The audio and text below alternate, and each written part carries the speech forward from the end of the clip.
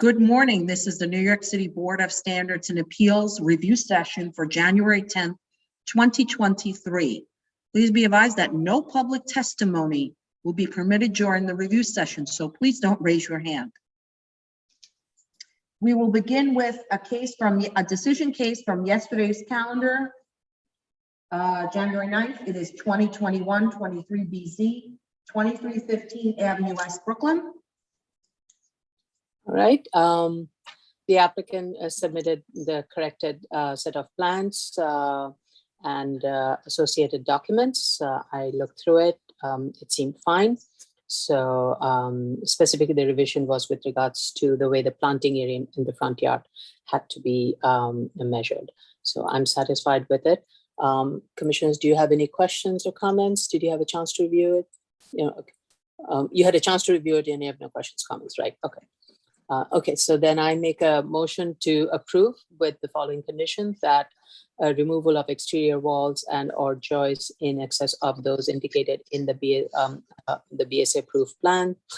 Plans shall void the special permit. So with that, motion to approve. Chairperson Chanda? Aye. Vice Chair Shibeta? Aye. Commissioner Otley Brown? Aye. Commissioner Shetta? Aye. Commissioner Yoon? Aye. Okay, application was granted. Okay, that takes care of that business. Okay, so now we'll go on to the review session for January 10th. For special order calendar, new cases, item number 25, 17505 BZ, 1824 LaCour Street, Brooklyn. All right. Proof of service of initial filing and proof of hearing is not required for extension of time. This is an application for an extension of time to complete construction of a previously approved variance for a 4-story residential use with an accessory parking. And this variance had expired on in June 2022. Basically, it has a little bit of a long history.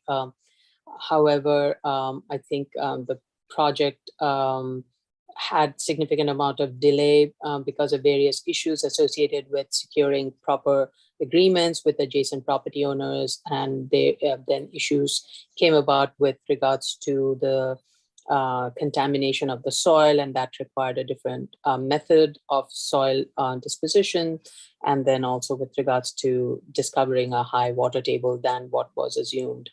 So all of this led to delay. However, the applicant has made taken strides towards the construction, and as part of that has received approval from DOB for a new construction. Permit has been issued, and the work is along the way in terms of the foundation work is very much complete, and so is some of the initial preparation, site preparation work. So the applicant is anticipating that it will take about 2.5 years to complete the construction and obtain a CO by October of 2023. I do not have any issues with the request to extend the time. Let me go to all the other commissioners. Vice Chair Shibeta. This project was first approved approximately, I guess yesterday would be 15 years to the day. So generally speaking, that's a bit of a red flag, but considering how much progress they made in this recent application, I have no problem with it.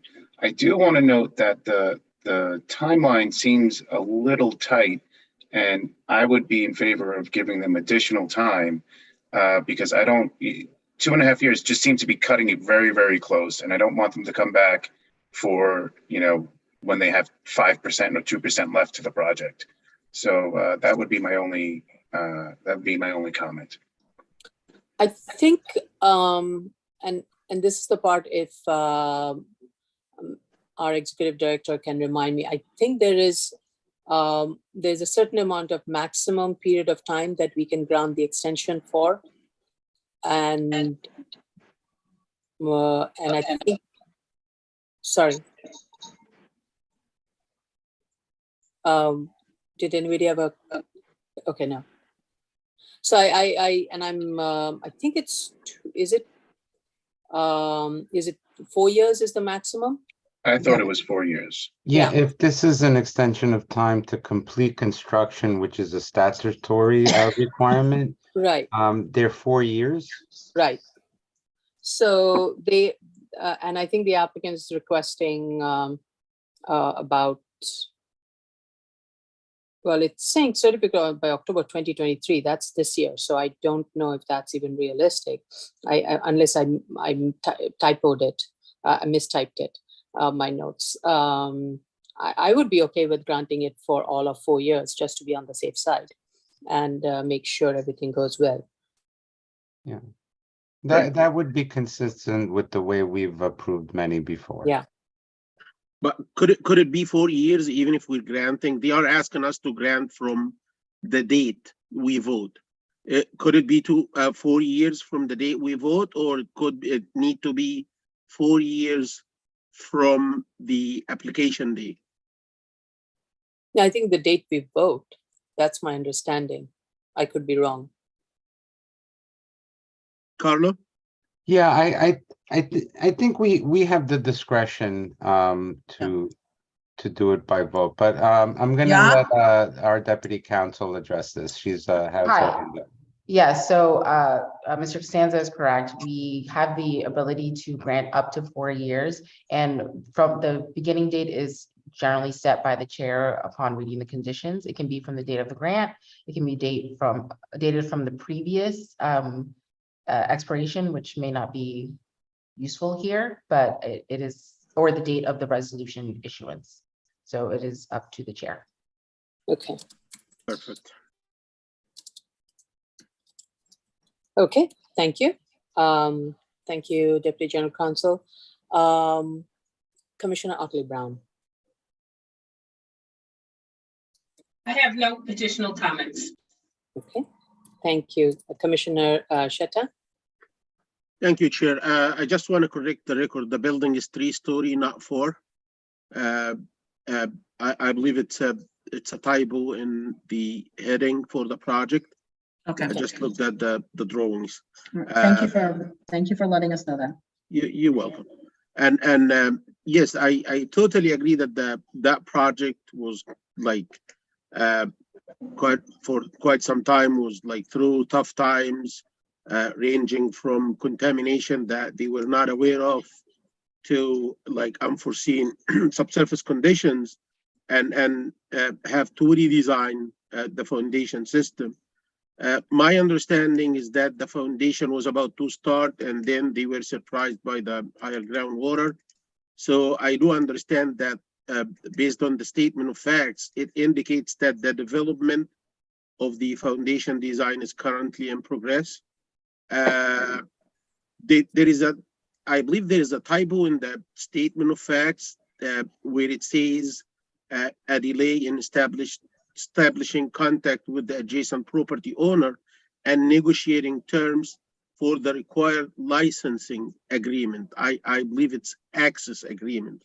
I'm not sure what is a licensing agreement stands for. But however, I believe this is a typo.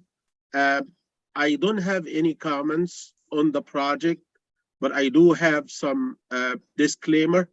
On the term, I totally agree that a term of 4 years might be needed. I understand that the applicant is asking for 2.5 years from the date we grant. I'm not sure if 2.5 years will be enough for them to complete construction. And I wanna like put some reservations on some of the drawings that were submitted to us. First of all, I didn't review any of the drawings that were submitted. I'm talking about the structural one. I do see some issues with the drawings. It's not necessarily that I'm totally correct, but they can look at it and like alert their engineer. I see that they are using helical piles And I don't need my fellow commissioners to understand this because this is very technical, but at least for the applicant, he can take this video and show it to a structural engineer. Helical piles are not well known for taking high forces, especially bending moments. And I see the design of this connection is transmitting bending to the helical pile. So this is issue one. Issue two, same thing here, that this grade beam is supporting a retaining wall or a foundation wall for a basement, and it's going to be some moments transmitted through this connection. So they need to take that into account if they didn't. And I'm not saying they didn't do that. The other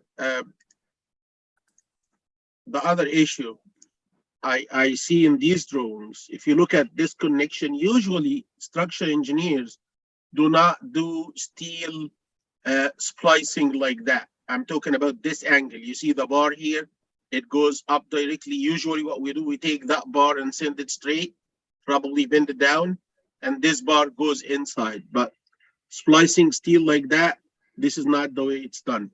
Again here, if you look at the cage for the mat foundation, it's placed on top of the helical pile. If this helical pile is intruding inside the mat foundation for 6 inches, like it's a typical for mat foundation and piles embedded in, that means that the 1 foot 6 inch thickness of the mat foundation, probably the effective thickness of that mat foundation will be less than 1 foot. So the structure engineer here is losing about 35% of the structural system section that he's under the impression that's going to be utilized for. Again, the splicing issue. Again, this is an angled rebar. I don't think this is the way it's done. Again, same thing here.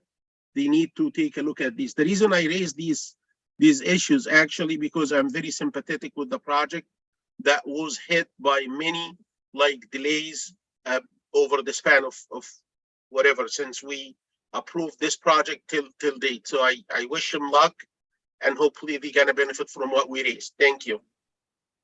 I just want to put it on record is whatever Commissioner Shetta is saying, it's not something that we are that would be required of the Yes. applicant to do. It is really just for the applicant to take into consideration, and I believe all of these approvals would have to be done by DOB. DOB will have to review these plans and make sure it's consistent. This is just bringing it to your attention. It has nothing to do with the extension of time application that is before us. Yes, I agree. Thank you. Okay, thank you. Commissioner Yoon? I thank you. The only comment I had was that the statement of facts says that the grant was set to expire on June 18th of 2022, but because of the tolling period of 475 days, it's set to expire on October 7th, 2023, which you had mentioned in your notes, Chair Shanda. So I guess we're granting it from the date of the vote, or we can grant it from the date of the tolled expiration, which I believe is October 7th, 2023. Right. Actually, thank you for bringing that to my attention. So it should be from the latest date. So we could take it from October 2023. Okay. I have no further comment. Thank you. All right. Okay. Next case. Zoning calendar continued hearing items. Item number 26, 2021 16 BZ 302 West 128th Street, Manhattan. Okay.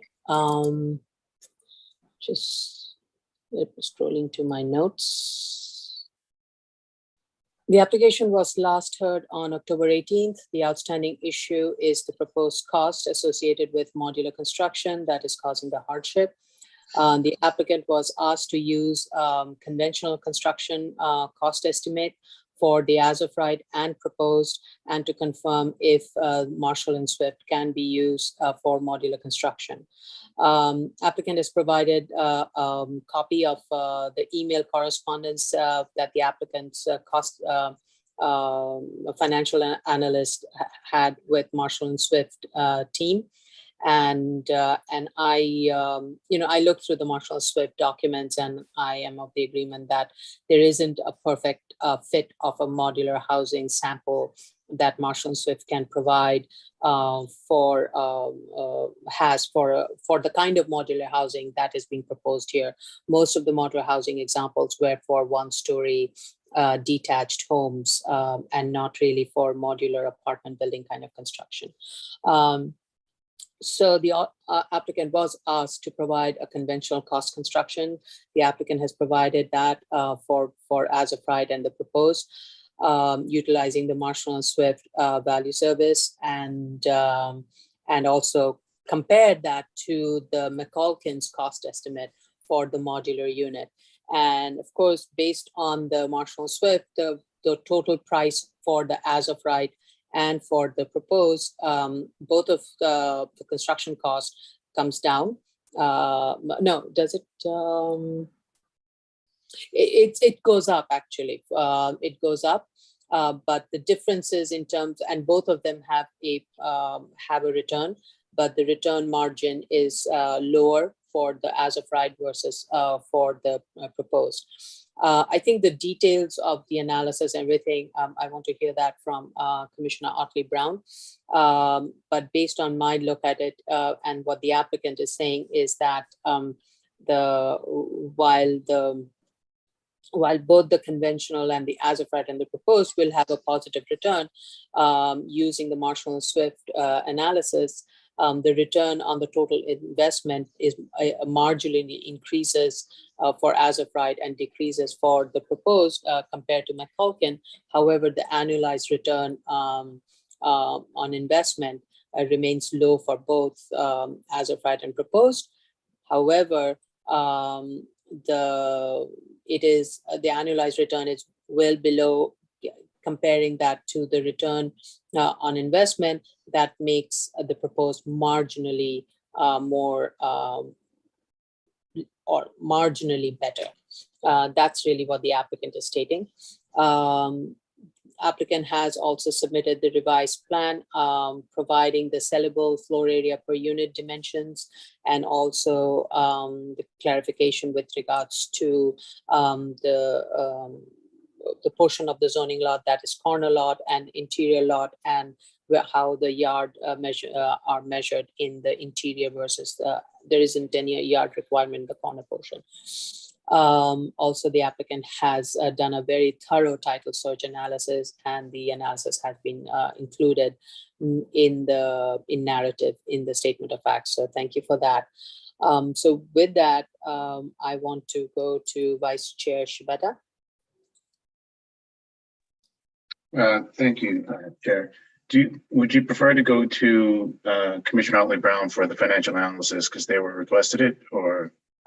Actually, that's fine. If you don't mind holding off, let's go with Commissioner Otley Brown first. Thank you.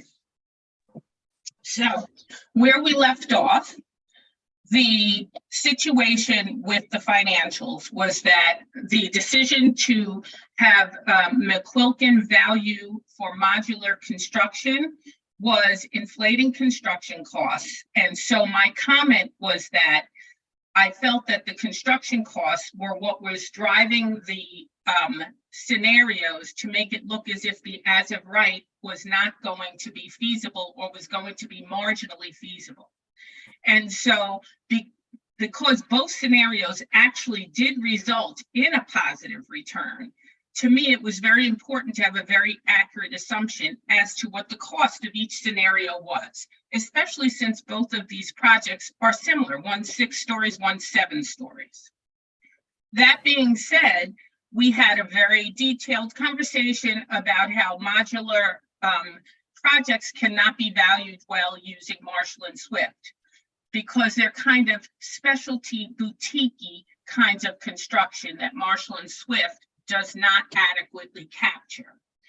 My statement was, for the purpose of a feasibility report or an appraisal, we don't rely on the actual costs of the subject property.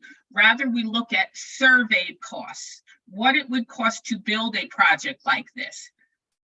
that doesn't mean what would it cost for everybody to build a modular project like this. It's what would the cost be to build this project.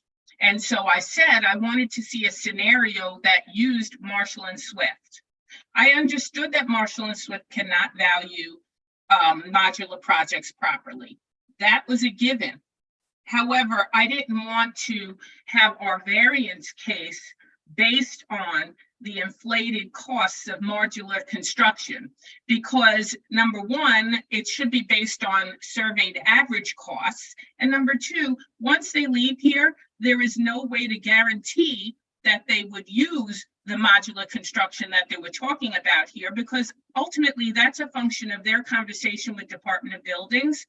And you couldn't even condition the resolution properly, because Department of Buildings would look at it and say, well, if modular construction doesn't work from a safety perspective or a construction's best method perspective here, we're not going to approve it. And then where would we be? There would be no way for us to police that. Anyway, that being said, they did give us a conversation that they had with the Marshall and Swift people that said they do not provide values for multi-story modular construction. So what they then did was they tried to calculate a construction cost for the as of right and for the proposed using Marshall and Swift. And they ended up coming up with a hard cost per square foot that was higher than McQuilkin. And they used that to justify why we should use the already high costs of McQuilkin as the development cost for this project. But when you look below the surface and you look at what they used, they picked and chose different categories in order to get their price per square foot up as high as they could. And the categories that they used were not even relevant to the project at hand. So for instance, they use luxury high-rise class B good quality with 12-foot floor heights. Number one, neither of these buildings are high-rise. They're 6 and 7 stories. So why would you go to that category? It's questionable whether or not they're luxury. Their floor heights, they added a floor height multiplier and a story height multiplier into the calculations, whereas the floor heights in these two scenarios are only 10 foot 6 inches from floor to floor, which means that they don't merit any kind of a floor height adjuster or even a story height adjuster, because this is only 6 and 7 stories. Under the category they chose, it says best metal or stone, brick or block backup, solar glass, best lobby, finest interior detail, hardwood, ceramic, custom carpet, built-ins, electrical, plumbing, fine fixtures, and more than one bathroom per bedroom. These apartments don't have more than one bathroom per bedroom. They all have 2 bathrooms and 2 bedrooms. Also, the type of building that they're describing here is one of the luxury high rises that you would see in Midtown or in Tribeca. It certainly isn't for a 6-story building sandwiched between 2 other buildings in Harlem. They also use a Class B good quality for retail, and I'm not sure that this retail would qualify as such. It's on the first floor and it's only 300 square feet, but as I said before, the buildings have low ceiling heights, and so these retail units have the same 10 foot 6 inch ceiling heights. And so that doesn't qualify as good quality retail. That's really a coffee nook on the first floor of somebody's building. So clearly they were picking categories that would drive their costs up as high as possible to justify the McQuilkin estimates. But I had already stated that using the McQuilkin estimates, which was based on specialty construction, should not be used for a feasibility report. They cannot be what drives the waivers here. And so therefore, I don't feel like I can accept these costs as having proven either the B finding or the E finding.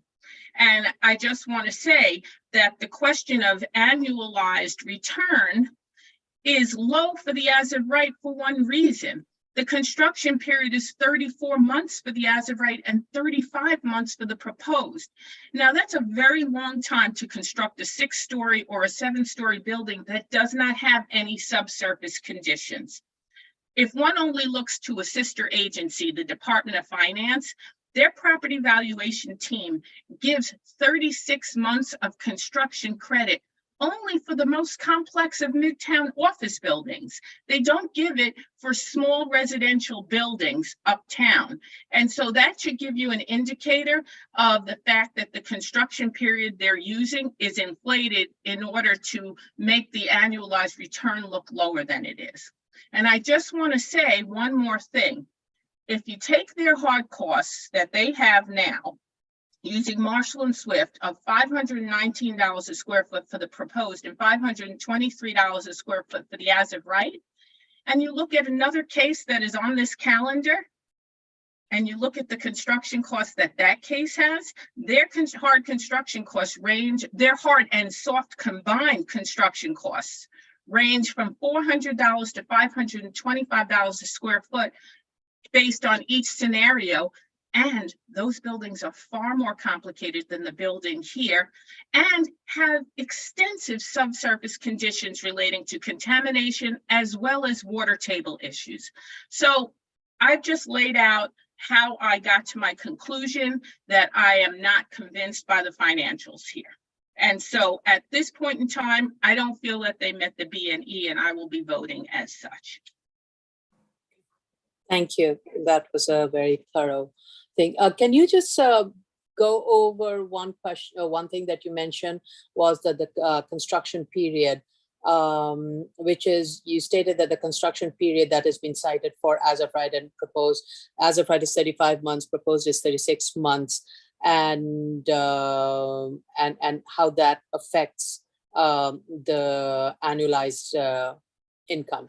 So what you do is you take the total return and you divide it by the construction and sellout period, and then times that by 12, and then you'll get the annual return.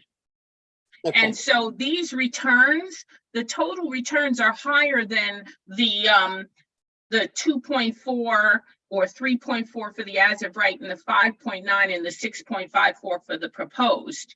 It's higher than that. However, when you divide it by 3 years to get an annualized return, you only get 1/3 of the total return put into each year. Now, if the building only took 1 year for construction and sell out, then that total return would be the annualized return. If it takes 2 years, then the total return would be divided by 2, and you would split it in half. Just one question, Commissioner Otley-Brown. Realistically, wouldn't a modular construction take less time than a regular type of construction? I agree with you. I would think that it would. Now, I believe that they talked about the time to order parts and all of that as dragging the time out. But the bottom line is, if it costs more to construct, if it takes longer to construct, then why are you constructing it in that fashion? You have to question it. What bank would finance that? Think about it. I want to build a 7-story building. Okay, I could lend you $100 million. You could do it in 2 years. No, I want to take 3.5 years to do this. And at the end result, it's not going to net me any more income than if I had done it using cheaper construction methods in 2 years. What bank would invest in that? Think about it.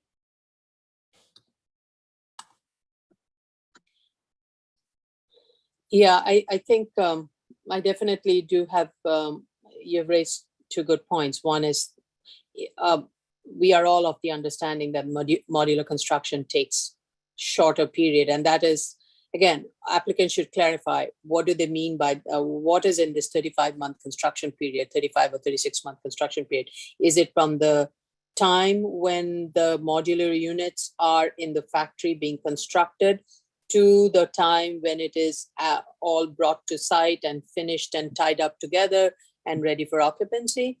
Or what are the other parameters that we need to understand? And I think even if we're to consider from the time when it starts at the factory to the point, 35 months is too long, because the whole intent of modular construction is to streamline the construction, and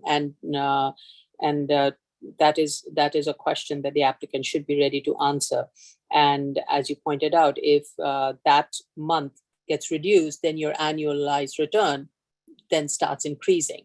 And a good point you raised is that why would a financial entity want to finance that has an alternative, would bear the same outcome?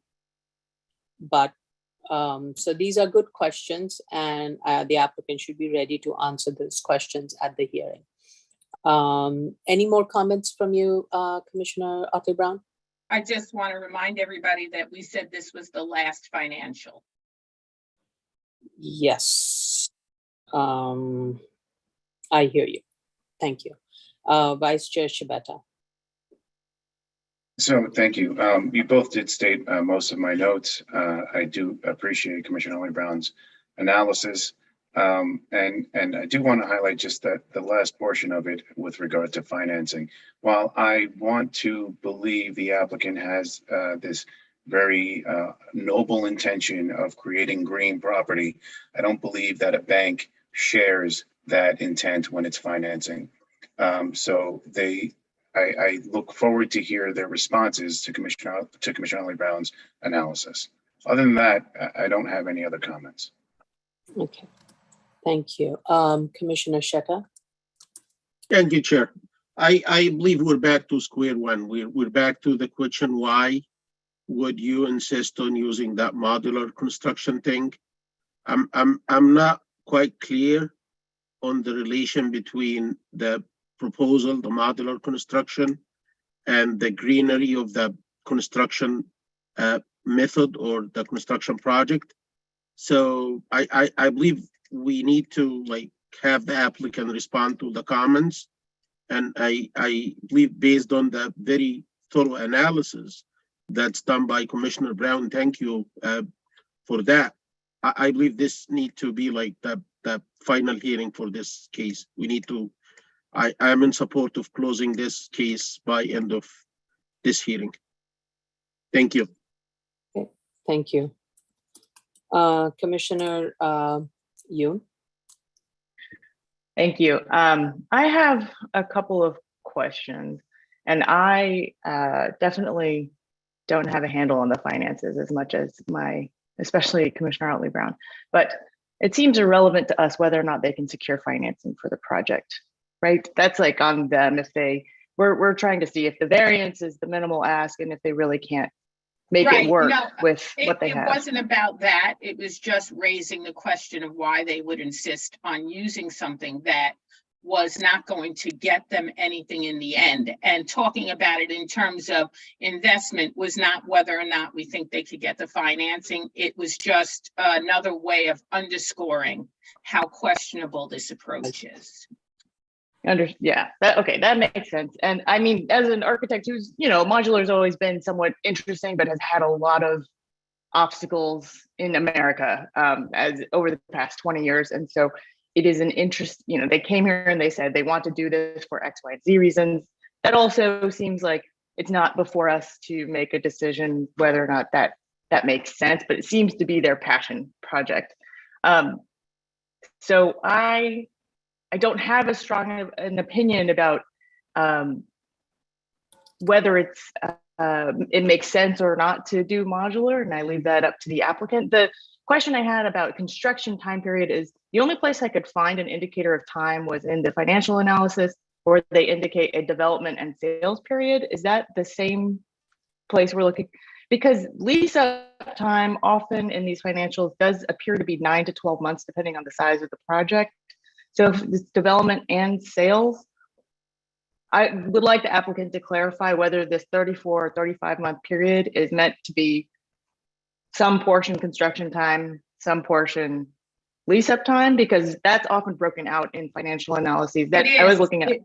Oh, no, it is. If you look, it's the development / sales period in months. So that's the period of time for construction and the sales. And I just want to remind you, it's 6 and 7 apartments. So it's not a large project that may take a year to lease up. It's the sales of 6 and 7 apartments. Yeah, I also thought it seemed long. I did look at another case on this calendar today, and they have a comparable, we have not opined on that one, but they have a comparable timeline for a smaller project. So it would be good if the applicant could just clarify what the intent is, so we're not confusing construction timeline as a 3-year timeline, but that we're all dealing with the same numbers to make the same evaluation. So I just request that the applicant explain that in the public testimony. And that's all I have to say for.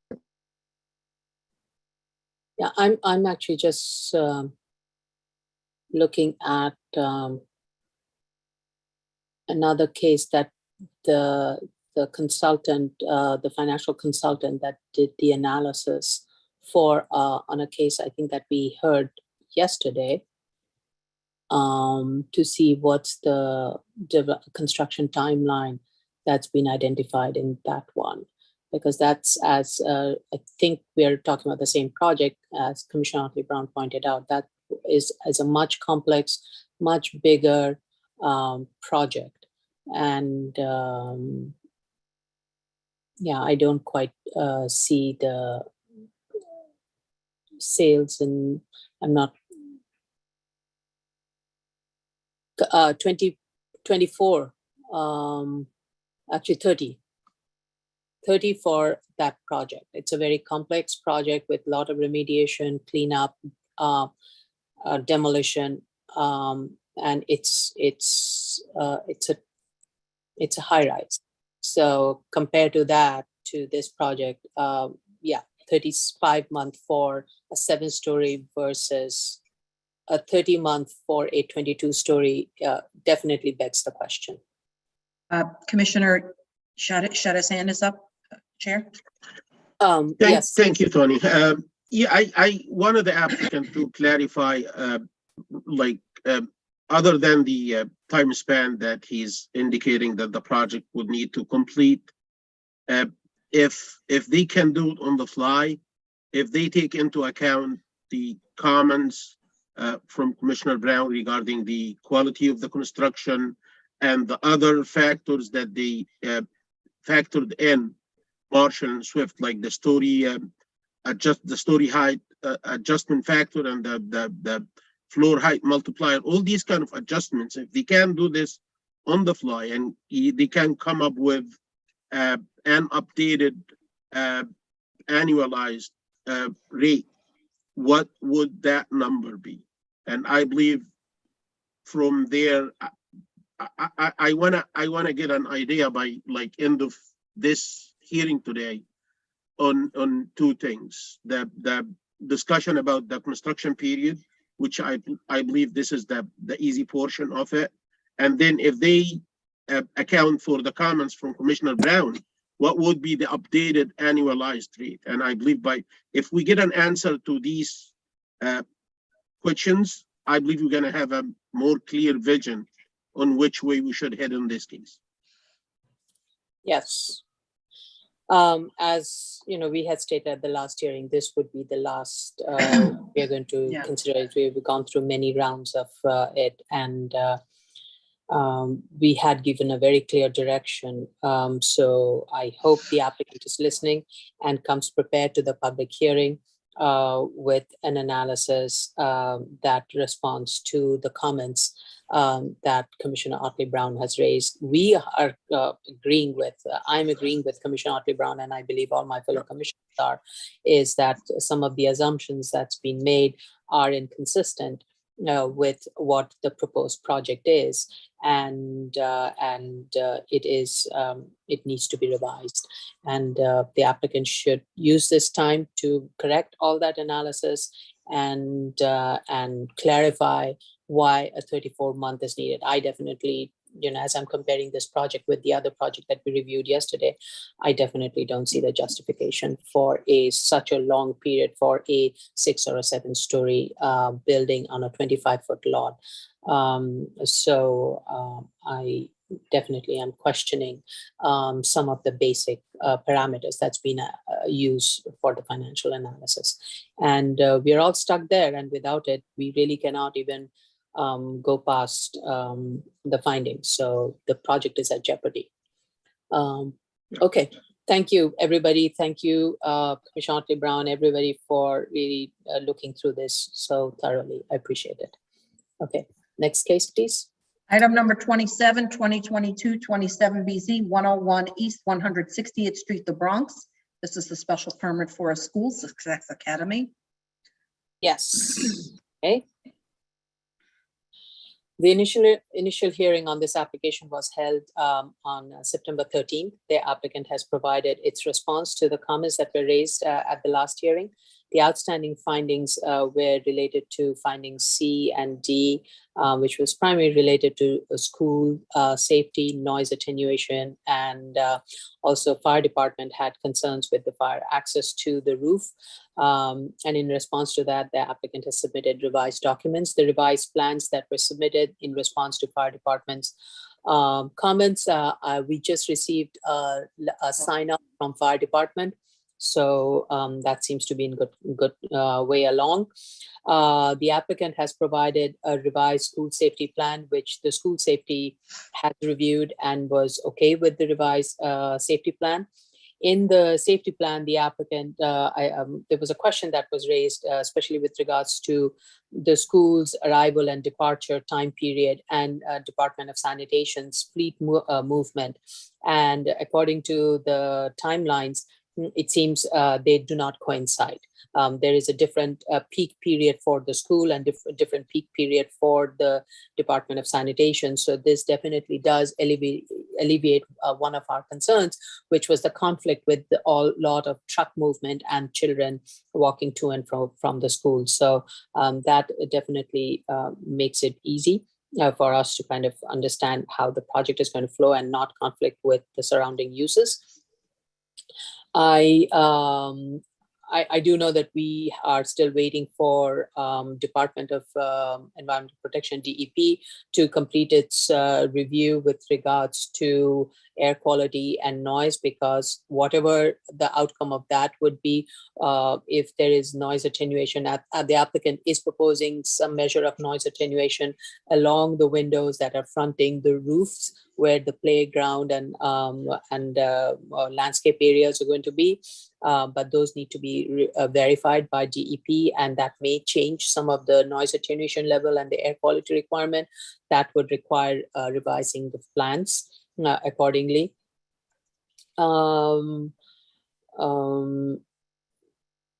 I had a question. In the submission, there were two sets of site plans that were submitted, and I wasn't sure what were the differences between the two, apart from the details of the rooftop treatment. So those need to be consolidated. In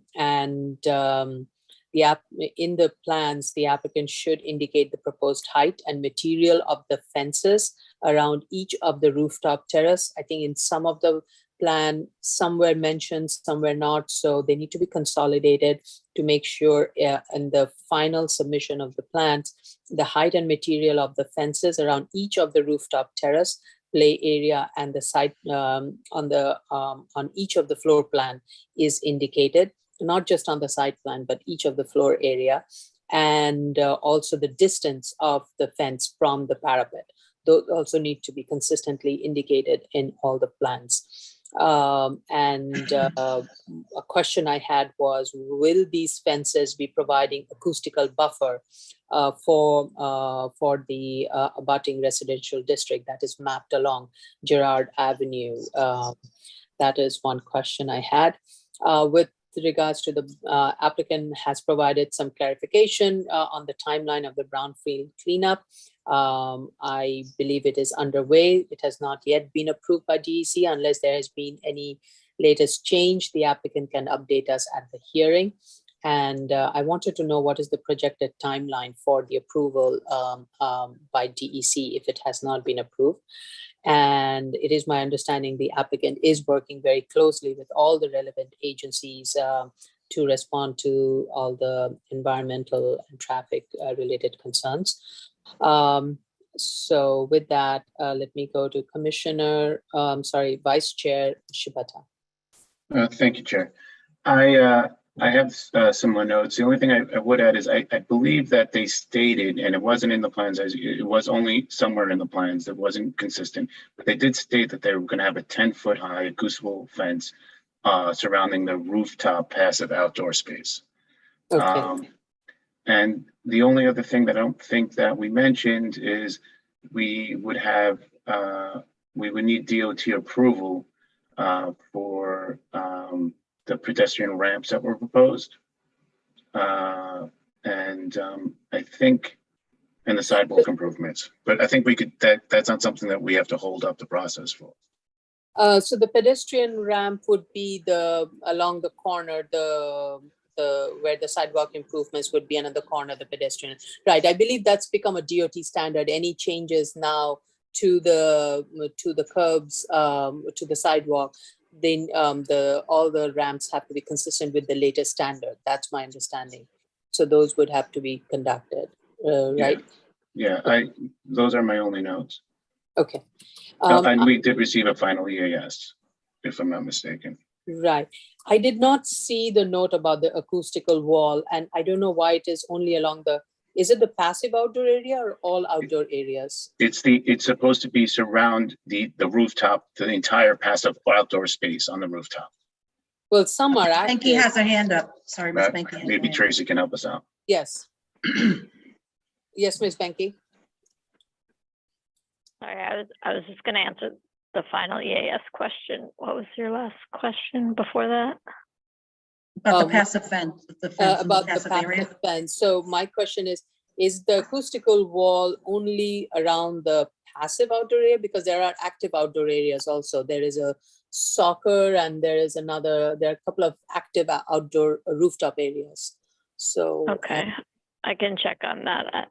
I was just gonna say the EAS isn't final until we receive all the sign-offs and the analyses are updated. Okay, right. Okay.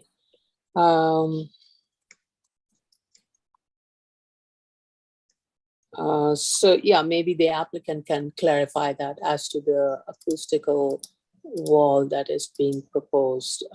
I didn't see it in the plan. Maybe the applicant can walk us through that during the public review period. Okay, any other questions? Sorry, Vice Chair Shibata?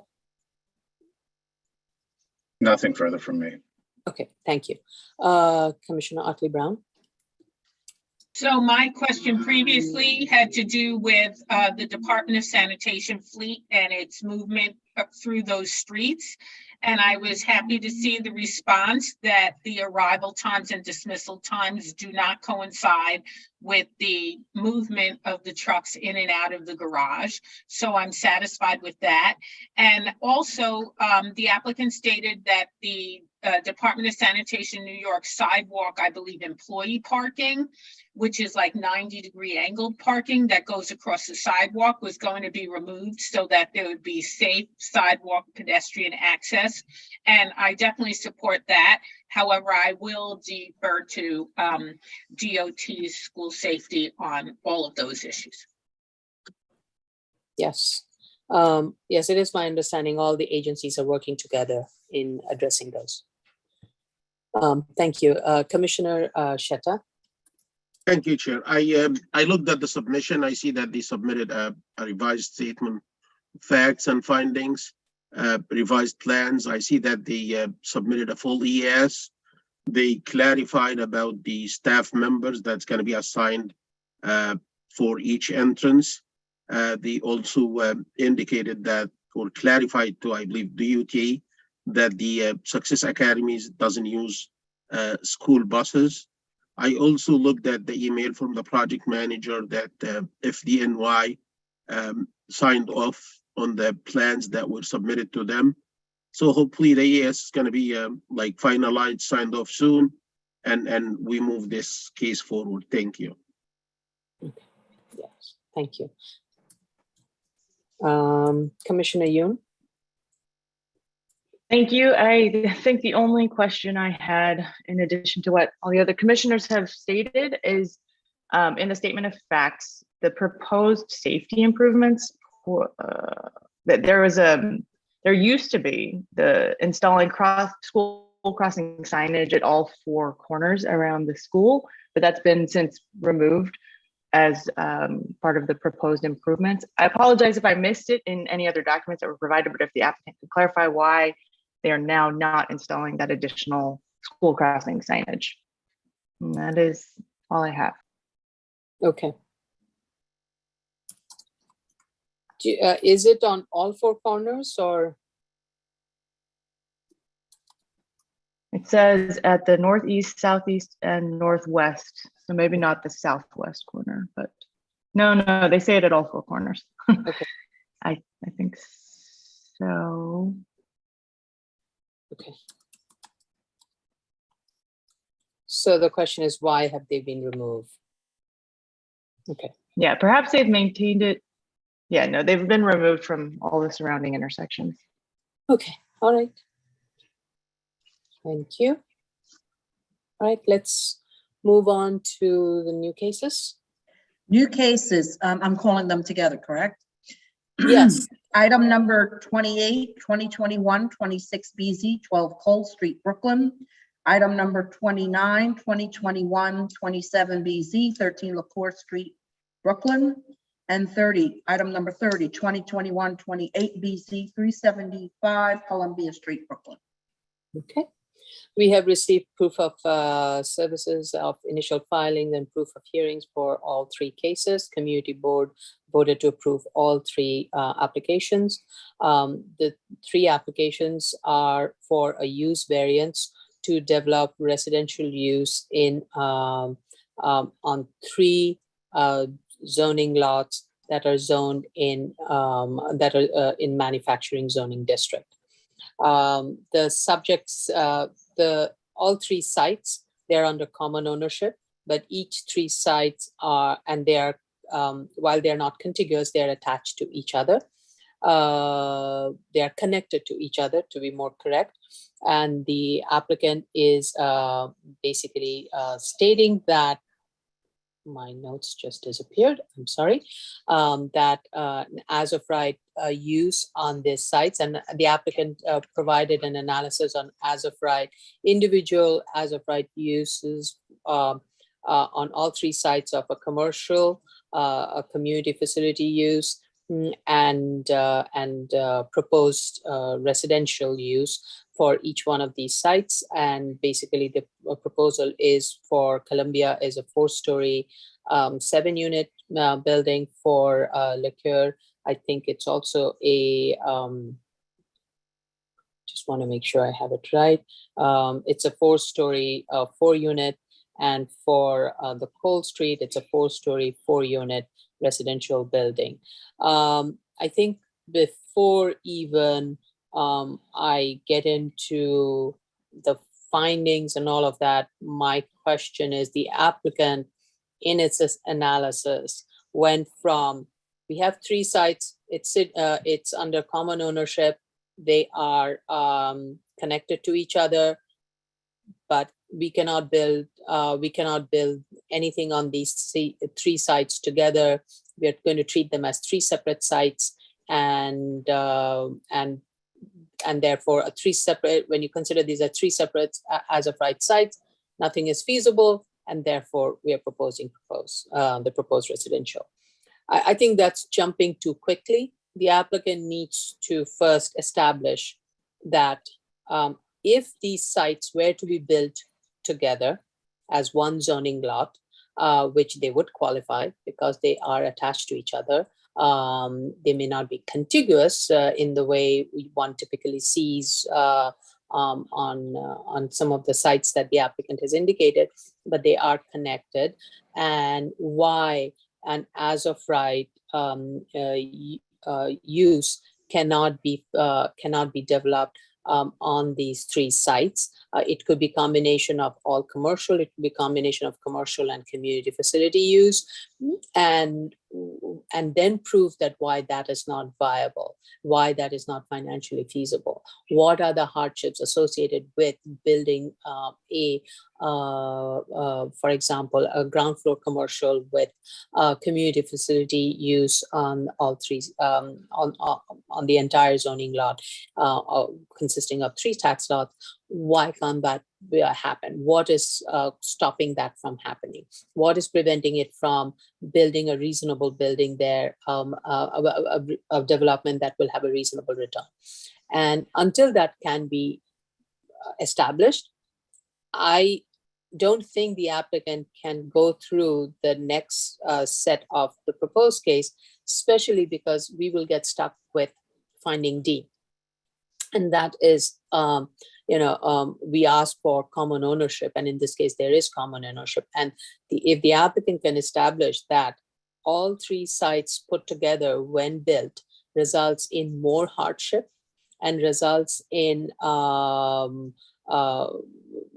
more need for variance, and that separating them out, it could be separating all three out, it could be separating one of them out, whichever combination results in a lesser variance and a better outcome, and then we can proceed to an analysis of a proposed option. I think the applicant should also use this opportunity to look at a lesser variance kind of thing. Is if you were to take two of the sites, like let's say Columbia and Lacour together and Cole separately, or vice versa, you take Columbia as one and Lacour and Cole because it's a through lot as separately, and do the analysis, provide the narrative, and justify why all of those combinations are they viable? If not, why not viable? And then go to the proposed that the applicant is proposing. So I have my notes, but I'm just hesitant to say anything because I do not think the basic threshold of that first part has been responded to. So I want to hear from the other commissioners and see how they feel about it and how they want to go, they want us to proceed and the applicant to proceed on this. So with that, Vice Chair Shibata. Thank you, Chair. I couldn't agree more. There are a lot of assumptions here that we're just asked to take at face value that I don't feel comfortable agreeing with. And as you stated, I think they first have to prove that the as of right of a combined lot is not viable, or any combination of those three lots being joined is not viable.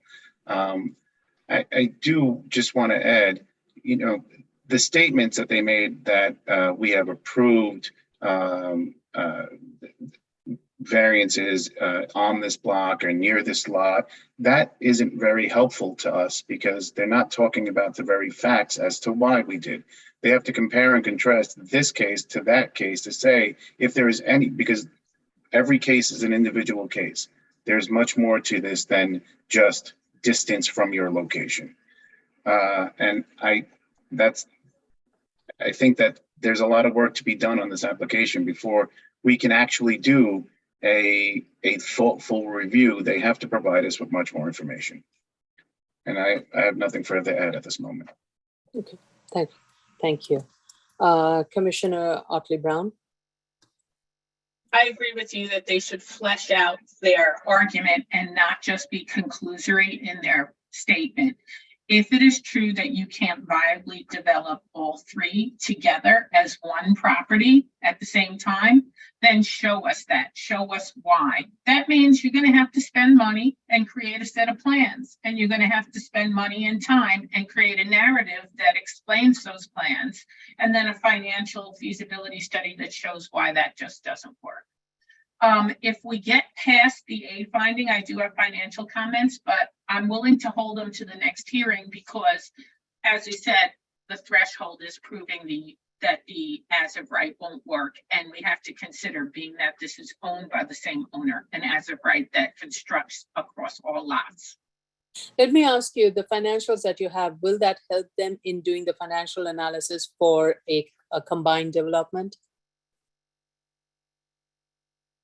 What do you mean by help them? No, I mean, if there are some discrepancies you notice, are these related to discrepancies or some of the assumptions that they are taking in the financial? Because the reason I'm asking is that if there's an inconsistency or discrepancy in the way that's being analyzed, that should be corrected and should be consistent through all the analysis, even the as of right on the combined line. Maybe you want to share that. If not, then okay, I can share what I have and, okay, and just do it summarily. How's that? Okay. Yeah. So I have issues with the comparables used for the apartment rents. And that's for the 1 bedrooms and the 2 bedrooms across all scenarios, because I did do some research on Street Easy and saw that they had much higher rents for both 1 bedrooms and 2 bedrooms. I have an issue with the parking comparables. I thought $325 a month was quite low. Living part-time in Brooklyn, I can tell you parking is a large chunk of our monthly income. Parking in Park Slope is about $550 a month for a Mini Cooper. So let's just go on. If you have an SUV, you're northwards of $650 a month. So I took a look at their comparables. And for instance, they say that 343 4th Avenue, 302 2nd Street, and 185 Pacific Street are comparables that show that it would be $325 a month to rent a spot. However, 185 Pacific Street is a condominium parking garage. I don't know how you come up with $325 a month when the spots are selling for $175,000 a spot. So I don't know how a lease is coming out of that sales price. That's a garage. Then 302 2nd Street is on Spot Angels for $425. And Spot Angels is a website where you can just go and see what parking rates are for days, for hours, and for months in various parts of Brooklyn. And 302 2nd Street is actually on Spot Angels for $425 to $475 monthly, depending on what type of car. And then 343 4th Avenue is also showing $400 to $425 monthly. So all that to say, I don't know how they settled at $325 a month for the parking at Columbia Street. Then as for construction costs, when you look at the hard cost factors, which is the price per square foot that they're using for construction, it differs across each building. And I'm talking about each scenario, but on each different lot, let's say. So for instance, as of right retail for Cole Street is $287 a square feet, for LaCour Street, $306 a square feet, and for Columbia, $282 a square foot. They give no justification why those numbers are changing for what is a 1-story retail that takes up the entire lot. So I don't know, I could see where, because the lot sizes are different, you may end up with a different total construction cost. But when you break it down to its square foot basis, it just doesn't make sense. So they need to reconcile costs for all scenarios across the board, basically for all of the lots. So, and then they need to also justify the difference in their construction sales period across all of the different lots. And for Unless they're going to use one site for staging and something like that. I don't know if they're doing it. Right. Well, whatever it is, we need an answer to why there's a difference for an as of right, depending on the lot. Mm-hmm. And I'm not really sure why. So if it's that one is more complicated, well, you have to tell us that. And I'm not sure that necessarily I would agree with that, but at least you have to give us an answer. Got it. Okay. Thank you. Okay, Commissioner Sheta. Thank you, Chair. This is a zoning lot with 3 tax lots that are owned under common ownership, and they are located in a manufacturing district. I thought that the way to approach this is not the way that the applicant did actually, that the applicant didn't submit or provide any detailing for why developing the 3 tax lots together with an as of right use is not feasible. I haven't seen that. I haven't seen plans. I haven't seen financials. So I do agree with my colleagues that they need to go that route. Start with an as of right built over the 3 tax lots and prove it to us that it doesn't work. And it shouldn't be that too much details in it, but if you can prove it with just a set of plans we're okay with that, and some financials, of course. Then I believe that the next step should be if an as of right over the 3 lots doesn't work, let's go to let's say a use variance over the 3 lots, and then if it doesn't, or a use plus a bulk. And I believe the last step in this process should be looking at the 3 tax lots as separate lots. In such case, if the applicant is successful to prove it to us that the only viable way to develop is to look at these 3 tax lots separately, then I wouldn't preclude them from comparing to adjacent sites where variants are granted. But before that, we cannot, I cannot take it.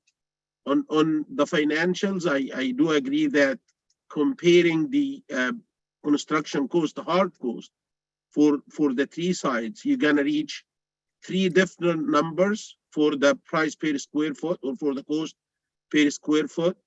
I cannot find a single reason for why, unless it's just the way it's done. It need to be a reasoning for that.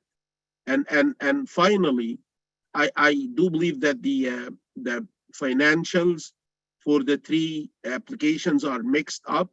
I'm talking about the headings for the attachments, and if you look at the first one, Cole Street, and if you look at the financials, the covers for the Marshall and Swifts, or the heading for the attachments, you're gonna see a list of all the 3 projects. You need to, if you're submitting 3 different applications for like keeping the record clear, you need to like clear up that. You need, for Cole, just put Cole.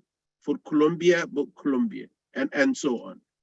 And I'm willing to like listen to them and see what they're gonna submit next. Thank you. Okay. I think they prepared one financial document for all Yes. 3 sites. That's what they did. Yeah. Okay. Commissioner Yoon? Thank you. I also agree with your statement and Vice Chair. Ultimately, everyone, I think, is on the same page that the burden of proof is on the applicant, and they have failed to prove that they've met the threshold requirements for a variance. And then there are many assumptions in the statement of facts that were not actually proven out by any exercise or study to document whether or not the as of right use was feasible or not.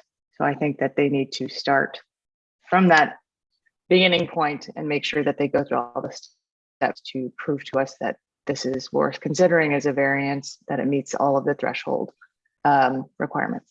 Thank you. Okay, thank you. All right, let's go to the next case.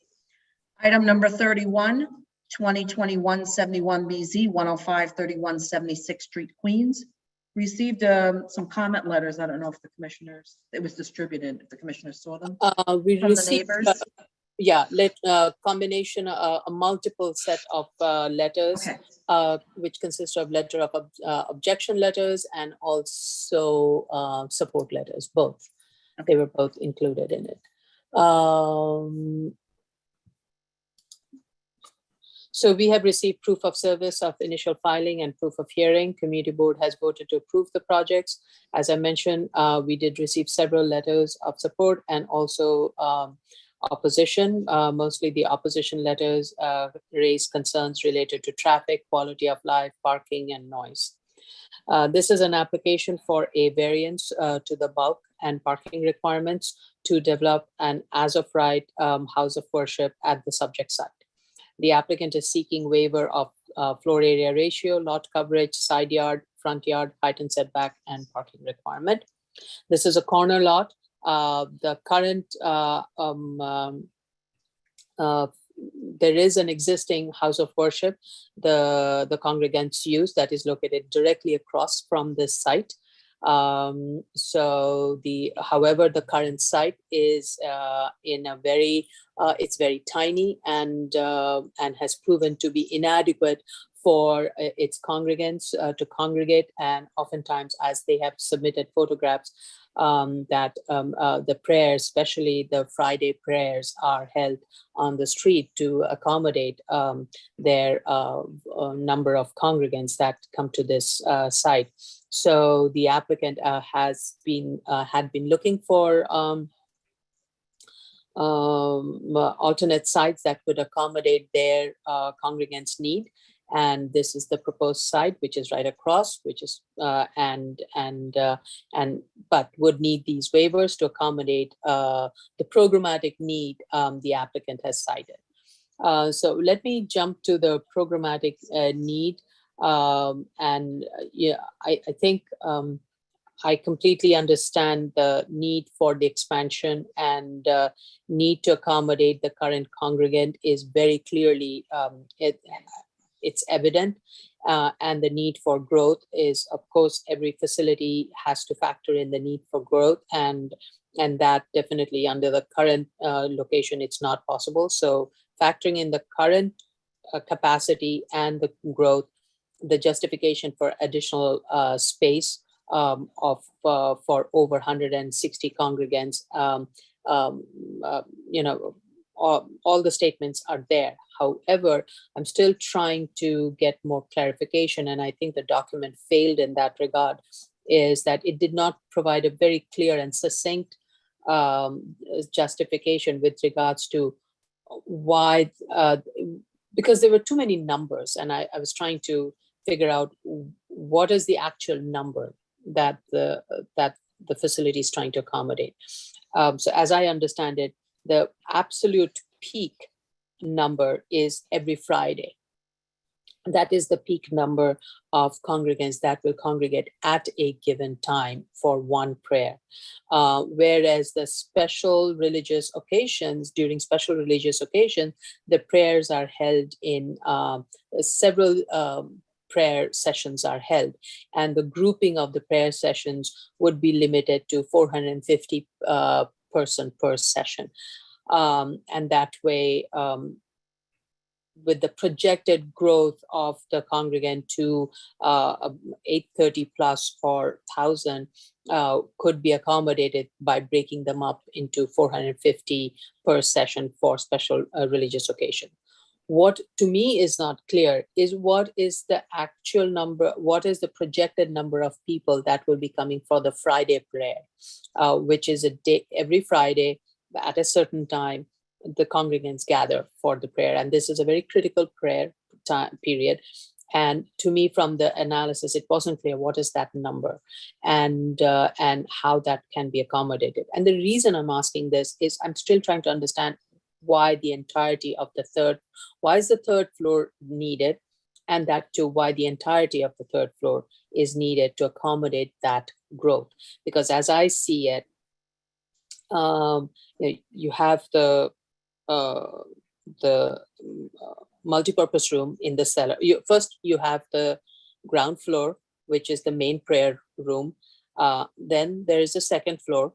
That is another, that has the same footprint, actually bigger footprint than the first floor prayer room. And then there is the multipurpose room in the cellar, which also has a bigger footprint than the first floor. So factoring all those three rooms, it can almost accommodate the projected need of the congregants that would gather on Friday. What to me is not clear, why then the entirety of the third floor is required. And so that really is a question that the applicant needs to clarify. The applicant also needs to confirm the hours of operation of the proposed facility. I've pieced together different hours of operation for different programs, but I don't have the full picture. So the applicant can provide that. That would be helpful. And also need to understand the school program for the children. Need to clarify how many classes will be held on each floor, and what is the current class enrollment size, and because the report has conflicting numbers, and where would these classes be held? That also was not clear. Would it be held in the multipurpose room and the first floor, second floor, and third floor, all the floors? How would it be distributed? I think they need to provide a clear utilization chart, the hours, and how each one of these rooms will be utilized all throughout, not only just during the weekdays, but also on weekends. Also, there are a lot of additional office spaces that are proposed on each one of the floors. Based on the programmatic need, the need for 3 office spaces and a library has not been clearly outlined. So the applicant needs to clarify that. The use for the multipurpose room, I go back to that, needs more clarity. Is it going to be used just exclusively for cafeteria? Because the statement, the programmatic need also says that multipurpose room would be used for larger community meetings and gatherings.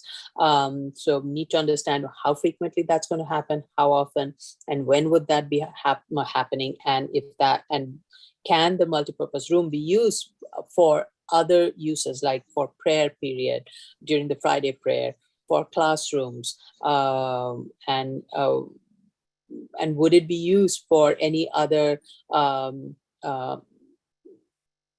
other programs? For example, would it be used as like a gathering place to celebrate life events? And in that case, the question comes, there is a kitchen, is it just a warming kitchen, or would it be a catering kitchen? So I think we need to understand that, and need a clarification from the applicant as to what other ceremonies that would be held at the facility. With regards to the parking, I did not have an issue with the parking waiver because, again, applying even the zoning resolution section 2535 parameters, the number of vehicles that would be generated would be a lot less. And more importantly, there is already this is an existing facility that is just going to be relocated from its current location to across the street. So many of the congregants live around the area and have been using this facility. With regards to, so let me go back now to the drawings, the plans. In the as of right, the cellar area, oftentimes I know I have made this comment that when you have an as of right development, why not provide a bigger cellar area than what is being proposed? In this case, the applicant is not providing a larger cellar area as in the proposed. And I understand that is because an increase, if you are providing a larger cellar area, which will be a very large multipurpose room, it would increase, it would result in a much higher occupancy rate than any of the other as of right floors. And that would require on-site parking because it would result in more than 10 spaces, and that cannot be waived.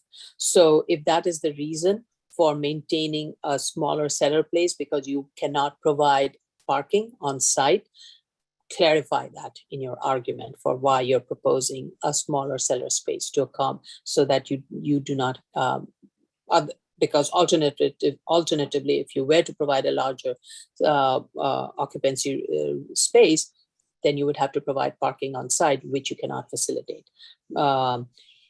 And with regards to the fire egress path distance that is being shown in the plans, I want the applicant to clarify, as I'm looking at the as of right plan, the fire egress path distance that is being proposed between the prayer rows, it's more in the as of right than in proposed. For example, a 6 foot 2 inch distance from the main entrance is being proposed in the as of right versus a 5 foot in the proposed. And the revised as of right capacity analysis, so there are some discrepancies I noticed. So the applicant needs to revise the as of right capacity analysis also. There's a typo in the statement of fact on page 10 regarding the community board. It is community board 10. Statement of fact and the programmatic needs are not consistent regarding the utilization of the third floor prayer. Also page 7, second to the last line, third floor prayer areas are for both men and women. I think that's a little bit of a conflict because my understanding is that third floor is only for women. With regards to the proposed plan, the applicant needs to provide elevation for all 4 sites and indicate the material proposed. In the section, indicate the area of non-compliance for yards and height and setback. and the sky exposure plane. Indicate on the plan where the section AA is taken from. Also add a cross section. Regarding the plan, consider providing, I would say when I looked at the proposed plan, the building height looks too high. And I think one could be the parapet wall. Parapet wall height seems to be much higher than what is permitted. So the applicant should, the architect should look at that. And also what is causing the building to appear much higher, partly because it is raised from the grade. Then it has the elevator bulkhead right at the corner, the street corner, which is also giving it an appearance of the height. And I would like the applicant to look at an alternative where the elevator can be located with one of the staircases that is located where the minarets are.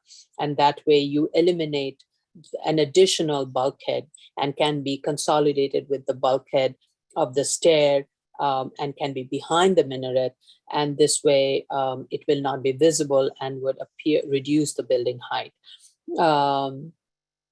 And also, I don't know why the elevator has to be accessed via a ramp.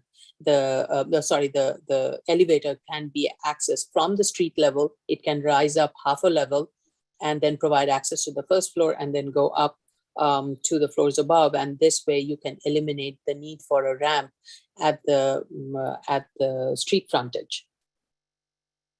So I'm sorry, I went back and forth between the as-of and the proposed because I want to talk about the neighborhood context, and I want the applicant to provide a building height map and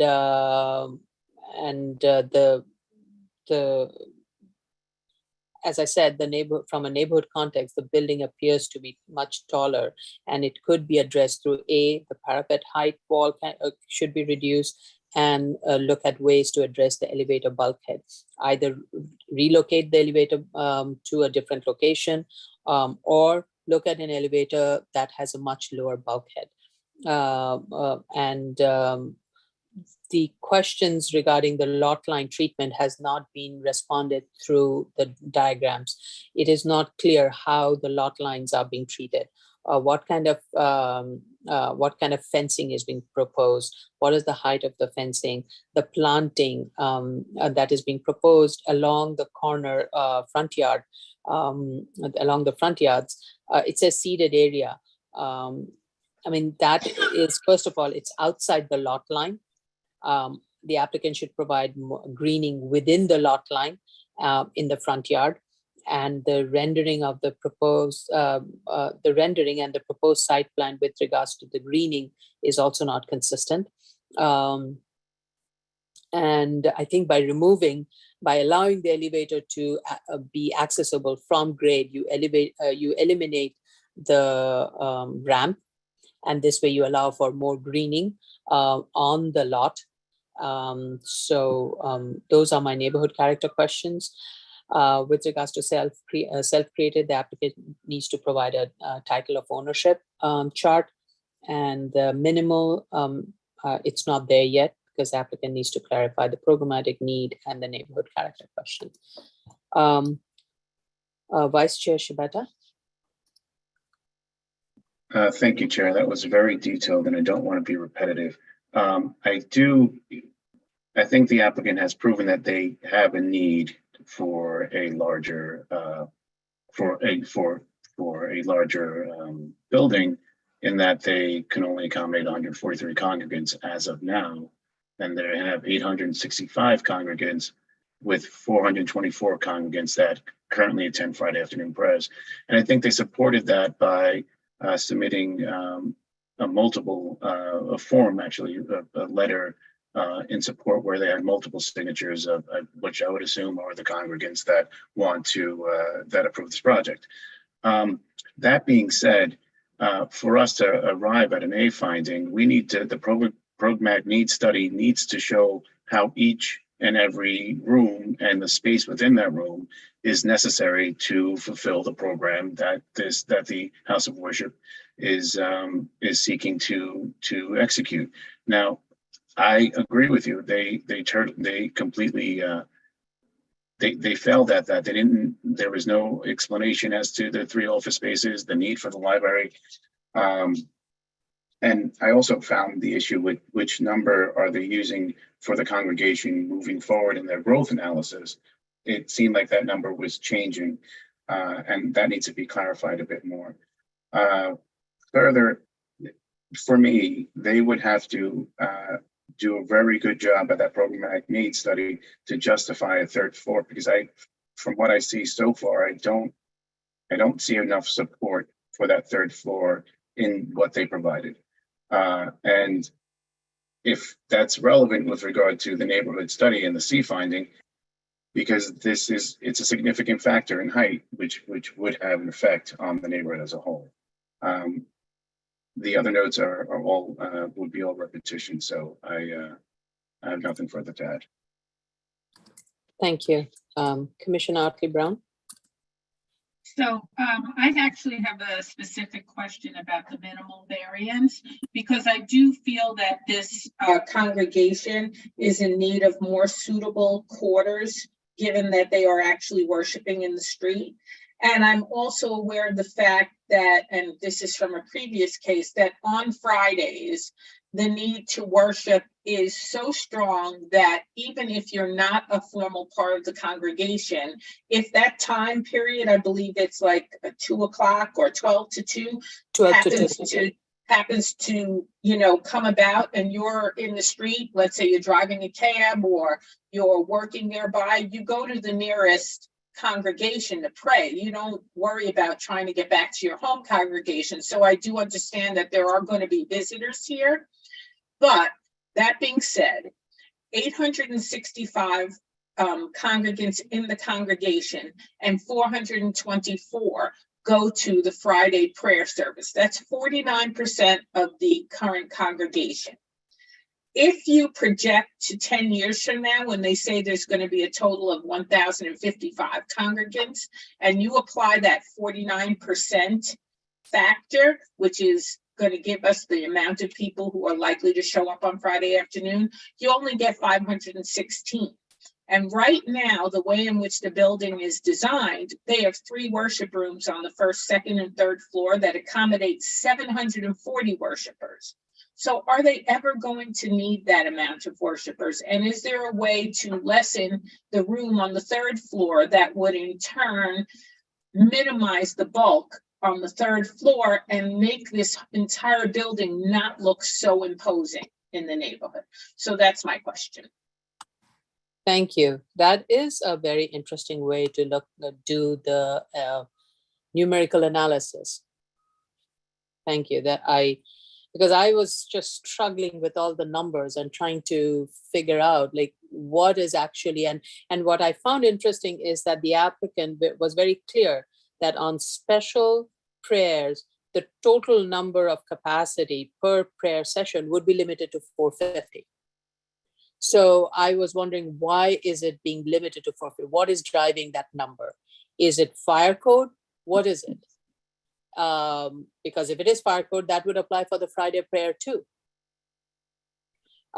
So I do want to get an understanding of that limit of 450 that the special prayer also reflect, and where that is coming from. Thank you very much. Okay, Commissioner Sheta. Thank you, Chair. I totally agree that the kind of programmatic needs that were provided is kind of like mixed up. In addition to that, the other comment that I want to put first is the utilization of the below grade floor, the cellar in the as of right. I have seen that it's proposed over a partial lot area. It's not over the entire lot like the proposed.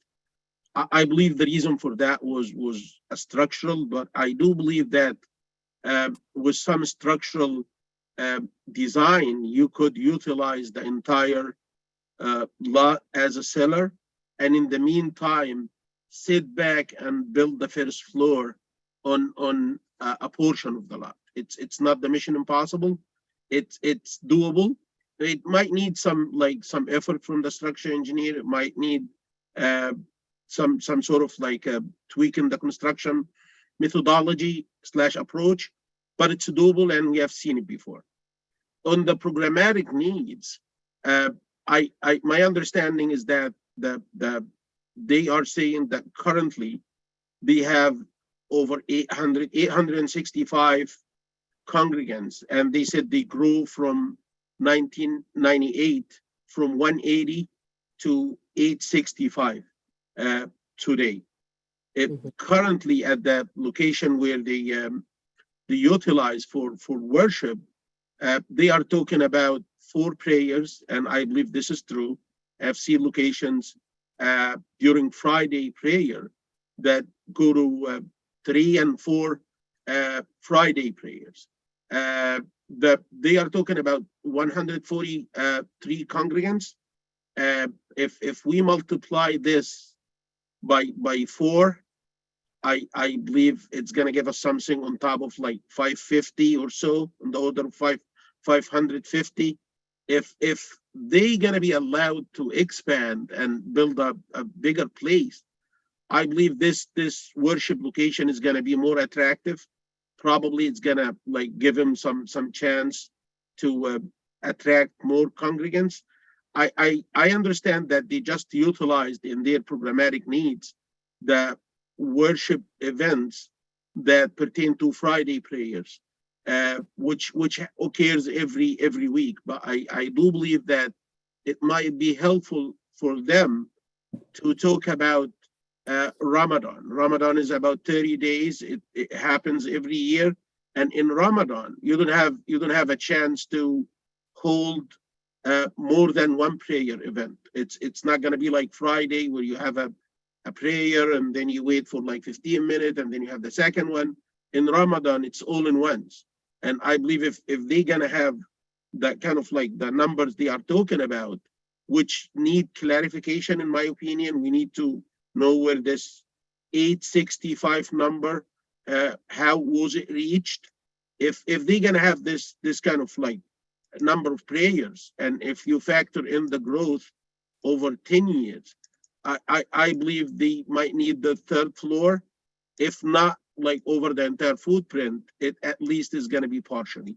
So in short, in summary, I do believe that they need to put some effort. They need to like reorganize the programmatic needs. For every number they provide, they need to provide us with a justification for that number, where it came from and how it's going to grow and within what period this growth is accounted for. And then we can look into that amount of variance. Right now, I don't believe that the submission is helpful to like judge whether the proposed variance is the minimum or not. So that's what I have for now. And I'm willing to like see what they're gonna say today and waiting for the next submissions. Thank you. Thank you. I have a question, more of a clarification regarding the Ramadan. You said Ramadan is for 30 days, and only one prayer is held each day? It's not each day. There is something after, that there are 5 prayers a day, Right. but after the last one in Ramadan, the Isha prayer, there is a prayer that's called Taraweeh, and this prayer is held all in once. It's without khutbah. It's like you pray 2 rakahs and then you wait for like a minute and then another 2, and it goes like that probably for an hour, and sometimes it goes for maybe 2 hours. And let me say this: if they attract a good like Quran citer, they could double the amount of congregants during this period of the year. So I'm not sure why they are not talking about that. It might be helpful for them.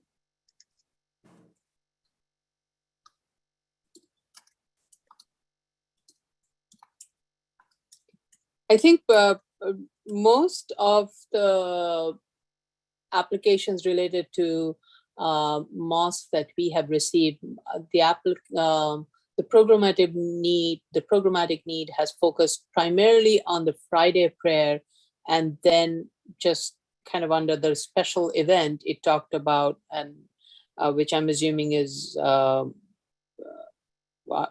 and Eid al-Fitr, is Yeah. where all the congregants gather, but then those are broken up into different periods. And I think different facilities have different ways of approaching it. We have seen where it's only one that is held on that special, and another they were broken up into different sections. But be that as it may, I think if you're saying if this is going to collect the most, then that also should be analyzed. I agree. I haven't seen like a house of worship for Muslim congregants before that accounts for Ramadan. I do believe that maybe this is because of the repetition of the prayer in Ramadan. It's once, yes, it's 30 days, but it's once a year. So maybe Friday, because it's the occurrence is much more than Ramadan, maybe they account for that. Okay. But on the other hand, I wanted to, I forgot to mention that actually on the elevator thing, I do agree with you, Chair. And I even would add to that the location of the elevator itself is kind of odd. If you look at the elevator, it's located all the way at the corner that's opposite from the two staircases that were provided. And from the entrance, actually. If you look at where you get into the main prayer room on the first floor, and you look at the elevator location, if somebody who's coming in a wheelchair or so, and he want to get to the elevator, he needs to get in and then walk inside all the way to the elevator and then go to the second floor. I believe this is a disturbance for both the prayers and for the person who's using the wheelchair. Why not just put the elevator next to the staircase that's located close to the entrance? It's gonna make like everybody's life easier. The other point is regarding the need for the third floor. If the third floor is going to be utilized for women prayer, I mean, it should be governed. The size of the third floor should be governed like straightforward by the size of the female congregants on this location. It shouldn't be related at all to the total number of congregants. And yes, I do believe that the lowest floor, the cellar, can be utilized for events, but why not? It can be utilized for Friday prayer as well. It might be helpful to account for that. Mm-hmm. Yes, we have seen in many of such places of worship the multi-purpose room in the cellar has been used as to serve multiple purposes, A prayer space, including yes. a spillover place for prayers, prayer services. It has flexibility to move things around and other things. None of the furnishing is fixed. So that has not been addressed adequately. I believe they need to put some more effort in their analysis. If the size of the female congregants not that large, and they don't need like the projected growth at the end of 10-year female congregant is 67. So to me, that is another one that is of a concern, is if the third floor is going to be for the women and the projected growth at the end of 10-year is 67, that's a very big space that is being allocated for 67 women at the end of 10 years. And I don't think that's a good enough of a justification for an entire third floor. Yes, and if you have a size of a floor like that, I don't know why it's not possible to put a partition, like a sound partition, for example, and just like go with a partial third floor, and if the partial that you're proposing is gonna fit the 67 or the 76 plus, you can actually partition the third floor to accommodate some of the like congregants during peak hours, during like peak like in Ramadan, and it doesn't, that female congregants doesn't need to be like in a separate floor. They need to be in a separate place, not floor. So they can put a partition, and since they have two staircases, they can utilize one for women and one for men, and then have the women worship place separated by a partition, by a sound partition, let's say, from the rest of the third floor. Okay. Okay, thank you. Okay, Commissioner Yoon? Hi, thank you. Everybody has had very thorough reviews, and I may be a little bit repetitive, but I generally agree with everything that's been stated. I think the applicant would benefit by organizing their occupancy and projections of congregation.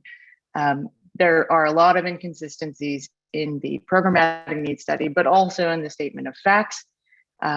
There's a lot of confusion in my mind about the classrooms, the weekend classes, and the summer program, which is only indicated in one place. But the weekend classes is referred to as being used or taking place in the cellar level, but then also on the second and third floors. And what we'll need is some evidence of how all of these uses are going to be configured on each of these floors so that we can see how those spaces are actually spread out. And maybe this will help some of the justification that the applicant is proposing for some of these larger spaces, but right now it's not coming together because the current attendance for the weekend classes is either 25 to 35 students or 40 to 50 boys and 40 to 50 girls, none of which warrants the third floor.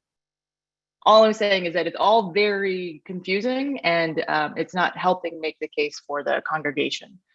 The zoning chart and the drawings state that this is a zero lot line building, but for my understanding of a zero lot line building, this is not one of those because it is offering setbacks from the side yard and the front yard, even if they are non-compliant. So I think that any reference to zero lot line building should be removed because that implies that your building goes all the way out to every single property line.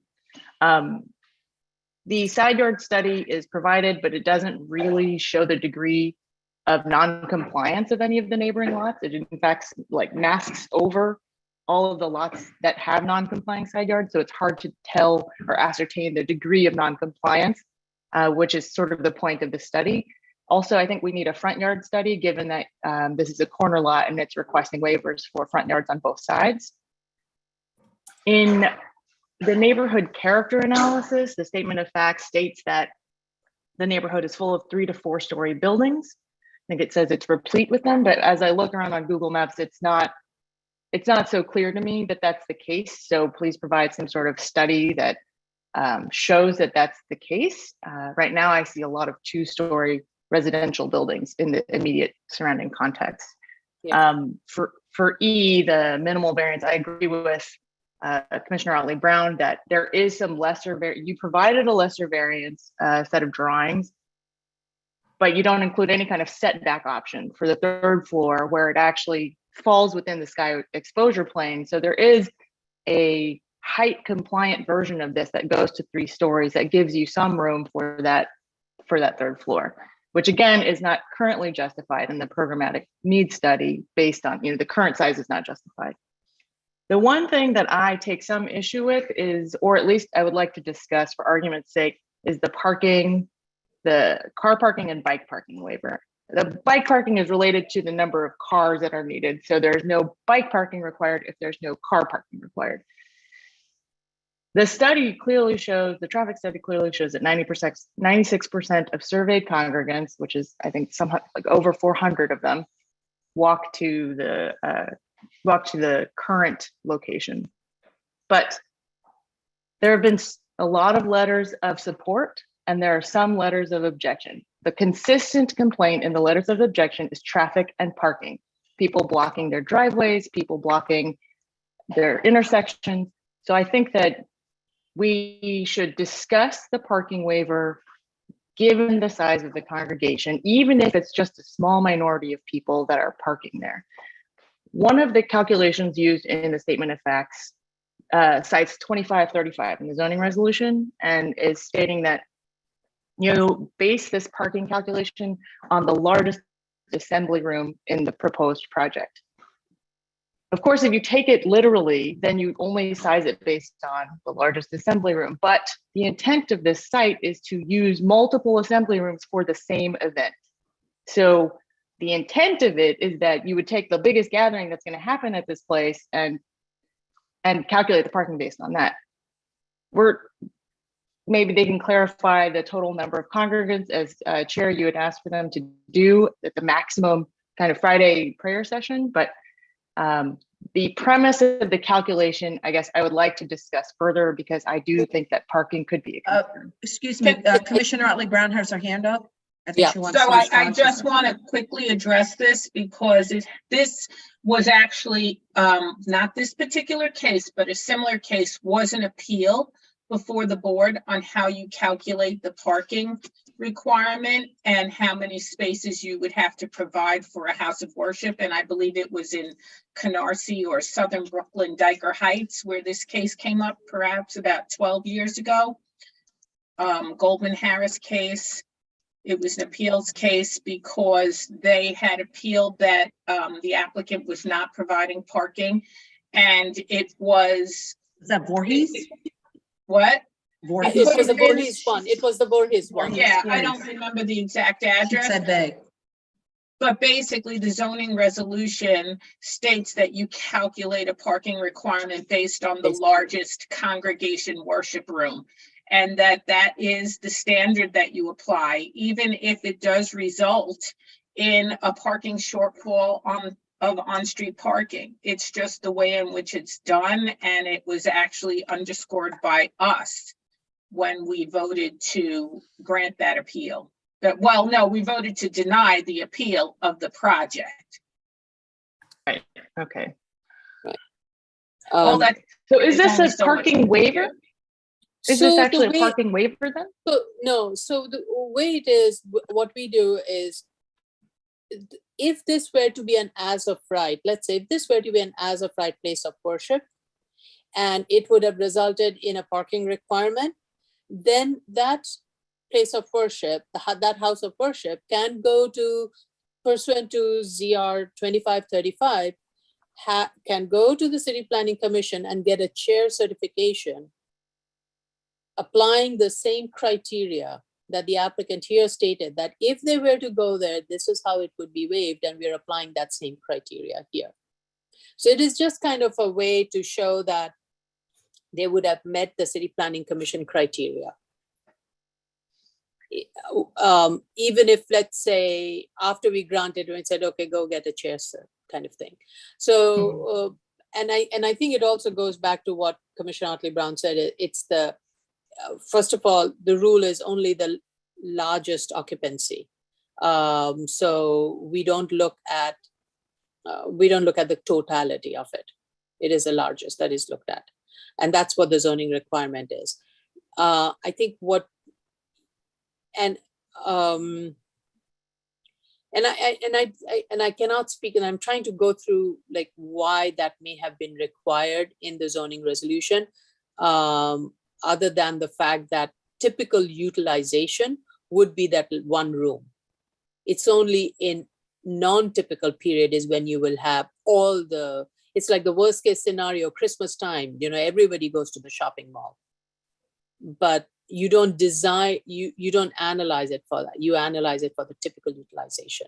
So Right, that, and I think that I'm just trying to make the argument that the typical Friday situation, as stated by the applicant, would be a very large group of people that far exceeds that number of the largest assembly room.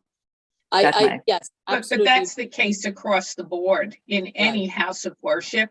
Usually their most busiest times, they're stacked full of people. That goes for every type of religion. And so to penalize this group or this religion would be arbitrary and capricious. I think to get at what you want to get at, which is to really start holding houses of worship responsible for their parking, would necessitate a text change in the zoning resolution. Yeah. Understood. Okay. Then I have nothing further to add.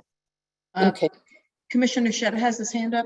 Madam Chair. Thank Sorry. you, Tony. I just forgot to mention that they need to put the identifications for the cuts, the sections, and the elevations. They just showed the orientation, the directions for them, like west and north. Okay. If they can just put the identifications for the sections. And I want to say that on the parking requirements, I do understand why it's based on the largest room size. And it's, by the way, it's very typical in the design world. We do not design for peak events unless there is a structural safety concern like earthquakes and wind events. And even when we design for that in the structural world, and I'm saying this just for information for the board, when we design for any, they call them extreme events. When we design for an extreme events like a flood or an earthquake or a wind, some codes allow for even increasing the strengths that's used for different materials over what we typically use for normal life loads, like the dead load and life load. So, and this is because they call them transient load or so. They don't happen like frequently. So this is why maybe the account for the largest room capacity in designing for parking. Yeah, and I don't argue the actual reading of the code is very clear to me. So I preface this all with that. I would just argue that even the applicant is stating this is not an extreme condition, this is a weekly condition. That's what I was trying to discuss, but I understand very clearly, and I think that the precedent also that I had no idea about, we're just educating me on what has happened in the past and how we've upheld this very literal zoning resolution section. So I didn't want to create any confusion. I just wanted to bring it up. And I think your question was good for all of us because sometimes we also forget the history. And so Commissioner Otley Brown not only has a hat of a financial, she also has the hat of the historian. So so it's good for us to be reminded of that. Thank you. Okay, next case, please. Item number 32, 2022 14BZ, 1961 East 21st Street, Brooklyn. This is a special permit to enlarge a single family home.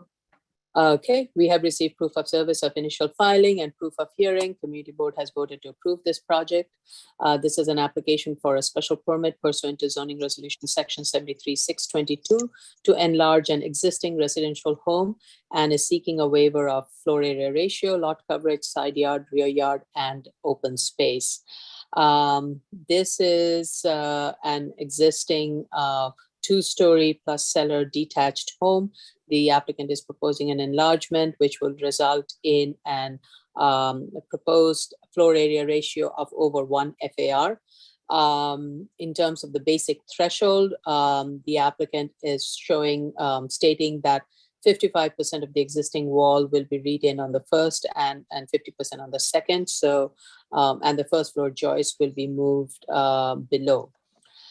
Now, beyond that, I really cannot discuss much about this project because the applicant, the main element of the findings is neighborhood character in terms of how the building fits in with the surrounding built context. And the applicant has not provided any analysis, a basic statement on the statement of fact is not sufficient for the commission to base its determination on. And so the applicant has to provide, as it is the standard for 73-622, is to provide an FAR analysis of the neighborhood. Same thing with lot coverage, open space, rear yard. All of those analysis with map has to be provided for the commission for the board to review to determine the neighborhood context. And just a summary statement in the statement of fact is inadequate. Mm-hmm. So I really cannot go any further on my review of this application. Commissioners, if you want to add anything, I encourage you to do so. Vice Chair Shibata. Thank you, Chair. I agree with you entirely.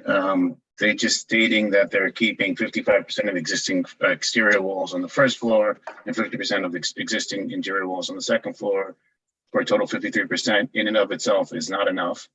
They need to provide the analysis with regard to neighborhood character, and they haven't. So I have nothing further to add. Okay. Thank you. Commissioner Otley Brown? I have no additional questions. Okay. Commissioner Shibata? Oh, sorry, sorry, Sheta? Thank you, Chair. Yeah, I totally agree with you and Vice Chair regarding the statement made. I do believe that one of the findings for this project, this special permit, is to make sure that the proposal is in harmony with the character of the neighborhood. Right now, we don't have a submission that enables. I don't have a submission that enables me from looking into the satisfaction of the findings, and I believe that applicant need to submit these studies in order for us to proceed. So I have no further comments to add for now. Thank you. Thank you. Commissioner Yoon?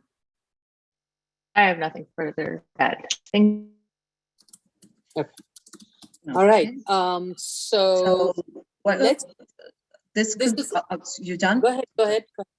No, no more questions? No more questions.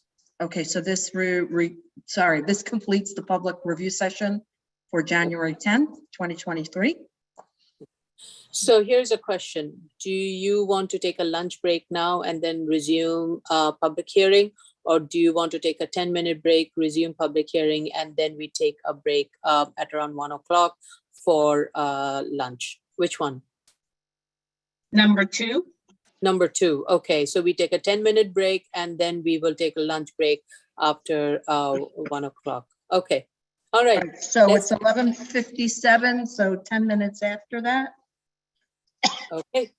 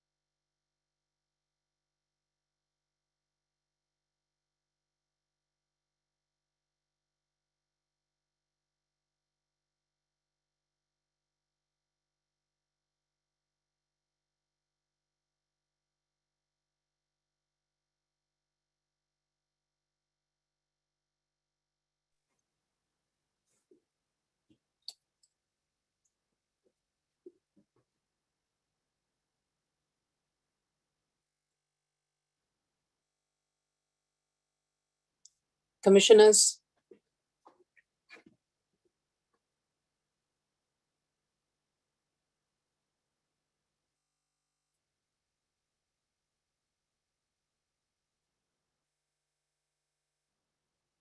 Right.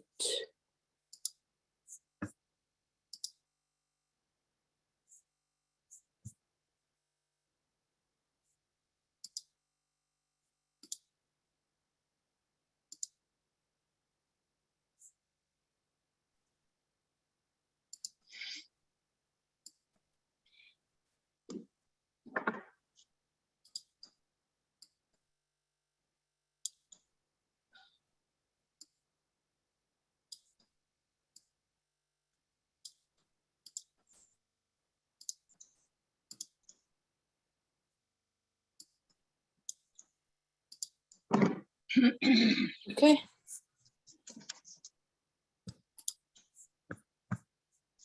Ready? Yep. Put the screen up, Steve?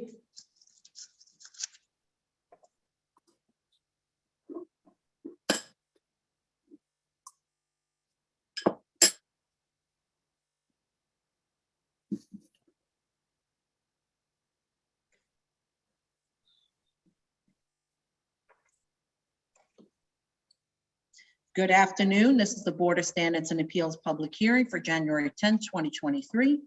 We'll begin with the special order calendar, new cases, item number 25, 17505 BZ, 1824 LaCour Street, Brooklyn.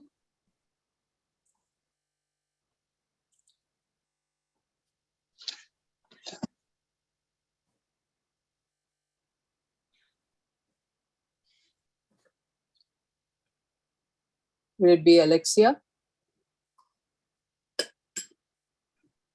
Oh, No, yeah. stay in. Hello, Are you by yourself? I am. Okay. Raise your right hand. Do you affirm to tell the truth, the whole truth, and nothing but the truth in your testimony before this board and to respond honestly to board member questions? Yes, I do. Okay.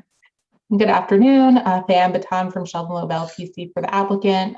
I attended the review session and we appreciate the comments. And just to clarify, we were asking for 2.5 years from the October 2023 date, the tolling date, but we will gladly accept the 4 years from that date. Additionally, we will forward Commissioner Shetta's engineering comment to the structural engineer. Okay. Any questions or comments for Mr. Ms. Betan? I'm sorry. It's good to see you. Haven't seen you in a long time. Likewise. All right, let's go to the public then.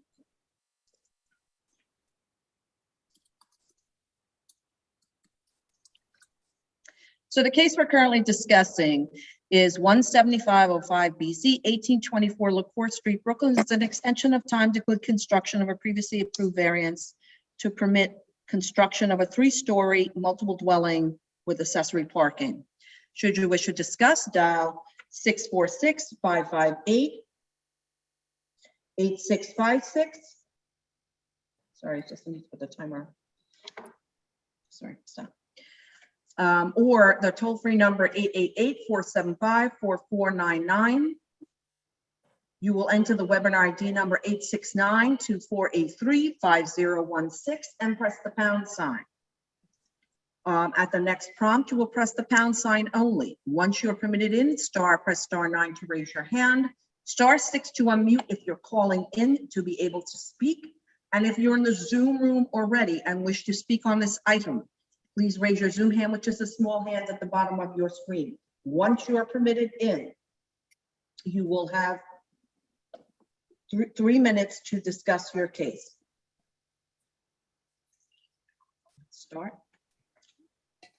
Chair? Yes, Commissioner Yeah, Shetta. I'm sorry, I do have a question regarding, this is for educational purpose for me. Regarding the access agreement, is it access or license agreement? It's a licensing agreement. I mean, it's pretty much grants the same thing. It's that you get a license to cross over into the other property for construction. It's an APL 881 licensing agreement. Okay, so it's the same. Yeah. Okay, thank you. Pretty much.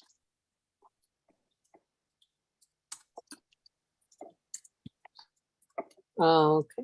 I don't think we need any submission on this one. No submission?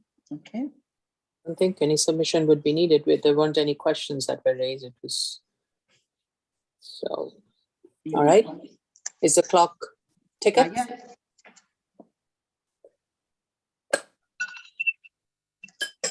There you go. Okay. So I make a recommendation to close. Chairperson Chanda, Aye. Vice Chair Shabeta. Aye. Commissioner Otley Brown, Aye. Commissioner Sheta, Aye. Commissioner Yoon. Aye. Okay. We will schedule it for decision at the earliest possible. If we can do it next for the January 23rd, 24th, we'll try to do that. Great, thank you so much. Thank you.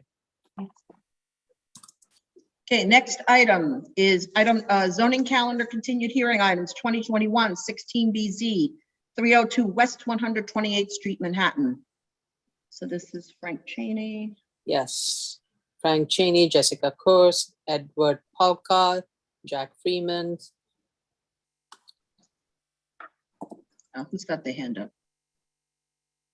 I don't know that person. Okay.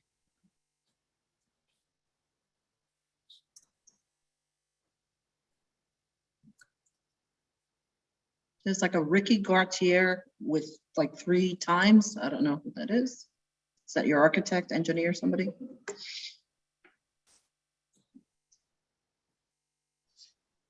Okay. I don't think,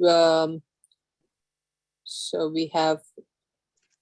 Mr. Cheney, is that, I'm sorry, I didn't mean to interrupt you, Madam Chair. No, I was just going to say the same thing. So you go ahead. So is there anyone else we're waiting for? Mr. Cheney? We're waiting for Jack Freeman. Yeah. And the architect, Name? Eddie Palka. Yeah. I don't see them in the room. Okay, we'll give it a minute. Okay. Let me send him a quick email.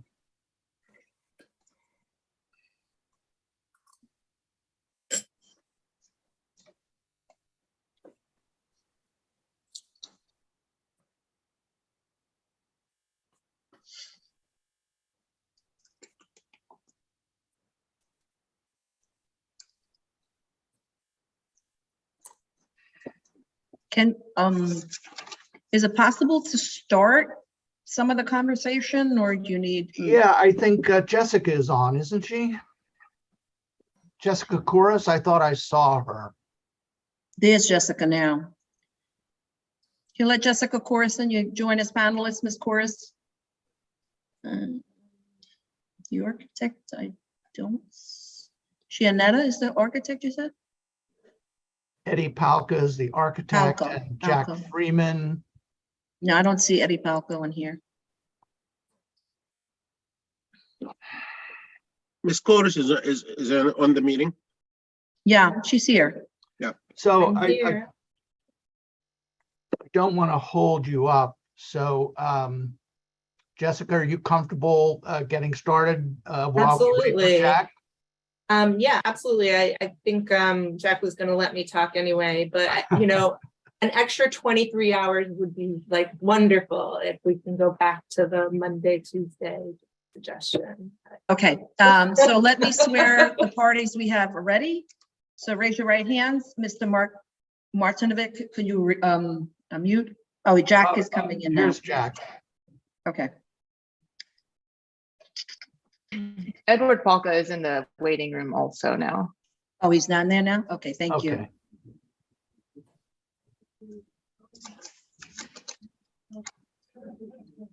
Join us panelists, Edwin, Mr. Walker.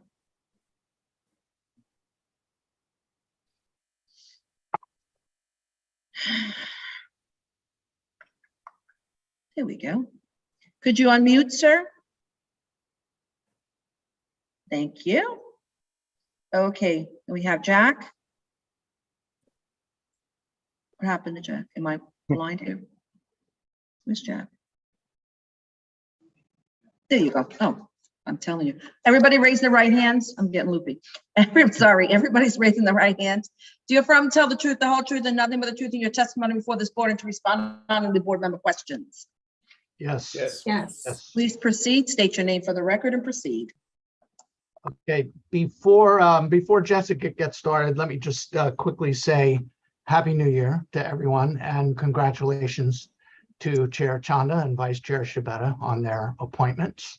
Thank you. Congratulations. We're very happy to see you there. Now I'm going to turn it over, since most of the questions in the review session had to do with the financials. I'm going to turn it over to Jessica and Jack. Yeah, great. Hi, good afternoon. Jessica Corris here from Capilino on behalf of the applicant. Again, also Happy New Year. Congratulations. We're all very happy. Thank you. I'm going to jump right in, and I want to be 100% clear before we move forward. None of the cost estimates submitted, hard cost estimates, consider modular construction. We were at the review session. I heard modular come up a couple times. I want to be perfectly clear. McQuilkin's cost and obviously Marshall and Swift costs do not consider modular methodology or any costs associated with that. Excuse me, can I interrupt? Commissioner Chanda, Commissioner Otley Brown has a hand raised. I don't know if you want to allow her to speak now. I mean, wait. I actually was going to say something to Ms. Cruz, is that I think we all acknowledge that Marshall Swift's modular does not work. I think all the comments were centered around the Marshall and Swift's conventional construction methodology, which we had given you the direction to follow. And all of Commissioner Brown's comments were centered around that specifically. We all acknowledge that Marshall and Swift didn't give you the ability to assess a modular unit. Right. Can I just clarify, all of my comments about your Marshall and Smith analysis was that the categories that you chose were categories that were not relevant to the project at hand, and that they were not descriptive of what was going to be built here, either as of right or proposed. And my conclusion about that was that the choices that you made were made to drive the construction costs up as high as possible to either be equivalent to McQuilkin's cost or higher, or to somehow be equivalent to what you thought modular construction would come out to be per square foot, because it was not having any bearing on what I was looking at in the plans. And so that's what my comments were made of. And we're definitely in an opposite direction that I expected you to go in, given that my instructions at the previous hearing were that we need to stick to surveyed costs, because I believe that the surveyed costs in Marshall and Swift were far lower than what you were assuming. Yes, ma'am. We heard your comments at the review session, and if you'd so allow, I'd like to proceed with the testimony and responding to your comments. I was just, that was my introductory. I didn't mean to put you on your heels to start. So if I'd like to proceed and provide some explanations. Oh, thank you so much. So with regard to Marshall and Swift, we selected luxury apartments. This was chosen based off of the handbook, out of the handbook on section 11, page 1. It is listed separately, and it includes owner-occupied condominiums. When I saw that, I thought it was the perfect fit for the analysis we were providing. To clarify, though, you chose luxury high-rise. So why would you think high-rise would be the perfect category for a 7-story and 6-story? That's my next point. Marshall and Swift considers high-rises that are 3 stories and above. Anything over 3 stories requires an adjustment. Don't forget, Marshall and Swift covers the entire country. In Des Moines, Iowa, 3 stories is the high rise. So anything over 3 stories in Marshall and Swift is a high rise. You chose good condition when that indicates more than one bathroom per bedroom, and you, in this analysis, have one bathroom per bedroom. Why did you choose that category? I mean, to me, you're so far off from the plans, it isn't even funny. Commissioner Otley Brown, I think I would like Ms. Kurz to proceed with her statement, because I think in our review session, we were very clear about every question. Let her go through the answers. If her answers prove to be unsatisfactory, you can pick up on it, because it's affecting the flow of the discussion. So please hold your comments, everybody. Let Ms. Kurz go through each of the questions that were raised, and then we can go back and ask questions where there are gaps. Thank you. Thank you. I appreciate that. That is my next point. In the description in Marshall and Swift, it provides more than one bedroom per bath. I feel like that's the only area in the description that doesn't match what's on the plans. And so as a concession, I recalculated the cost using the calculator method and subtracted out an extra bathroom. And I have prepared a revised analysis using that and some of my later points. Once I get through this, and I can show you. In regard to the 12-foot ceiling height, again, this was calculated using the instruction in the Marshall and Swift handbook. I'm referring to section 3, page 4 on how to measure a building. It reads that the handbook states that the height per story is determined by measuring the total height of the building and dividing by the number of stories. So I did the total height, 89 feet, divided by the number of levels, 7, and I got 12.7, and I actually rounded down. Again, this needs to be adjusted.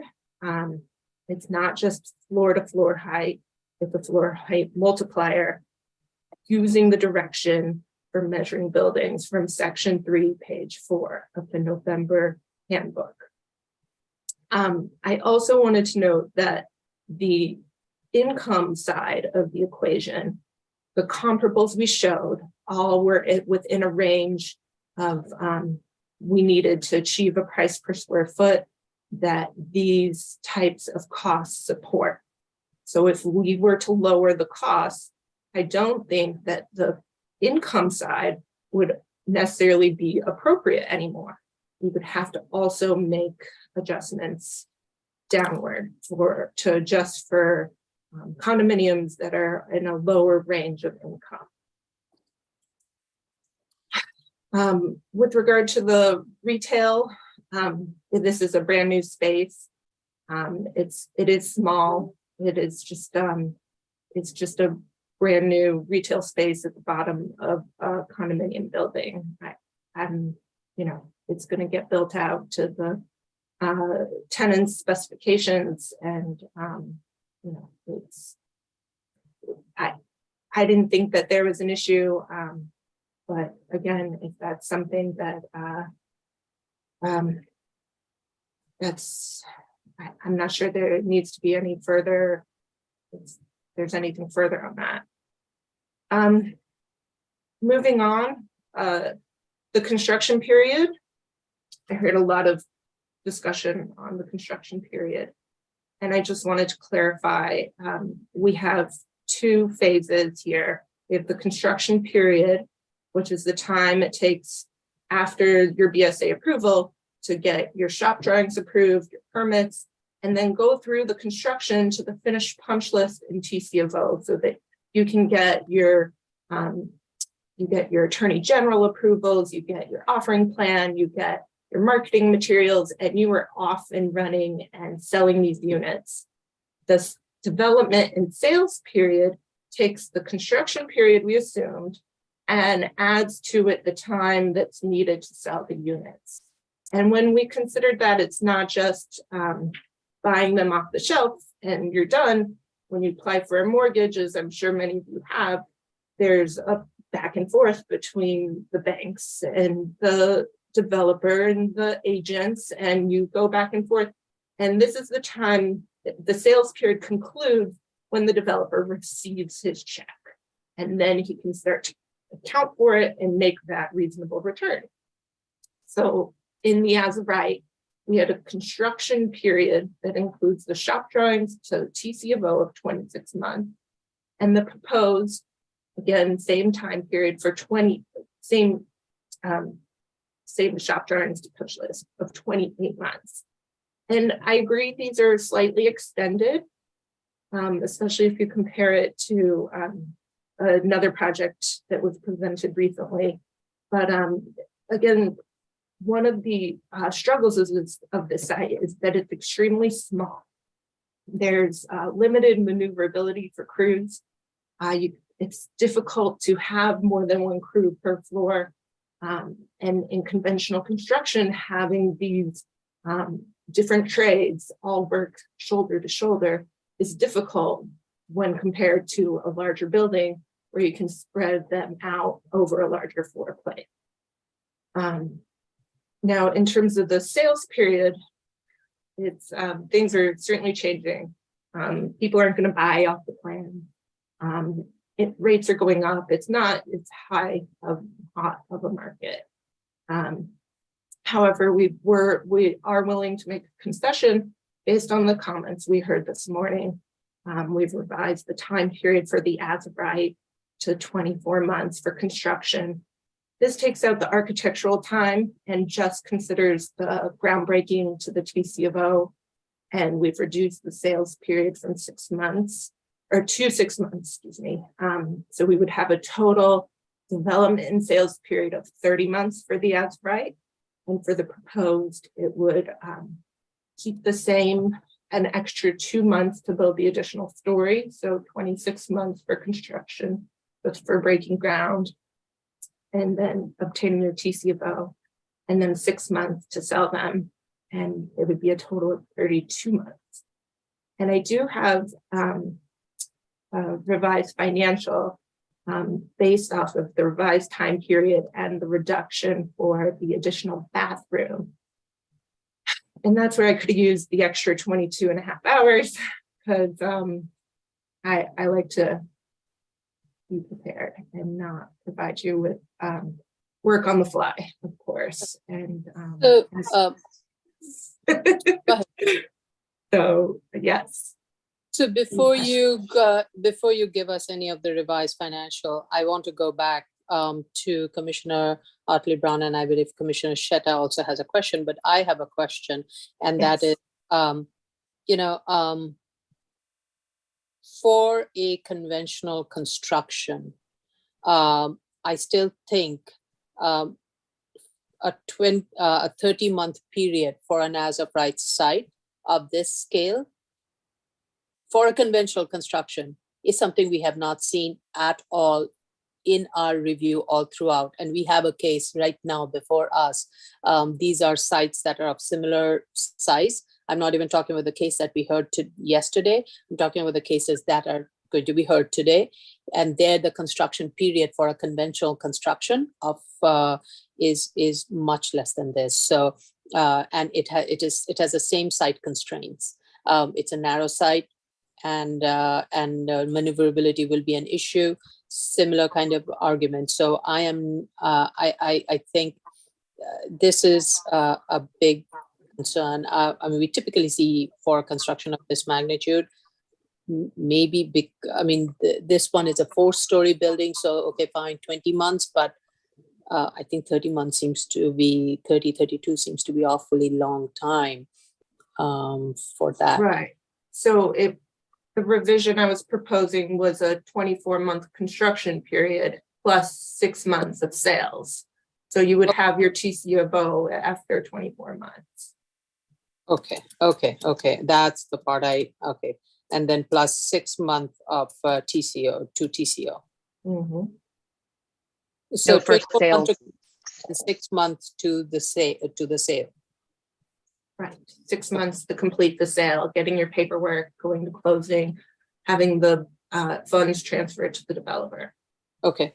just to jump in really quick for you, Ms. Kurth, just separate out construction time and lease-up time as you have in other reports, just so it's really clear for everybody, because I think that's what's really causing a lot of confusion. I understand he'll be breaking it out further in future submissions. Okay. Commissioner Otley Brown and then Commissioner Shetta.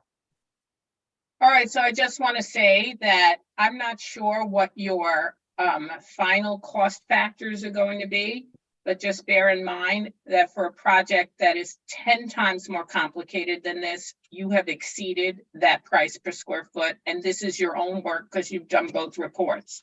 So you would have to figure out what's going on here, that in some way you are equivocating this project with the other project that we heard yesterday. And so I don't understand how a conventional 25 by, I don't know, 80 to 75 site would have the same kind of complexity as a site that's got water table issues and has contamination issues and requires a far more sophisticated foundation system than you are providing for here. So that's my overall comment. I don't get the connection you're making with the fact that if you lower your construction costs, you would have to lower your sales prices. Your sales prices were based on comparable construction, of which we actually looked at photos and floor plans of what you provided and considered that they would be more or less accurate. And the fact that you would lower construction costs because I stated that construction costs were too high and that would correspond with you lowering sales prices, I don't know how you get to that point, and I certainly don't find that a credible argument. So here we are, several iterations in, and you are waiting for our comments in order to adjust your financials each time.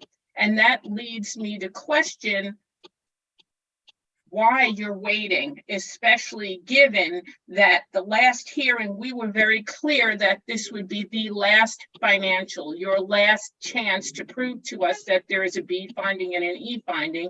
And yet, once I've come up with all of the reasons why I don't believe there is a B finding or an E finding, you yet want another chance to convince us of that. And frankly, there's only so many times you can change the financials before, as a report, they actually are not credible.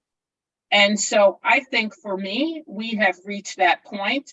Perhaps my colleagues want to review something that you want to see, but my overall comment still remains the same. Your construction costs are driving this project and are not even distinguishing between the difference in the as of right and the proposed. We're talking about one story, and I don't know why you would need that story, simply because the story that you're telling is distorted by your higher than accepted construction costs. And that's my final comment on it. Commissioner Shetta. Thank you, Chair. Yeah, I believe the argument is, I was actually anticipating something that's more solid and persuasive for us from the applicant. I don't think like mentioning something like more than 3-story is considered as a high rise is a good argument that the applicants needs for now. This is for me. I do construction for probably 35 years now, although I graduated just 32 years ago. But for me, I never hear that kind of argument. More than 3 stories a high rise. If more than 3 stories a high rise, then what is a low rise? A cellar? I cannot buy this. And if you have something from Marshall and Swift that you can provide, show it to us right now. It's my understanding. It's my understanding the applicant stated that in Marshall and Swift evaluation, if it's over 3 stories, it's automatically considered a high rise because that's how that calculation goes. I was actually trying to look into that because I know Marshall and Swift goes is pretty specific to each area in the US. And there's a New York City and all that. Is it true that when you go under New York City and you do if you do 4 stories, is it automatically going to consider that a high rise? Yes.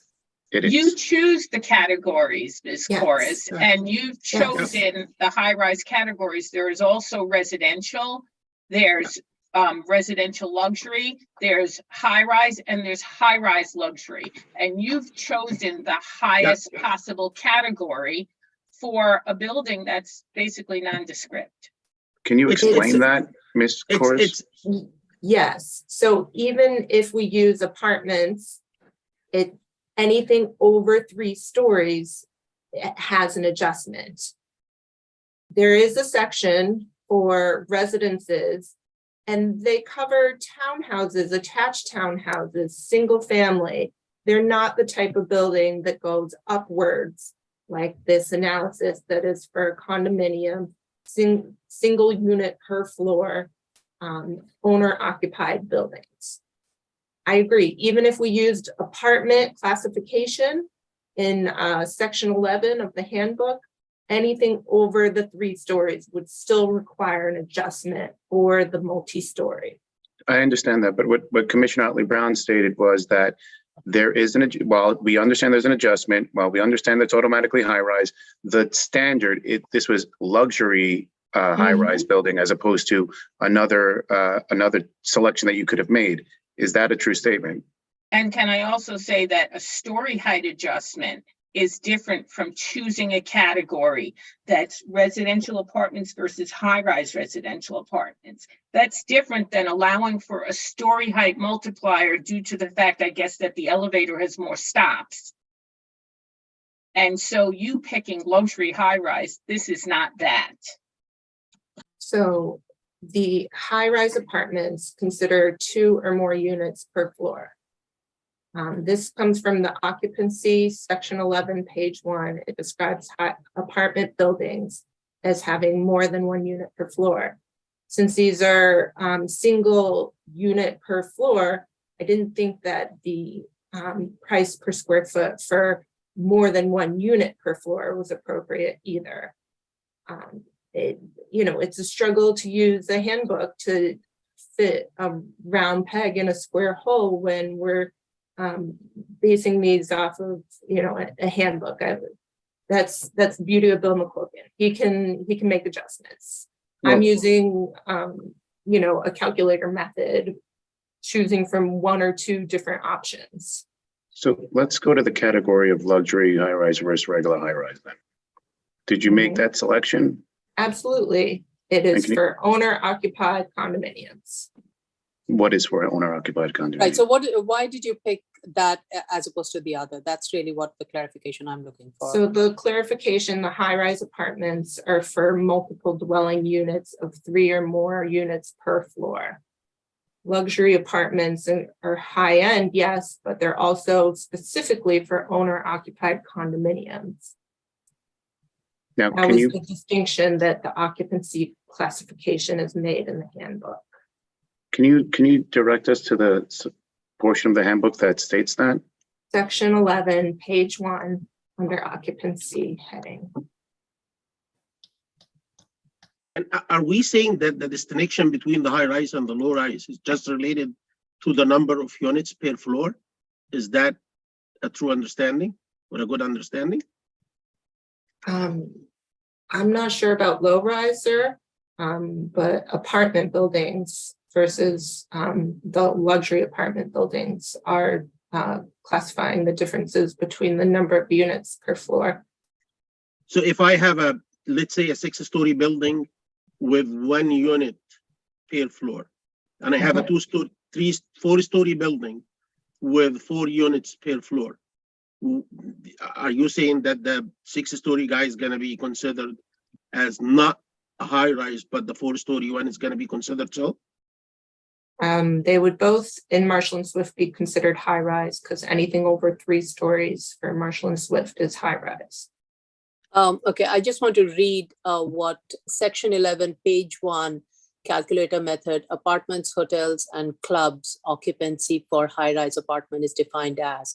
High-rise apartment costs are average for multiple dwelling units of 3 or more floors with kitchen facilities for building of 1 or 2 stories and newer 3-story buildings of lightweight residential type construction. Use multiple residence costs. Section 12, luxury apartments are listed separately and include the high-end owner-occupied condominiums and resort timeshare facilities. Although apartments built as condominiums sometimes are required by building and zoning code to have certain items not required for rental units, basically condominium is a type of ownership and not a type of construction, and the apartment costs are valid. There can be extra developers or soft costs related to the type of ownership, which are not considered in this manual. See section 1. So that is the part of the calculator with regards to apartment, hotels, and clubs. And which is the section for luxury? Right, it's in that same section. Same section 11, page 15 is the table. Okay, the table, the cost table. Can I just say that when you're looking at whether something is luxury, you have to look at the whole package and can't just deduce because there's 1 apartment per floor, it's luxury versus 2 apartments per floor. You have to look at the overall project itself. And this is not a luxury project. An overall project, highest of finishes, high floor-to-floor heights, large lobby. We're talking like something you would see in Hudson Yards, not something that is 6 or 7 stories that's on West 128th Street. And even though you can actually say for me what went through your mind when you chose luxury, this is not it. It's the overall project and the overall appearance of the project versus what you're picking out. 1 apartment per floor, automatically luxury. You could have 1 apartment per floor in an old brownstone. That doesn't make it luxury. So you have to look at the whole picture. Otherwise, it looks like you're just picking and choosing categories to drive the price up. And I would venture to say that what you have here is a modest apartment in a low-rise building. Okay, And I think that your add-ons for location in your Manhattan is taking care of your other things that you are concerned about in terms of how many stories and your the calculation, and also a story height multiplier. If you wanted to keep that in, you'd be able to keep that in, start stating that extra floors, extra elevator stops should add to the construction costs. But overall, your construction costs are higher, and I don't know how you could even say to me that what you're building here is equivalent to what you're saying you were building in Queens.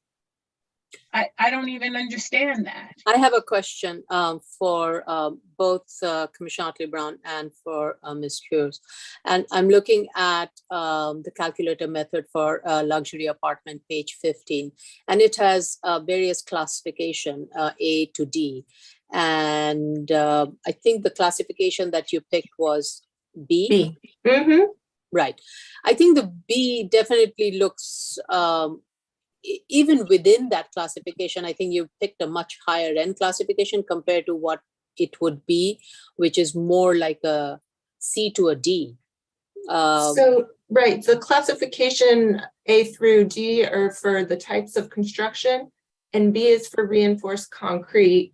D is for wood or steel studs with open wood or steel framing that's primarily combustible. So unfortunately, D would not meet fire code. Okay, so then C would. D is for masonry and concrete load-bearing walls without. So what is pilasters. C? What is C? C is for masonry or concrete load-bearing walls without pilasters. Masonry, concrete, or curtain walls with full or partial open steel, wood, or concrete frame. So I like to check with the architect to make sure that I'm using the right classification. I thought this was the appropriate classification of concrete columns and beams. Yeah, Edward Palka. I can address that just very quickly. Yeah, so we, on the street-facing facade of the project, we have a unitized curtain wall system. So I think that is in line with a luxury offering. And then in terms of the structure of the building, we have concrete, a metal deck, which is, in this modular system, then connected to steel columns. So we have both steel and concrete as the superstructure of the project. And this is if you were doing a conventional construction. Yes.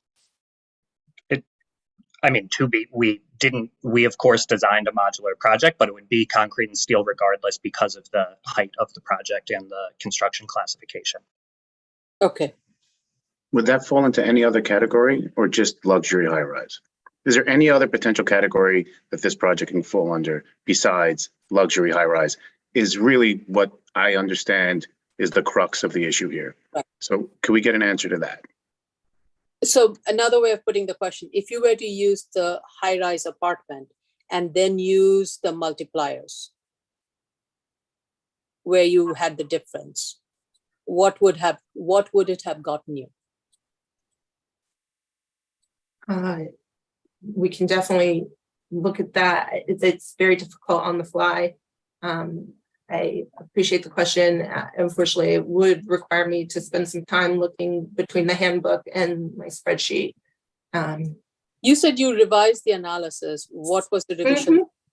The revisions I made was for the construction period and for removing an extra bathroom because the description of the unit said that there was more than one bathroom per unit. And I agreed that was not a good fit.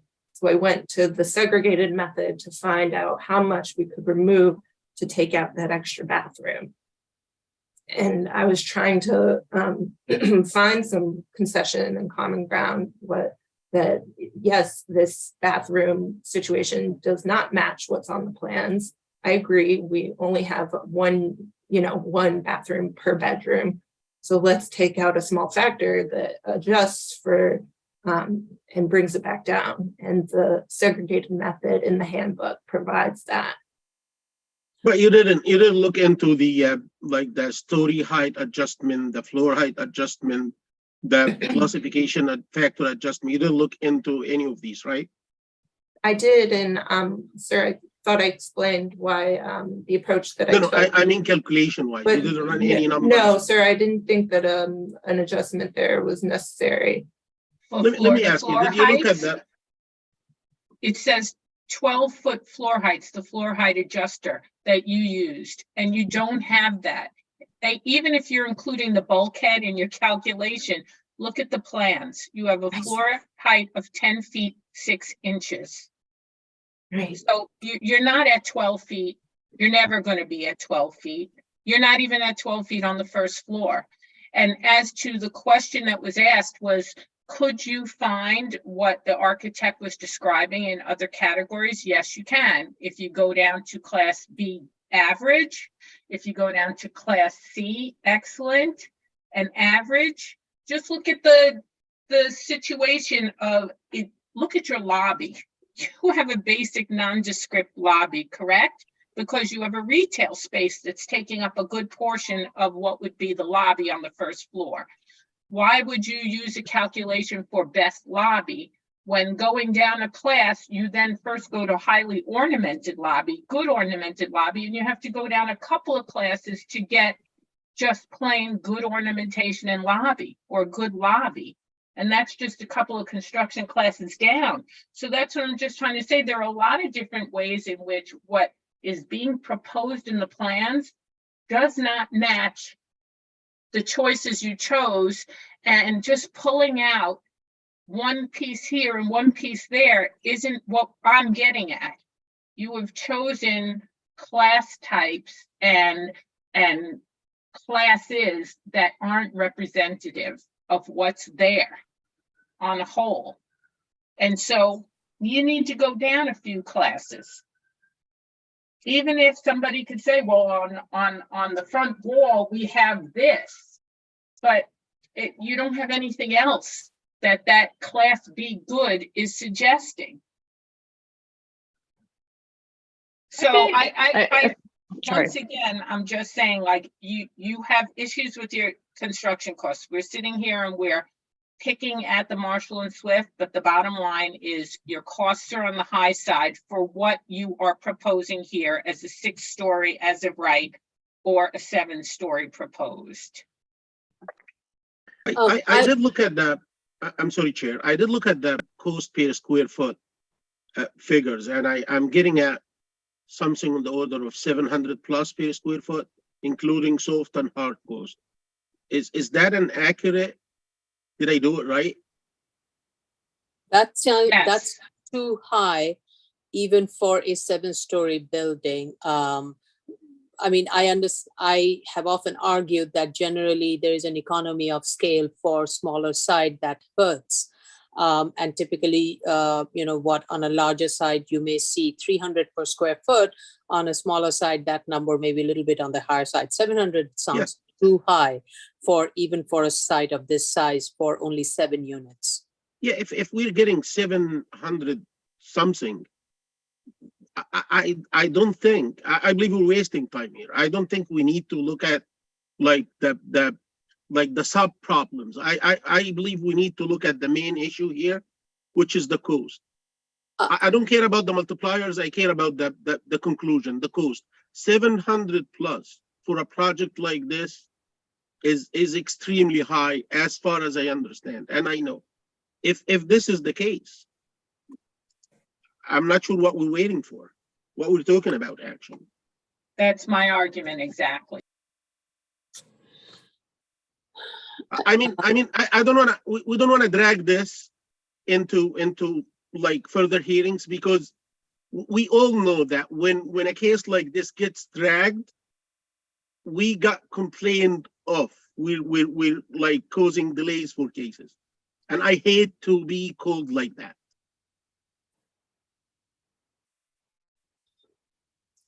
I think, this is we are at 1, 2, 3, 4. This is the 4th hearing, 5th hearing on this.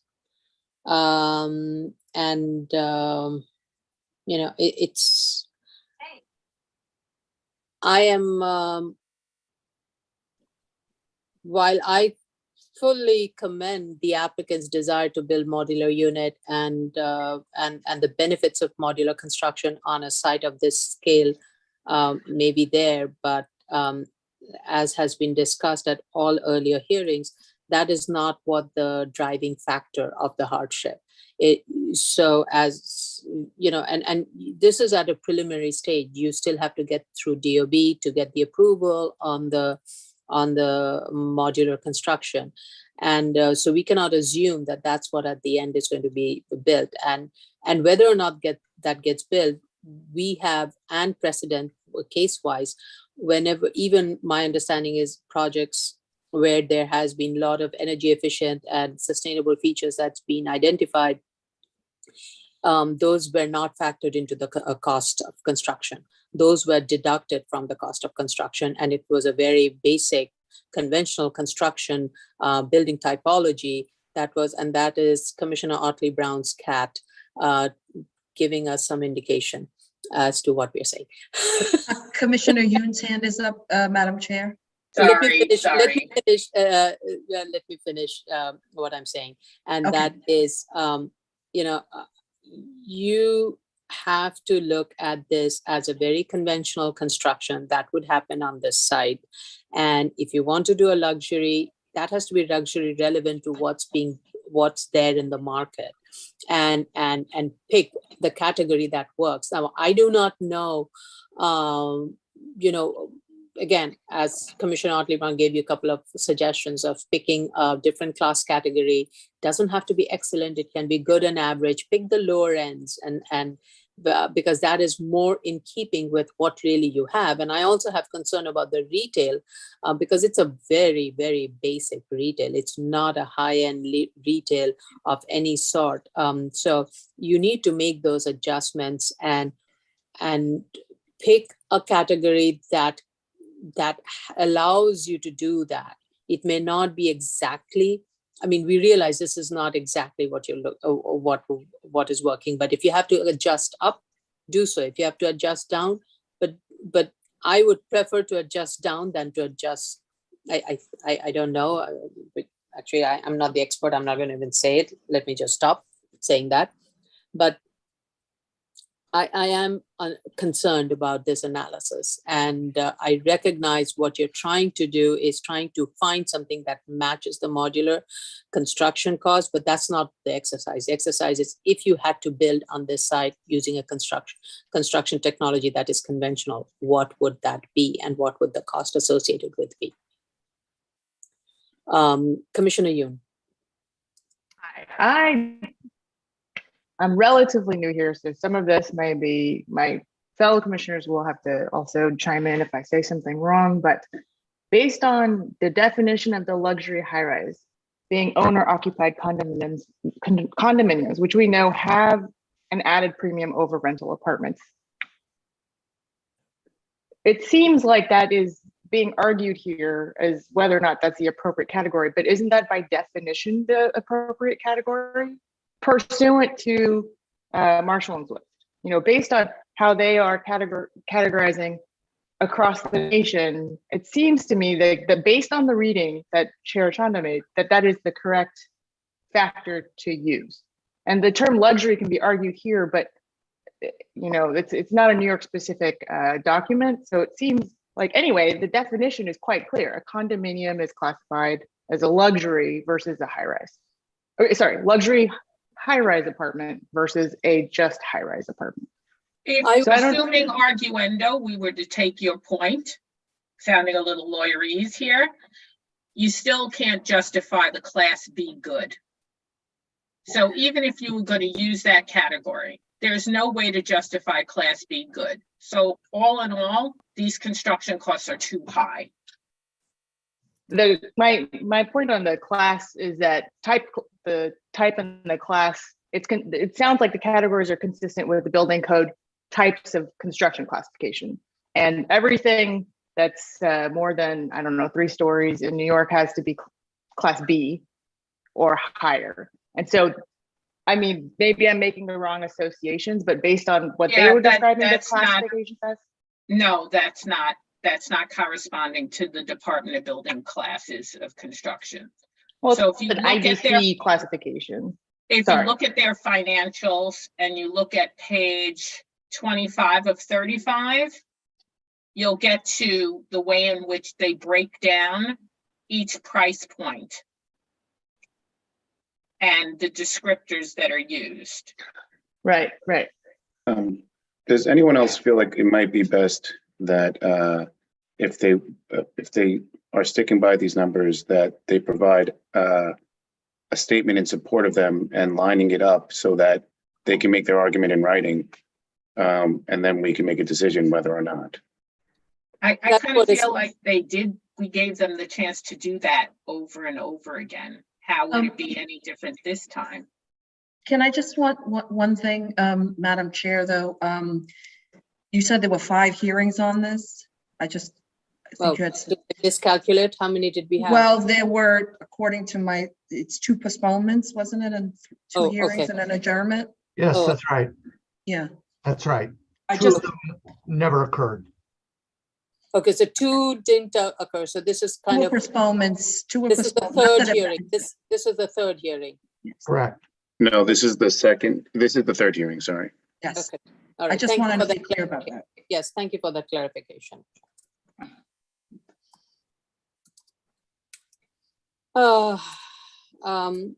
I think we are at an impasse at this point. Mr. Freeman has his hand up. Mr. Freeman is waving his hand. Yes. Sorry, Mr. Freeman. Yep. Go ahead. Okay. I just want to say a few things. One, there's a common sense consideration that has to be made here, and we're arguing over Marshall and Swift, which is at best a blunt instrument, and not something that's aimed at cost estimating, but it's something that was developed to allow appraisers to make comparisons with buildings that they could observe. And that's where Marshall and Swift began. But putting that aside, the common sense is that we have an infrastructure in this building, which is the elevators and stairways, which could serve, you know, a 5, a 6, or a 10-story building, so that putting that amount of cost into the construction of the infrastructure increases the cost of the building. And all that's being requested here is, in effect, a 6-foot waiver of the sliver requirements in the zoning resolution. So there's a question of the scale of the waiver that's being asked for, the relevancy of Marshall and Swift in dealing with something which looks at buildings in a completely different way than the architect or the developer in New York City would look at these buildings. And to use Marshall and Swift as the basis for estimating the cost of a building, when the cost of building an elevator and a stairway that could serve twice as many units or more, it just seems to me the common sense needs to be applied. This is a 6-foot waiver that's being requested here, and the cost of building that elevator and stairway, regardless of whose guidebook you use, is going to be building an elevator and stairway that could, in effect, create infrastructure for twice as many units. So the scale of the waiver that's being requested here versus the cost of creating the infrastructure for 5 or 6 or more units is something just should be considered. It's not. May I speak? Are you suggesting that because the ask is small, we should relax our standards? Because that's not an argument that's going to. Right, Commissioner October. That's going to resonate with the people on the board, because what we don't want to be is precedent setting. And what we don't want to do here is to allow amplified costs to be a thing of fact that drives everybody else's cases who come after you. And that's the problem. I've worked. I don't want to go back. I don't want to go. The argument on similar cases is that where you have a small building that basically is constrained in the amount of income that can be produced, but you have to spend the money on the infrastructure, the board has provided with variances. It's a small site, it's a small building, and the cost of building the stairway and the elevator, it doesn't matter whether we look at McQuilkin, we look at Marshall and Swift, it's got to be relatively high cost for the amount of units that are being. I think, Mr. Freeman, I think by that same argument, the elevator cost of building an elevator staircase for a 6-story or 7-story is not going to be that much of a difference in that way. Your argument could go both ways. I don't want to go back and forth on this too much. Commissioner Shetta's hand is up. Who?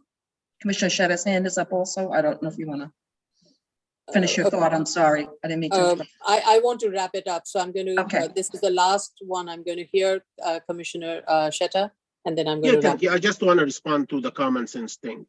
I believe what I just spoke about is common sense. When I talked about the $700, almost $750 per square foot for a building like this, should be looked at as it is against common sense.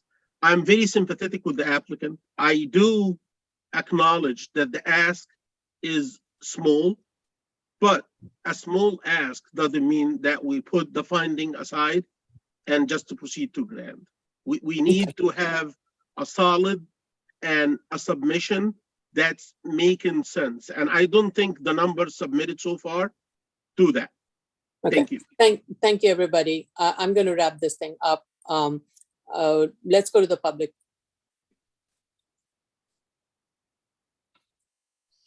Okay, the case that we're currently discussing is 2021-16BZ 302 West 128th Street, Manhattan. Should you wish to discuss, dial 646-558-8656 or outside the city, our toll-free number excuse me, 888-475-4499. You will enter webinar ID number 869-2483-5016 and press the pound sign. At the next prompt, you will press the pound sign.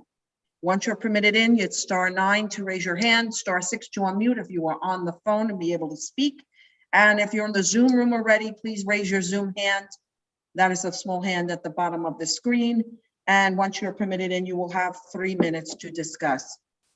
Commissioner Sheta, could you put your hand out? Thank you.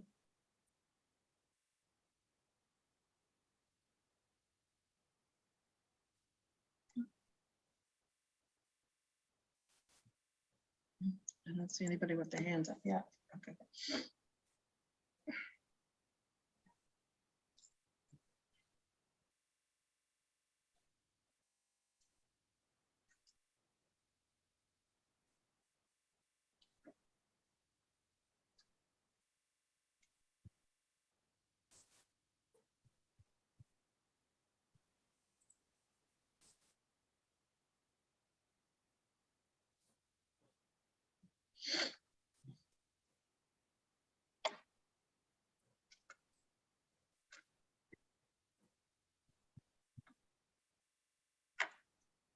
Almost done.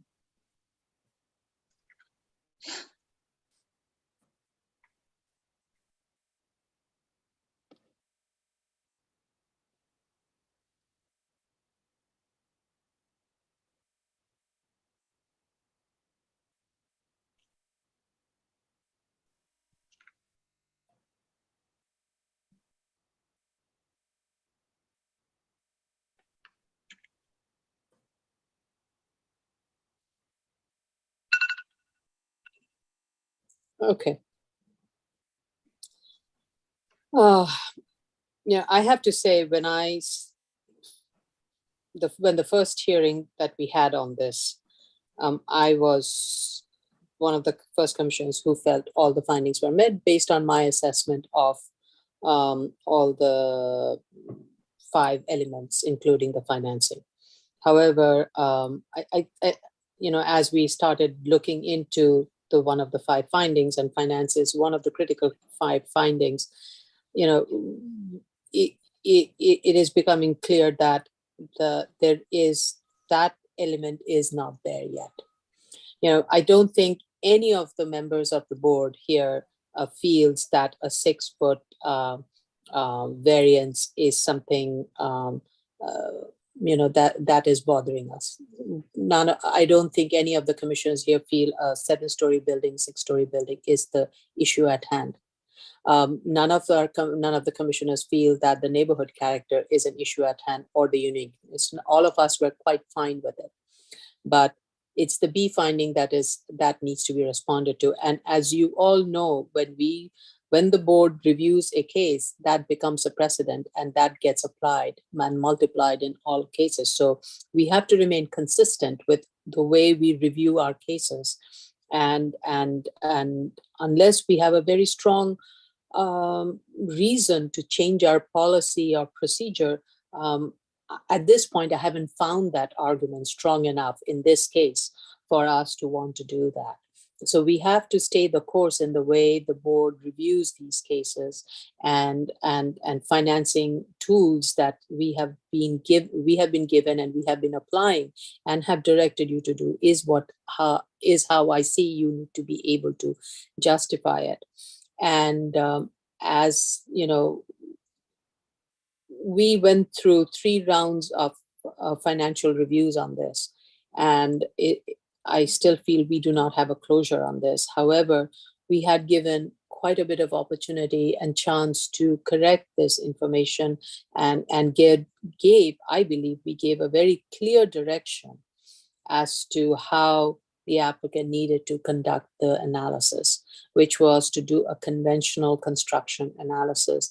And I have to say, I am surprised by what was provided, because we do see a lot of variances for small, narrow lots where somebody's proposing 4-story, 5-story homes, apartment buildings. And I have not seen this kind of variables and analysis that is so distinct from that. And I do have to thank Ms. Cures for walking us through all the details of what led to those conclusions. And I do see the merit in them, but they're not still there. I do have some concern in terms of the classification that is being picked. And that, the terminology, the luxury apartment throws us all off, but once you read it and how you gain to it, if that is a justified one, then is the classification that proposes the justified one. And not to mention that the per square foot cost is very high from everything that I have seen in 7 years here and prior to that HPD, it is a very high cost. So I do think there is something that needs to be given. If you do adjust the number of months that is in construction, it does improve the annual return. So again, I do think that does not help your argument. It helps, but it still is not answering the questions that we're looking for. So, we had given you one chance, and this was that chance. And unfortunately, I feel that has not been responded to. However, what I want to do is I want to close the hearing. I do want to keep the record open for the applicant to submit a very thorough submission of how, with regards to the financing, and then if the board feels that there is merit to that document and wants to reopen, that's up to the individual board members to do so. But that is the only chance, only way forward I think we can see. So I'm going to make a motion to close. Any questions or comments from the applicant or from the commissioners? This would be the time. Any questions from the applicant? Anything that needs clarification? I would just like to note, Madam Chair, that we have, in each instance that we receive comments regarding the financial analysis, and that was at the initial hearing and at the last hearing. So twice we have made a good faith effort to respond to them. I'm sorry that our response has not been deemed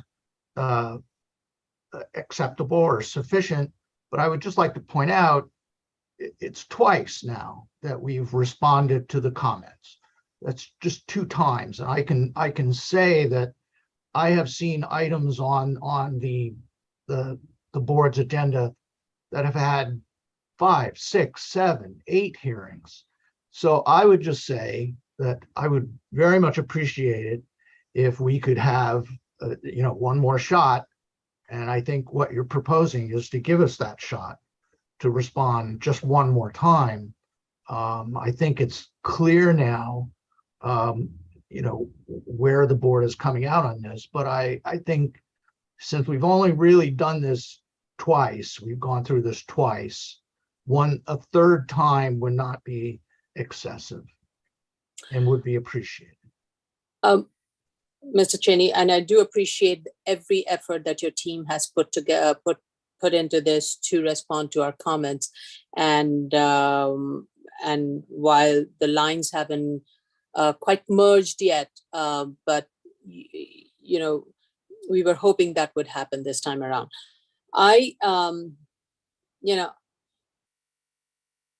Let me go around and ask each of the commissioners, do you want to close, or do you want to give the applicant one more chance to make a submission? I will go with Vice Chair Shibata. Thank you, Chair.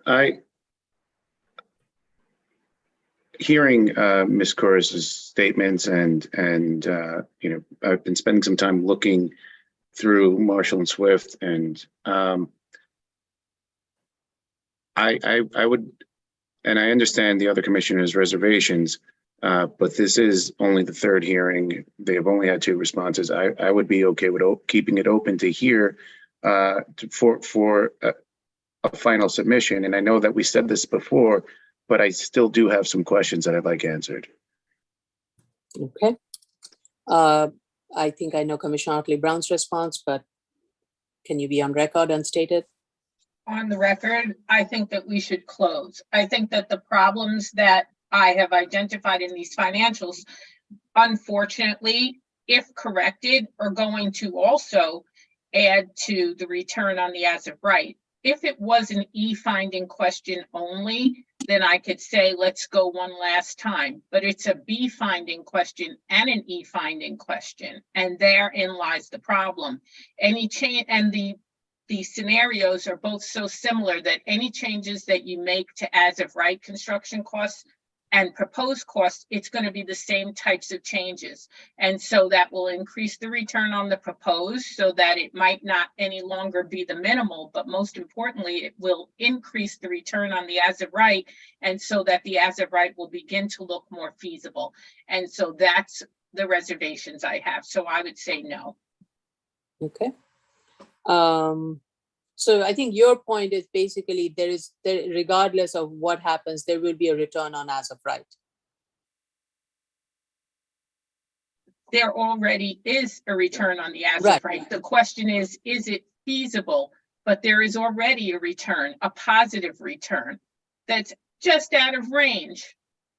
And so if the construction costs go down on the as of right, then you have no hardship. And that's what I've been arguing. And I think I've been very clear about this from the very first hearing.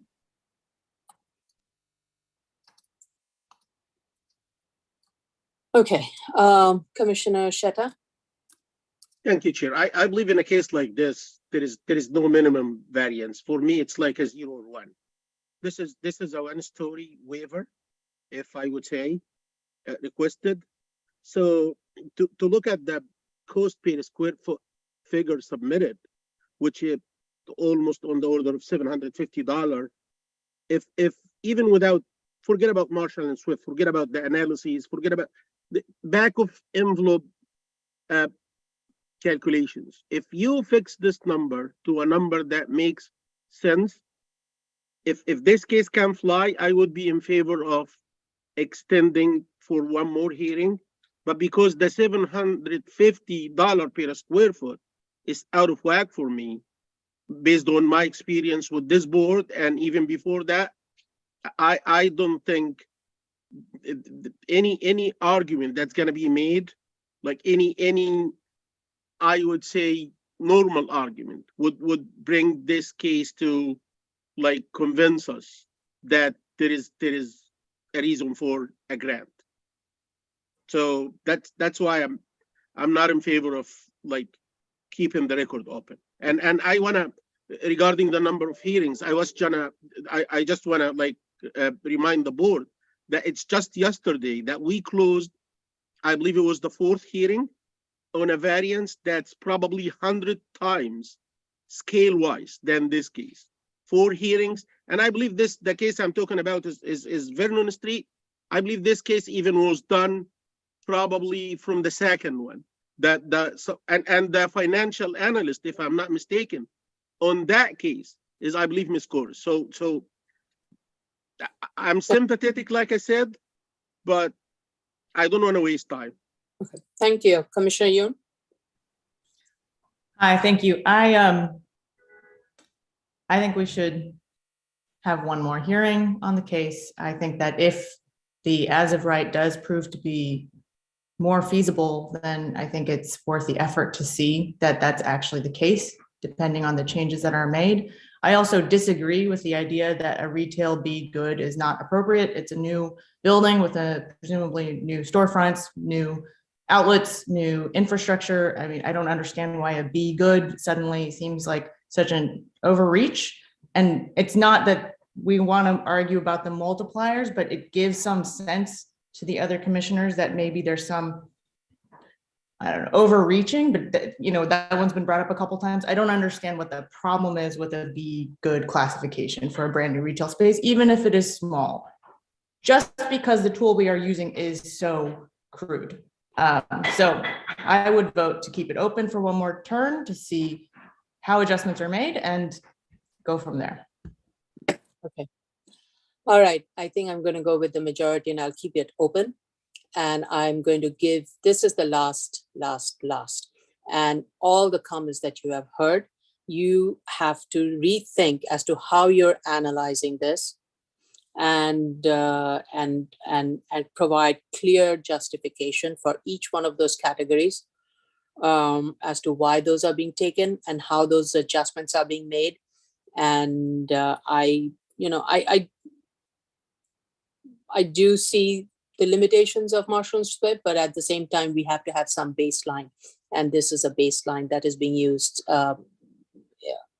in this consistent throughout. So that is the baseline as a starting point, and then the adjusters are made accordingly to address each one of the specific site considerations. So please, this is your last chance. And if we close, we are not. And I think from what you heard today, you pretty much know how the vote is going to go. I have a feeling.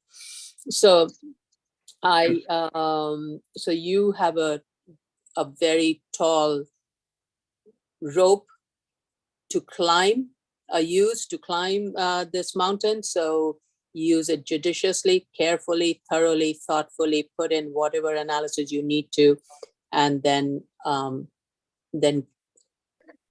make the submission. And I'm going to give you.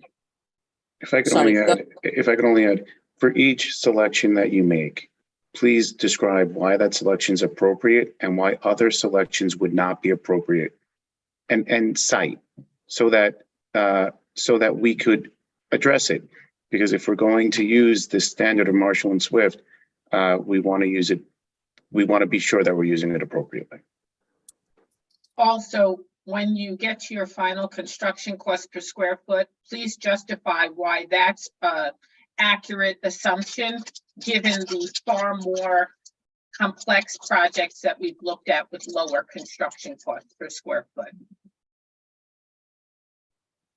And this argument needs to be consistent, because as I said, we do see a lot of narrow lots construction and cost analysis, and Ms. Cruz, you have done many such cases. So please be consistent in your justification for that.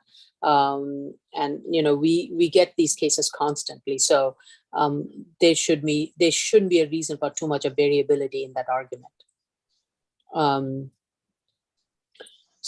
I will say that we're at a point that if any of it doesn't seem reasonable, it all doesn't seem reasonable. So just please understand that that's where the board is at this moment. Understood. Yeah. Yeah, it's up to you to convince us all. We could go either way, right? So you kind of got a taste of it. So please, you need to do a very convincing job and take as much. I mean, I would give you about 2 months or out to kind of make this thorough and correct, and then make the submission. I don't want to rush you. If you need it, just take your time to get it done right. Okay, appreciate it. Thank you. Is it possible to get an Excel version of the submission, the financials? Commissioner Shedder, could you speak up a bit? Yeah, Sure. Yeah, I repeat. Is it possible to get an Excel version of the tables embedded in the financials? We have never asked for that. Is this something that we want? I mean, what is the benefit of it? It might be helpful for us if we have a dispute over one of the factors to fix on the fly. And No.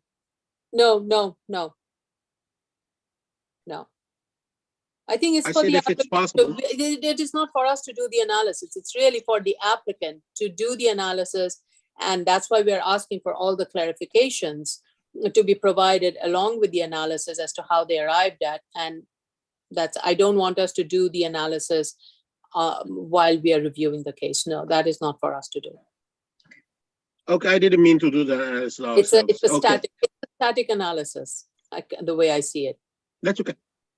All right. Okay. Any other questions, clarifications you need from us, applicant pool? I'm sorry, Commissioner, Chair. John, did you want to speak? John Daly? Oh, okay. I saw you pop in, so I'm sorry. I'm sorry to interrupt you, Commissioner. Okay. All right. Thank you all. And thank you for your patience. And sorry, Ms. Cruz, you had to stay up all night to kind of get to some of this analysis, but now you have more time to get this all right. Thank you. I appreciate it. Thank you, Madam Great Chair. day. Thank you, Commissioners. Okay. Okay, Chair, do you want to go to the next case? Because it's minimal, or you want to do, before you get to the new cases and we take a break after that and before we go? Yeah, to the new? let's do 101 and Okay. that's minimal, and then we can do the new cases after lunch. Okay, Is that okay with everybody? Okay, let's do that. okay. Item number 27, 2022, 27 BZ, 101 East 168th Street, the Bronx.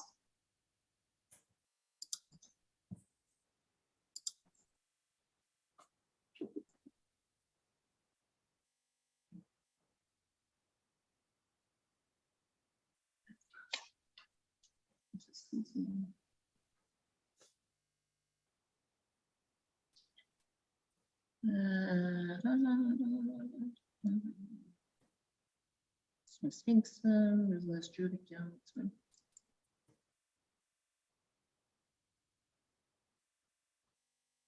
Ms. Gallant is joining.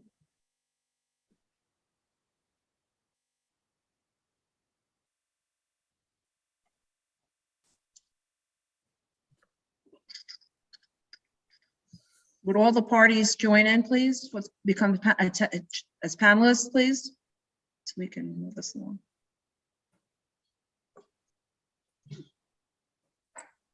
Okay. Ms. Gallant, who are the other members of the party? The only other person who will be speaking is Michael LaFrancis, unless others are needed. The others are Joe McKenzie from Philip Habib and Associates, Michael Palmer from SOM, Richard Gladstone from the applicant. I don't see them unless they're, oh, Michael LaFrancis, okay.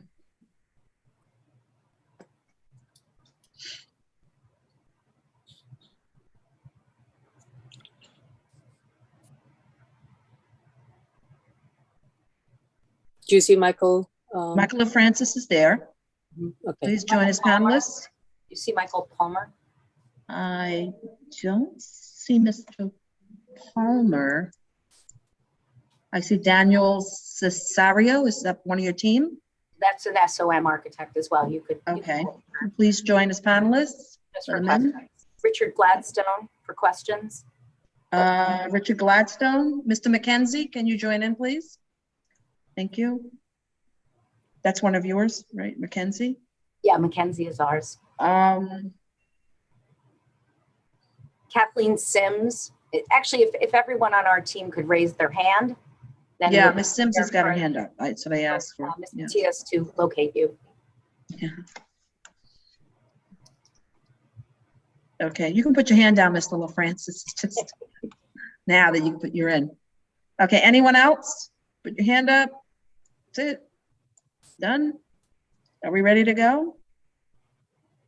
Okay, everyone on mute, please. And let's see. Oh, Mr. Gladstone and Ms. Sims, can you join us, panelists? Can you unmute and provide your video? If you can't, and you're not going to speak, okay. But I need to swear everybody in to get this moving.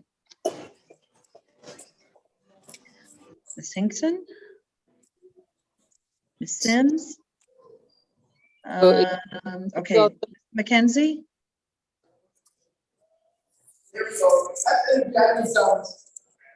Okay, is Mr. McKenzie going to speak, Ms. Gallant?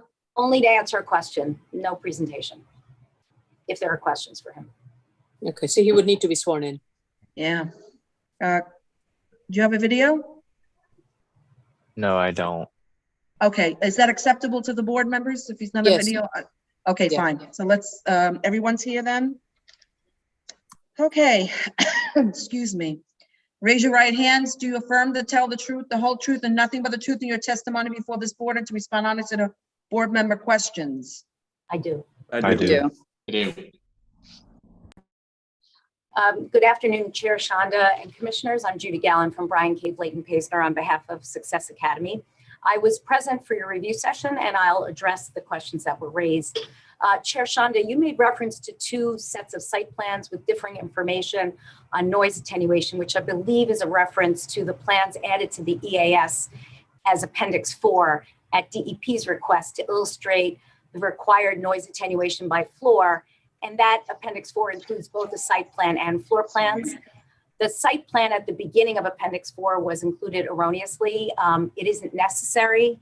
The floor plans are really what is needed there, and I think it has caused confusion. So I apologize for that confusion, and we will remove the site plan from the appendix. The plans themselves, the BSA plans that will be approved, including BSA 004, which is the site plan, contain a note indicating that all noise attenuation measures for all the facades will be implemented as described in the EAS.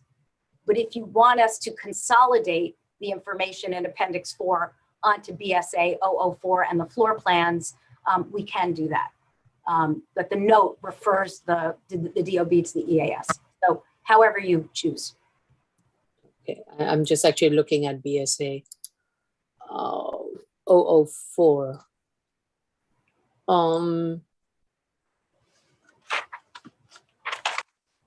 So the BSA 04 will include all the noise attenuation notation. Is that what you're referring to? Well, if you look at 004, there's a note at the top that indicates that all the noise attenuation will be as provided for in the final EAS. But if you think it should still be shown on the plans, we can do that. I think the note was put there to avoid cluttering up the plans with a lot of information that might make the plan difficult to read.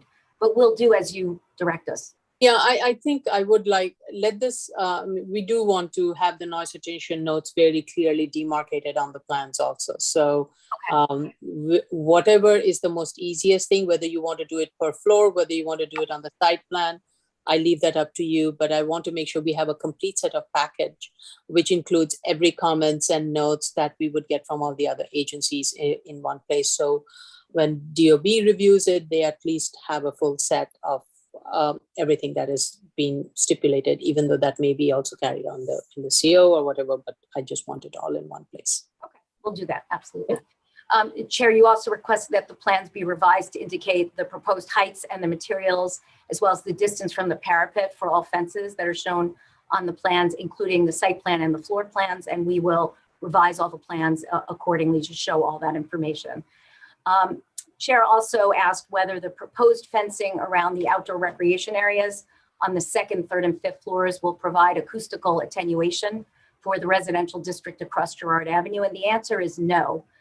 The analysis in the noise attachment to the EAS indicated that the projected noise from the proposed school would not exceed any threshold at receptor locations off-site across the street or anywhere off-site, so that no noise attenuation is required in that regard. The fencing around the recreation areas is for safety, not for acoustics. The reason I asked that question is because to the south of Girard is residential district where residential development will get built. So I think right now the site is vacant or under construction. It's the noise from that that would affect the residential use is why I asked the question is, would an acoustical barrier be needed as per the analysis? The EAS. From the rooftop play areas. Yeah, I understand. The EAS analysis indicates that the answer is no. The noise analysis is still under review by DEP. So we'll see what they say. But at this point, the EAS indicates that acoustical buffering would not be necessary. Okay. I believe that Vice Chair Shibeta mentioned that he thought there was an acoustical fence around the passive recreation space on the level 6 rooftop. The fence on level 6 is not an acoustical fence, but rather a perforated metal mesh panel. It's a visual screen. It's to screen mechanical equipment, not a recreational space, from the adjacent windows on the 6th floor. And the mechanical equipment that it's screening visually is designed to comply with the noise code, so no acoustical screening is required there. There are no acoustical screens provided at this point on the building. And that's in line with the comments we've received so far from DEP, but as I indicated, DEP is still reviewing the noise analysis. The chair requested an update on the status of the school's brownfield cleanup program application. We expect that later this month, DEC, the New York State DEC, will deem the school's application complete, along with its supporting documentation, which includes a remedial investigation report, the interim remedial measures report, and a remedial action work plan. Once it deems those to be complete, they'll initiate a 45-day public comment period on these documents, after which we expect that the application would be accepted into the program. Commissioner Yoon asked why the school crossing signage that was proposed in the prior versions of the EAS and the school safety plan have been removed from the proposed transportation improvements. They were removed at DOT's direction because DOT school safety no longer recommends the installation of street signage or pavement markings to warn motorists of nearby schools. So we did that at the direction of school safety.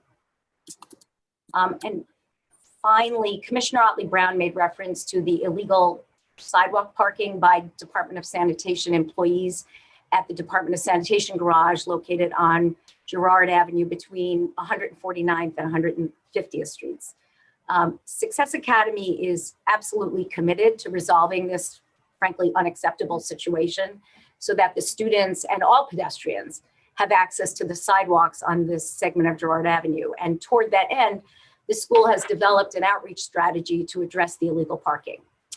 Success Academy met with the Bronx DOT Commissioner, Keith Kalb, in March of 2022 to discuss the need for the students of the proposed school to have unimpeded sidewalk access. Commissioner Kalb and his staff committed at that time to developing a plan that would resolve this illegal sidewalk parking prior to the school opening in August of 2025. And we have recently followed up with Commissioner Kalb to arrange a meeting to re-engage him and his staff on this issue. And we expect to be meeting with him shortly to discuss it and to see what his plan is. We will also be meeting with NYPD school safety and traffic enforcement to request enforcement action against these parking violators. Success Academy's head of school safety and security, Joanne Jaffe, is a former NYPD chief with 38 years of service, and she will be leading this effort to get NYPD enforcement to help resolve this issue as well. And we also met with Jessica Tisch, the commissioner of the Department of Sanitation, who is sympathetic and understands the school's concerns, and she's already in conversation, apparently, with EDC and DOT in an effort to identify alternative parking arrangements for the sanitation employees who are currently parking on the sidewalk. And I'll say that we have every expectation that the problem will be resolved prior to the school opening in 2025, given that the activity is illegal. You know, it violates, obviously you can't park on a sidewalk. So we believe that we will see, everyone will see their way clear to fixing this, this problem.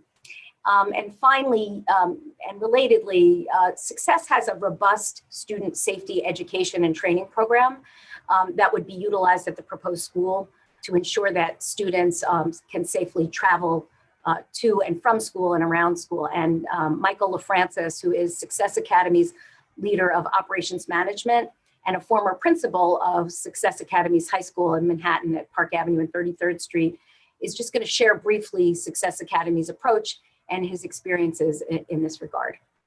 Michael? Thank you, Judy, and to the board. Can everyone hear me? Yes. Great, fantastic. Yeah, so as Judy mentioned, through vigilant modeling, we at SA clearly establish behavioral expectations for our students to be ambassadors of SA values and to comport themselves accordingly, both inside and outside the school building. To that point, we clearly establish exit plans and safe routes to transportation, including subways. All of our kids in middle school and high school have advisors, which is a smaller group with a point person on staff who they get to build a stronger relationship with and builds a strong relationship with their family members or guardians as well. And these advisors train their cohorts of advisees on the routes and the expectations. These routes are also shared with school safety agents, whether they're private or NYPD, and crossing guards who support during exit from the school building. SA staff at the local schools also has strong presence along the routes at the beginning of the year to establish safe and effective implementation of these routes. And the SA staff conducts field audits throughout the year and makes adjustments as needed. Of course, there are times where gaps do occur. And so I want to take a moment to just talk about how we handle those and success we've had with that. Our model, like I mentioned, is founded on strong partnerships with parents through kids advisors. And we have really clear conduct expectations for kids and systems for handling gaps in their conduct in conjunction with families, both inside and outside the school. So violations will be addressed accordingly. For example, schools can hold a scholar who may be self-dismissing in MS or HS after school to have a family member come meet at the school with the advisor or member of the administration to talk about any gaps and plans that need to be put in place to support more effective and safe transportation. And in those cases, the family member who would come for the meeting would pick the scholar up. They would not just self-dismiss onto public transit.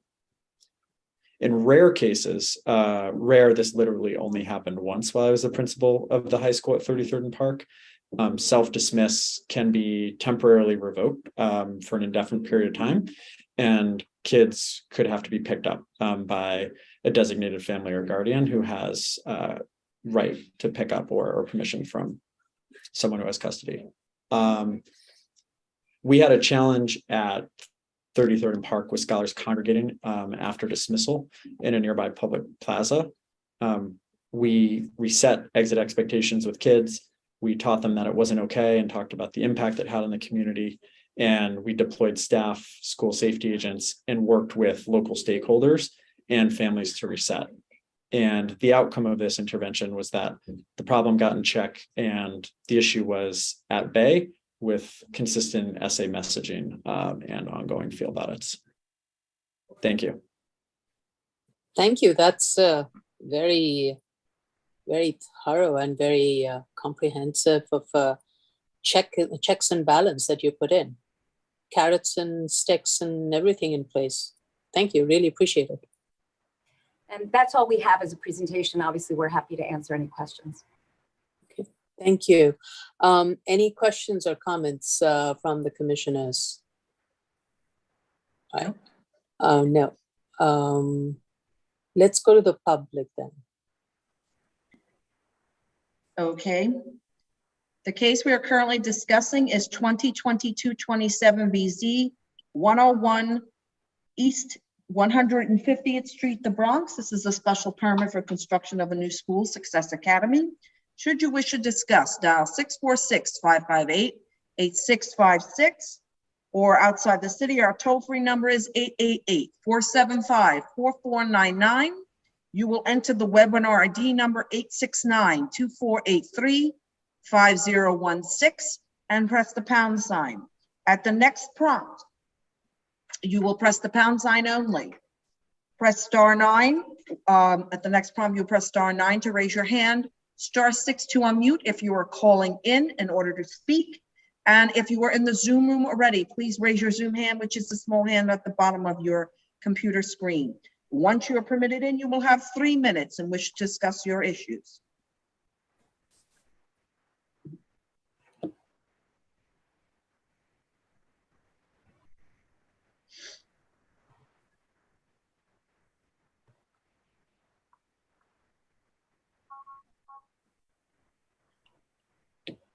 Ms. Gallen, how much time she needs?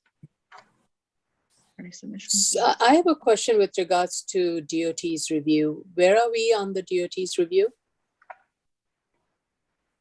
I believe we're waiting for DOT sign off, though. I mean, and Jella could probably be more accurate about exactly where they are. I understood that school safety was okay with the safety plan. Right, that is one of the components. I think DOT has some other reviews, so, okay. Yes, Ms. Changa has Stella her has hand her up. hand up. Oh, okay, sorry, go ahead.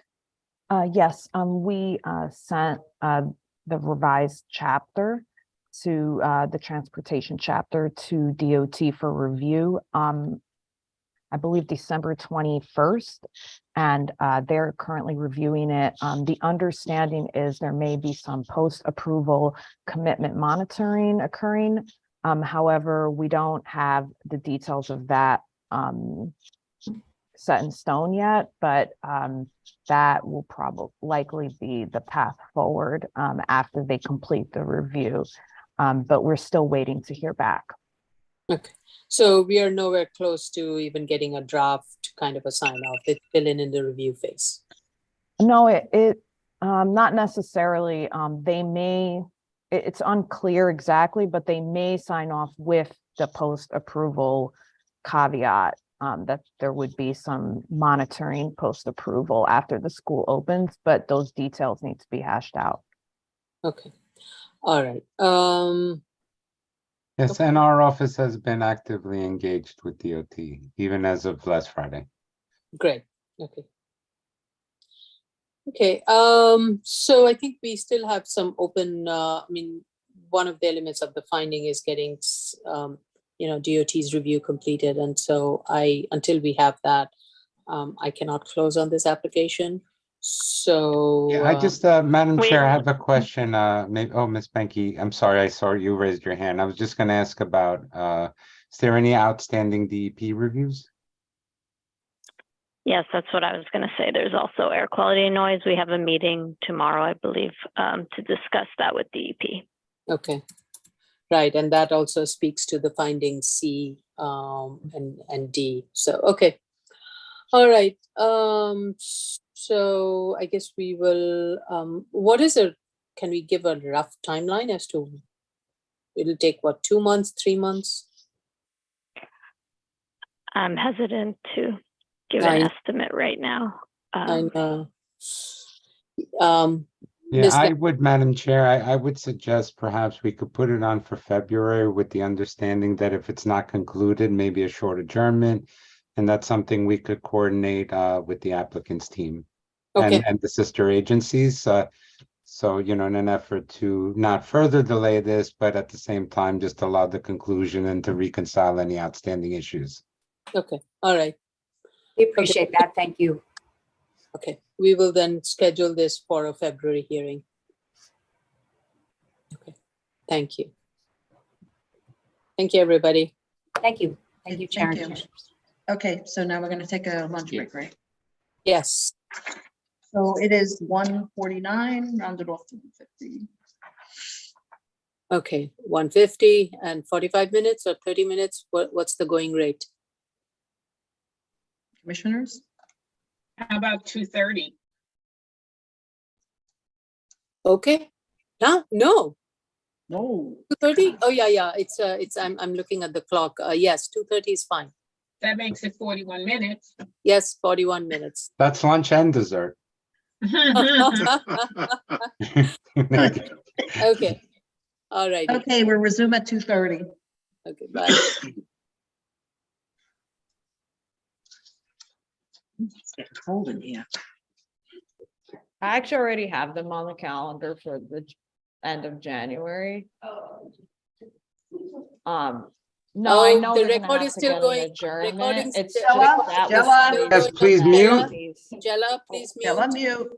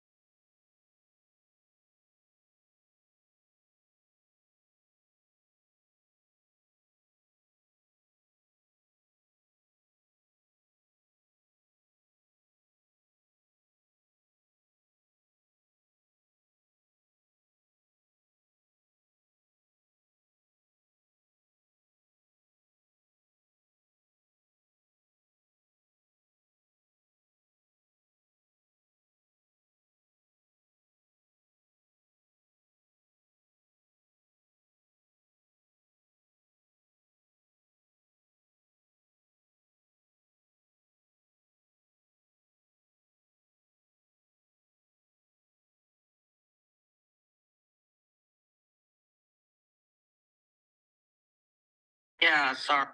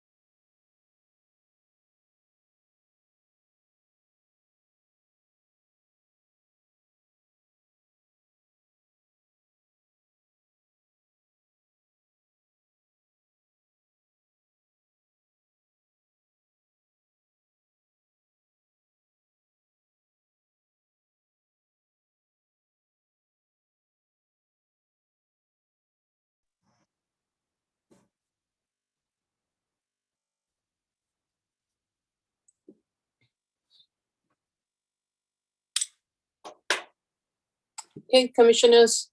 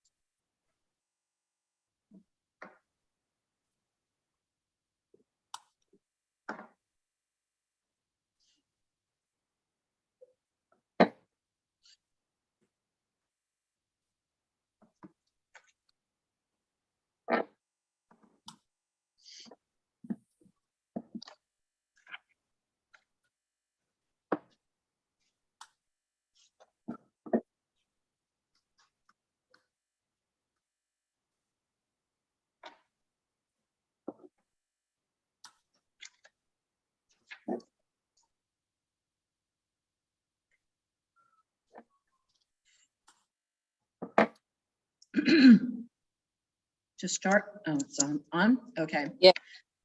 Okay, We have a quorum. okay, we're back on the record, ladies and gentlemen, for the public hearing of January 10th, 2023. The next item is new cases, item number 28, 2021, 26 BZ, 12 Cole Street, Brooklyn. Item number 29, 2021, 27 BZ, 13 LaCour Street, Brooklyn. And item number 30, 2021, 28 BZ, 375 Columbia Street, Brooklyn.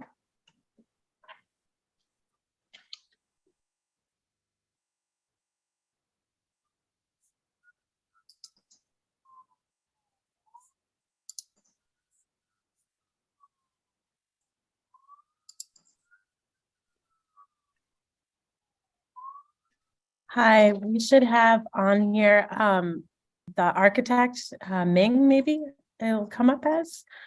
And we should have Barbara, and then last Franco Facilli. I have Barbara, I have, okay, Barbara's in, Ming Ling. Yeah. Ling. Okay, is that it? Can you Barbara's also in. add Nick? What? Who else? Nick. Oh, Nick, there's a Nick. Nicholas Chianetta? Mm-hmm. Chianetta, okay, he's here. And then Franco is last, there's a Franco Facilli. I don't see that one. Is he needed to speak? No, he's the owner, in case he wanted to say anything, he wanted to be included. If he shows up. I'll have maybe to he'll stop raise his and hand. swear him in, yeah, okay. Can we begin? Mhm. So let's swear you in. Mr. Lynn, or Mr. and Miss Lynn, could you unmute? And Nicholas. And Nicholas Chiaretta? Could you unmute, please, and video? Do either of you have capabilities for video? They like to see you.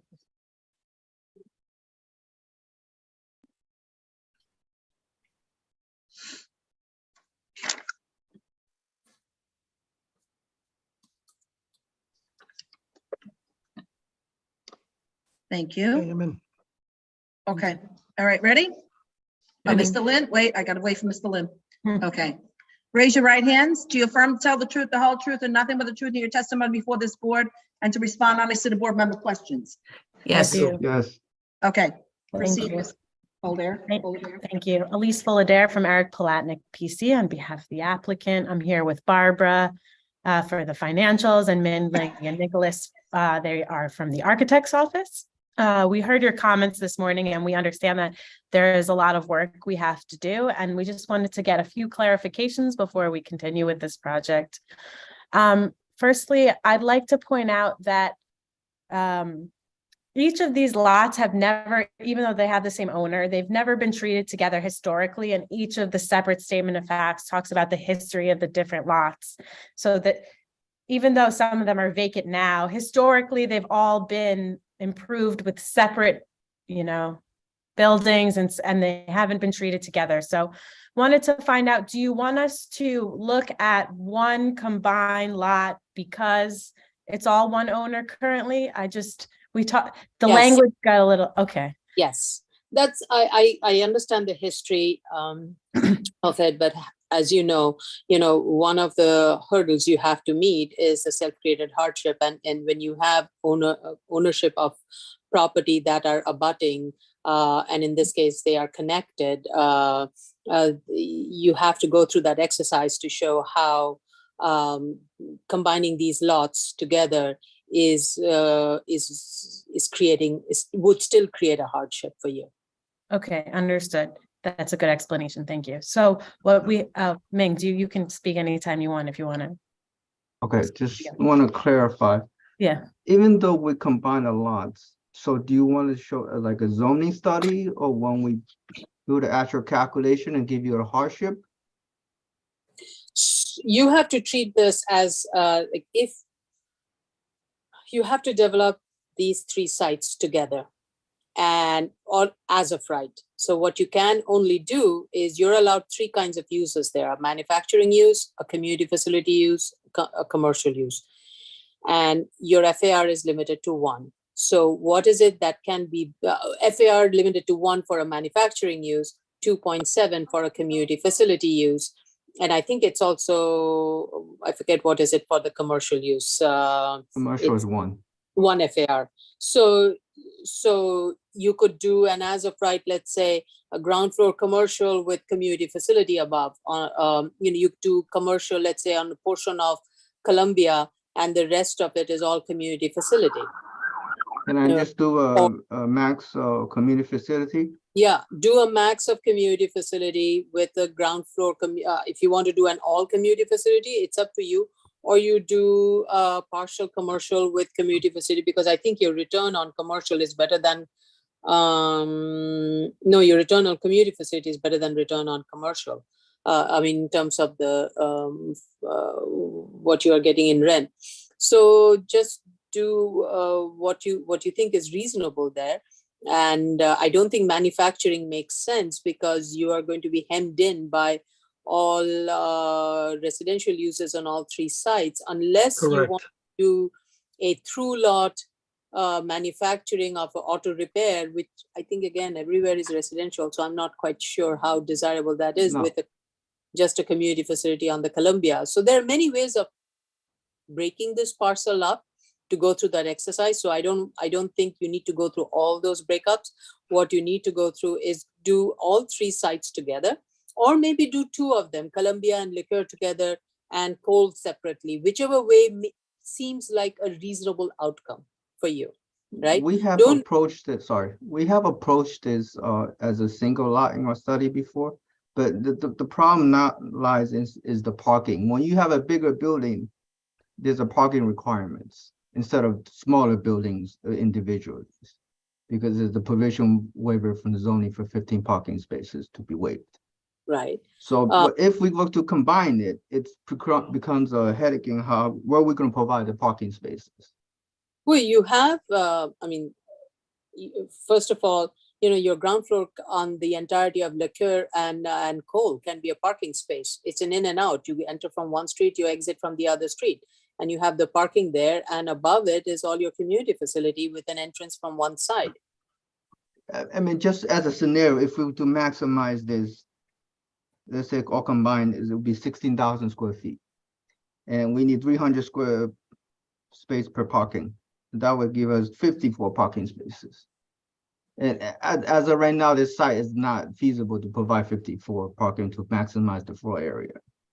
Okay. For community facility. I think the real idea here was to actually enlarge the existing residential area, since bringing any manufacturing, community facility, or commercial uses would actually become a blight in the area. If you look at the area and you walk it, it was very, very residential. So I think that's the right. I'm going to stop you right there. I think the light part of it is not an exercise that this board is taking.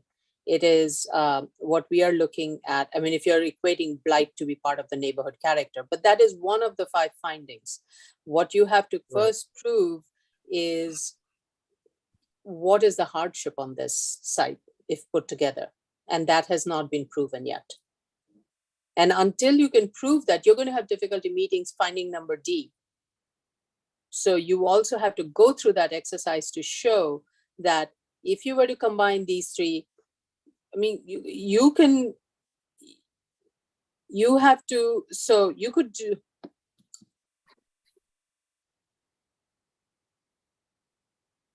So you have, it seems, Mr. Lin, you have done a calculation already of what it Yes. would require in terms of parking. Yes. And you're saying it will require 50 parking spaces, and you cannot accommodate 50 parking spaces at grade on this site. Yes. And you don't want to go dig below grade cellar or any of. No digging. Okay. Excuse me just a moment. My mother fell, and I'll hope to be right back. Oh, God. I'm so sorry. Take care, Barbara. I'm sorry, Commissioner, Chair, Commissioner Sheta has his hand up. Dara had her hand up. Commissioner Oddly Brown. Oh, no, never mind with that one. Just Commissioner Sheta. Okay, sorry, Commissioner Sheta.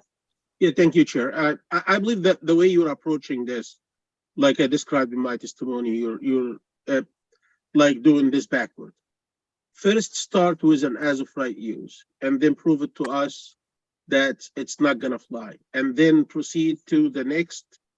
I would say proceed to your proposal, and if we see that, like next hearing, that the difference between your proposal and an as of right is that like wide, we can have you explore another, probably I would call it for now, possible minimum variance.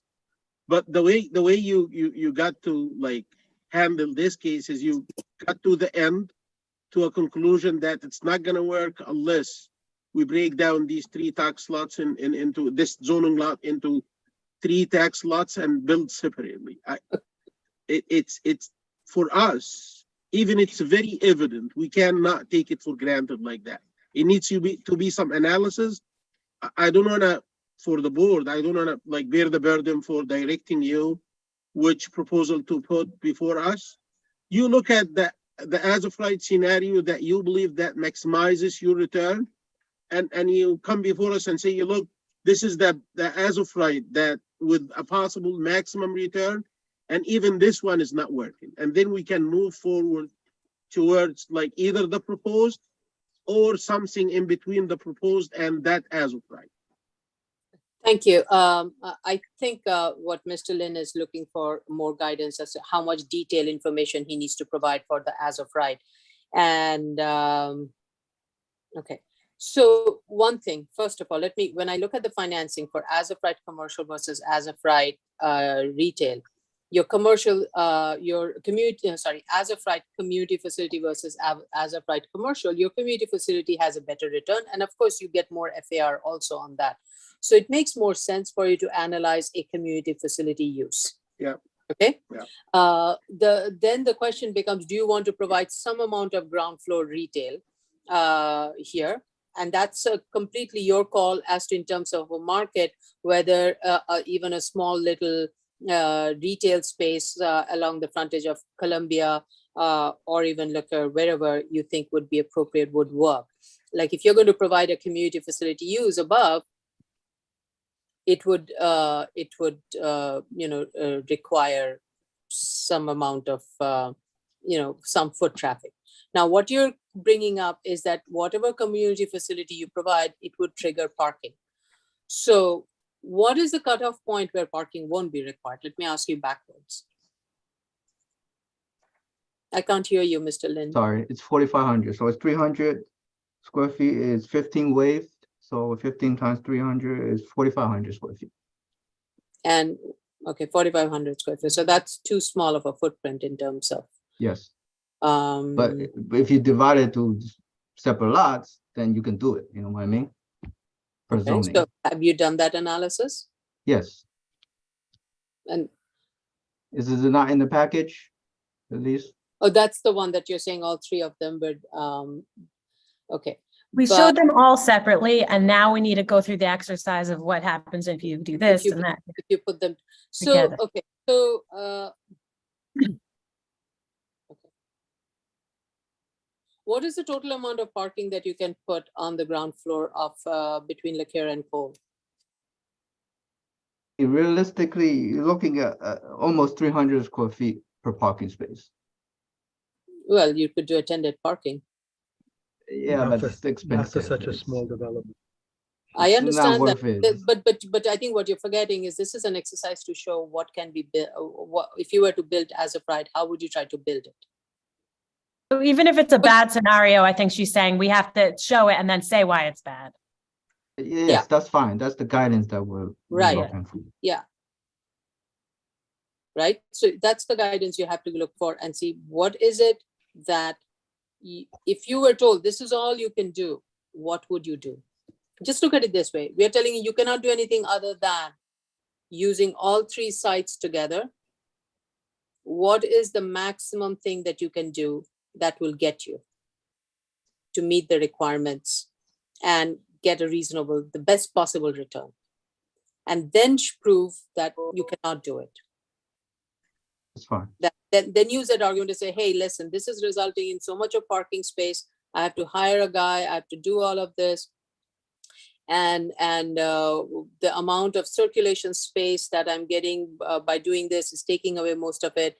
It's adding to the cost of construction. All of these things are the arguments that you have to get through to prove to us that the as of right combined lots does not work.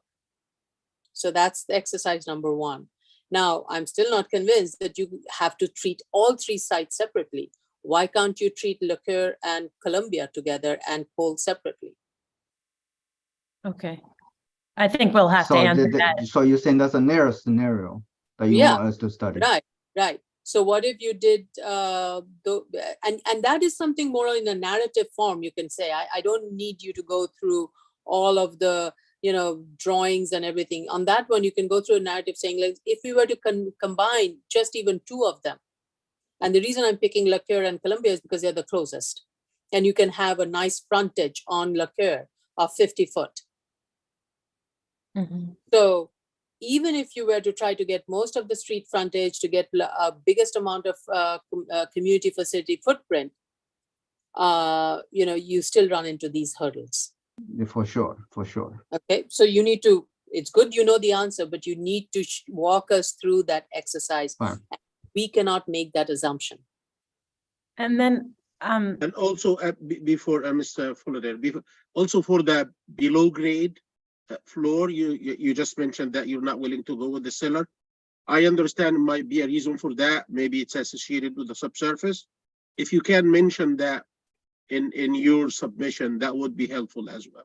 Right. Yeah. I think somewhere in the plan or somewhere in the document, it's buried there, which says you're not proposing cellar because of some high water. It's near next to a flood zone, right? Or something like that. It's not in the flood zone, but it's right next to it. But it's there. It's not in the statements of facts or anywhere. It's somewhere else. And that's an argument in your favor to say why you therefore cannot do cellar and provide parking below grade. You're losing an entire ground floor for accessory parking, and you have to then build 2 additional floors above it to make up for it. So that is adding to the cost of construction. But if it's not in the flood zone, it's not going to trigger like any special treatment for the construction. But I do believe that this is close to waterfront. It's not that far. So my anticipation is that it's going to be like high water table or so.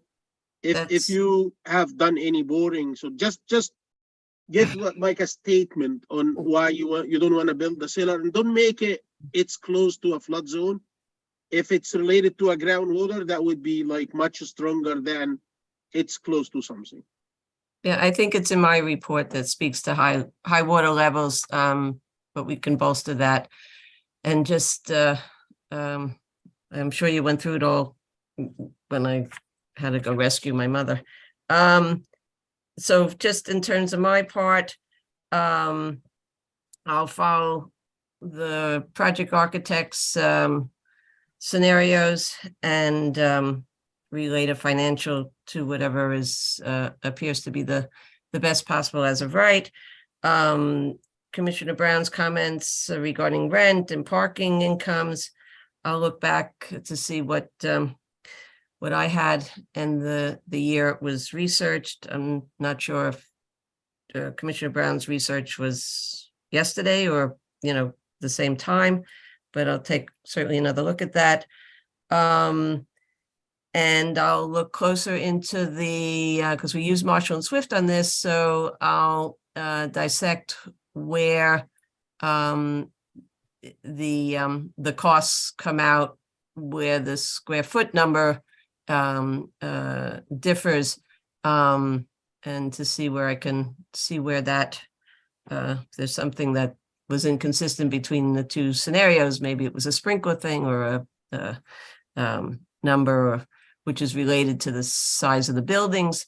So I'll find where there's an answer there, and I'll find it. Other than that, I think. Can I ask a question, Barbara, for your study, which I'm a little confused about, because I heard different comments. Okay. Do you want Barbara to do, let's say we do one big as of right, so she looks at that in one piece, and then do we, for each lot, let's say we come to the conclusion somehow eventually that they have to be separate lots. Do you not like it at, like, right now, as you pointed out, it's one economic analysis report? Do they have to be so they have to be separate? I'm not really explaining this that great, but I'm just, how does Barbara's? Well, right now we deal with each lot. It's 3 separate cases as it's on the calendar, but even though it's one report, we do have it as each lot going through each of the scenarios. Now I can make separate, obviously, reports to be separate to go with each lot. That's just a formatting thing, right? I personally, I did not have an issue with it. I liked the fact all 3 were there. It was easy for me to do the cross-checking and referencing, but I leave it to, I don't know how the other commissioners feel. Commissioner Otley Brown, what is your preference? I was fine with it either way. Okay, I heard different commissioners saying different things, and I just. The only thing maybe. And what I would. I think the question may have come from Commissioner Shetter. He right at the naming of the documents may have confused. So maybe when you submit the document for liquor, just highlight that. You may have 3 of them. Just highlight that, and so that maybe make it just visually make it easier as to which report is which. I was okay with having all 3. Well, what I think maybe I'll do is I'll try to make it as clear as possible. If the other idea is that in response to the exercise of looking at the as of rights, that maybe that's a separate document, a supplement, because it's a separate sort of study, Yes, and that then can be a separate study. Something like that. We'll see. I actually have to say I may have in my financing, I said the CF community for C has a better return, but actually the commercial does. So I leave it up to you to decide which one would have the bestest of best return in an as of right on the entire site, and use that in your analysis. It could be a combination, I think, maybe of commercial on the ground floor with community facility above, and that reduces the number of parking spaces in your case. And that can even help your argument, maybe. Mr. Lin is saying no, not necessarily. Well, we'll go through it. We'll go through it. We'll show it, but it's the same calculation. I think you get the idea. What we're telling you have gone through this exercise, but you need to show it to us to show how it does not work and what are the associated hardship. Right. And therefore, you are treating each one of these sites separately to develop. But again, on that one, I don't know if you can do all 3, maybe 2 of them, but not all of them. You have to kind of convince us on that also. It's clear to me. I got it. Okay. So I think once you go through that, then we would be in a better position to even assess the uniqueness part of it. That makes sense. Okay. Yeah. Do you want to go public? And oh, I do have one question in the FAR and in the neighborhood character. You did say that the combined FAR is. I mean, the combined FAR of the proposed development would be 2.14 from what you showed me of what you have proposed, which is more than what is built in the area. And I think the individual FARs are also, well, the individual FAR is less than 2, but the combined FAR is more. So I just kind of wanted to bring that to your attention. I do need a height map for the study area. The height map that was provided was very difficult to read, and it seemed to have provided pretty much all the blocks everywhere but the subject, the area immediately where the site is located, which is to the south of Hamilton Avenue and Gowanus Expressway. Okay. So because the map showed to the north of Gowanus, the building heights, that's not relevant. Really, the context is to the south of Gowanus and the blocks around that the subject sites. Okay. Because Gowanus is a pretty clear physical separator. So the neighborhood context on the other side of Gowanus really shouldn't have much bearing on the built context of this block, of this site, sorry. I'm just trying to open the documents you're talking about. Yeah. So look at them. And okay, you can keep going. Sorry, I was just. no, I think that's really in terms of when you're preparing the next document, you can factor those in to your review. Okay. And is it something separate? So we have a neighborhood character study. Is that what you're referring to or something else? No, I saw a map, an aerial map, which had all the building heights, and it was very difficult to read, and it was several pages, but it didn't quite capture the study area associated with the subject sites. Okay, so I think we need a more specific to our block, but then I also just want to point out that in the neighborhood character study, there's a building height study and a FAR study, but you probably already know that. How did I miss that? No, actually I did not. I was looking for that. So it's in the neighborhood character study that was submitted on it's dated 9/23/2022 from Urban Cartographics. Oh. There was a lot of documents for this. It's a big. No, I actually don't have anything from 9/23/2022. I'm sorry, it's 9/27 for our file. Oh, okay, sorry. I named it 9/23/2022, so that's fine. Okay, I maybe I have older folder that I downloaded, so I may not have the most recent one. Anyway, okay. Yeah, what happens is when the documents come in, I download and I review it. I may not have updated with the latest one, so maybe that's why I'm missing it. That's possible. So I'm just saying we can do something closer up, but that might be really helpful, at least for us to explain, because look at everything south of Hamilton and the Gowanus Expressway. Don't look to the north of Gowanus, south of Gowanus, and down a couple of blocks to south of the subject and onwards. Okay. Okay. Mm-hmm. And I think once you can justify your argument as to why all three sites combined does not work, you can also beef up your finding D as to why therefore all three sites have to be, or even combination of 2 or 1 or whichever, have to be, it has to be separated out. Okay. I think I'm clear, and I think we just have to pull in certain information we might even already have just out, so it's more in the forefront. Exactly. Right. Okay. Any other additional questions or comments from the commissioners? All righty. Let's then go to the public. Okay. So 1 second to set the timer up. Okay, the cases we are currently discussing are 2021-26 BZ, 12 Cole Street, Brooklyn, 2021-27 BZ, 13 LaCour Street, Brooklyn, and 2021-28 BZ, 375 Columbia Street. These are proposed variances to permit the development of 4-story residential buildings. Should you wish to discuss, dial 646-558-8656, or outside the city, our toll-free number is 888-475-4499. At the prompt, you will enter the webinar ID number, which is 869-2483-5016, and you will press the pound sign. At the next prompt, you will press the pound sign again.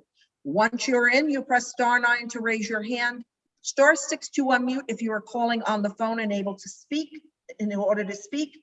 If you are already in the Zoom room and want to discuss this matter, please raise your Zoom hand, which is a small hand under the bottom of your screen. Once you are permitted in, you will have 3 minutes to discuss.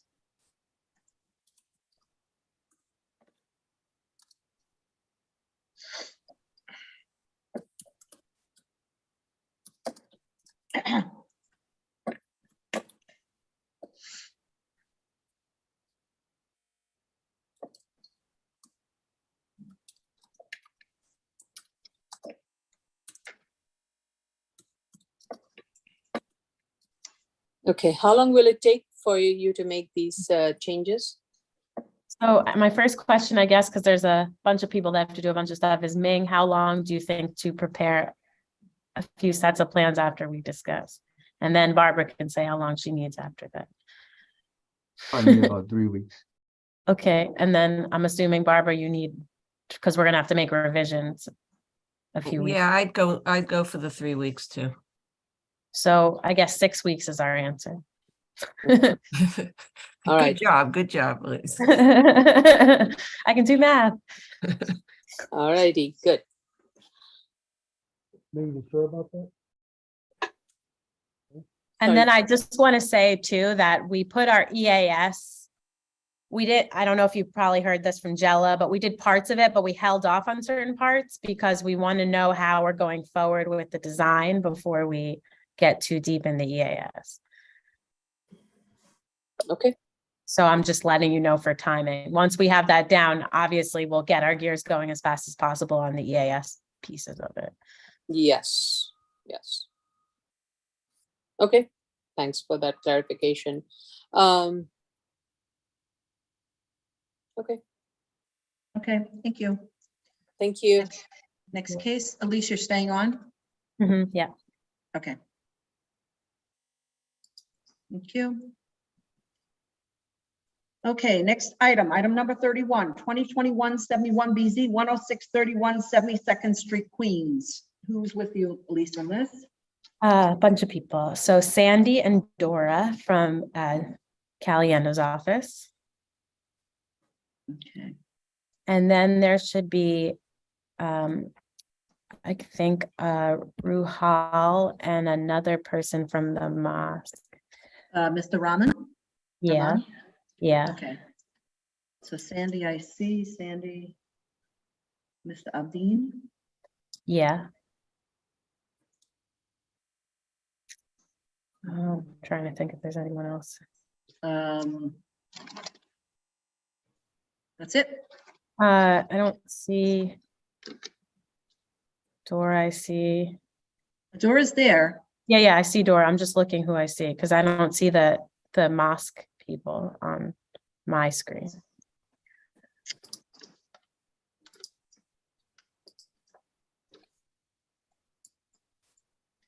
Mr. Abdeen and Mr. Rahman, if you would join us, please join in as panelists.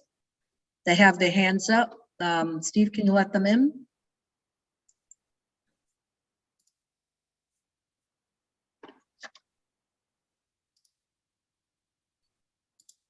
Okay, can you unmute, sir? Thank you, sir. And Mr. Abdeen? Yeah. Abdeen, I'm sorry. I apologize in advance for the mispronunciation of the names. And then we have other members of the team, but I don't think we need them to speak. So if anyone else is raising their hand, let them in, I guess now, but if they're There's not, nobody else. There's no that's one fine. else. Absolutely fine. Mr. Abdeen, could you join us by video, sir? Nasıl? Bir kere şu-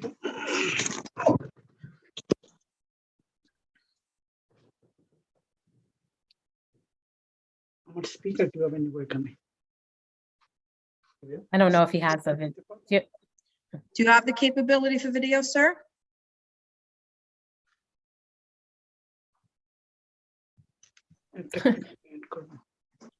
I hear him. Yeah. Hello? Hi, Yes. do you have the the video capability for video? or no? Can we start, the only, I mean, I have to swear everyone in. yes. My only concern is that we don't see a person. I don't know if that's the actual person. That's my concern. Hello? I don't know. Council, do you have any issues? I don't know. Can we start? Can we start? Yes, let's start. Okay, the people that are available, please raise your hands. Mr. Rahman, could you unmute, please? Thank you. Do you affirm to tell the truth, the whole truth? Ms. Sanchez, if you're part of the team, please unmute.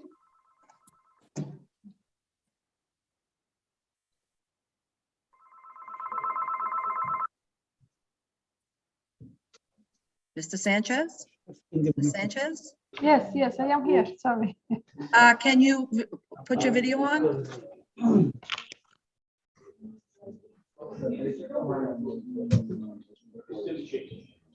I know. There. Thank you, thank you, thank you, so great, thank you. Could you sort of dim the noise in the background? Okay, so please raise your hands. Do you, Ms. Sanchez, thank you. Do you affirm to tell the truth, the whole truth, and nothing but the truth in your testimony before this board and to respond honestly to board member questions? I Yes. do. Yes, yes, yes? Yes. Okay, Ms. Fullader, begin. Thank you so much for having us. We really appreciate it. Elise Fullader from Eric Palatnik PC. I'm going to first turn it over to Mr. Rahman to just talk a little about the need, because it's a long time coming, and I think it sets the stage for where we're going to speak after that. And after that, I'll show our utilization charts, and we can try to clarify some of the numbers for you and figure out what we can get rid of to make this less confusing. So, Mr. Rahman, please take it away. Good afternoon, everyone. First of all, thank you for the panel. Can you hear me well? Yes, yes sir. Oh, thank you. Thank you so much for taking the time in this afternoon and all day, pretty much listening to these cases and our case specifically.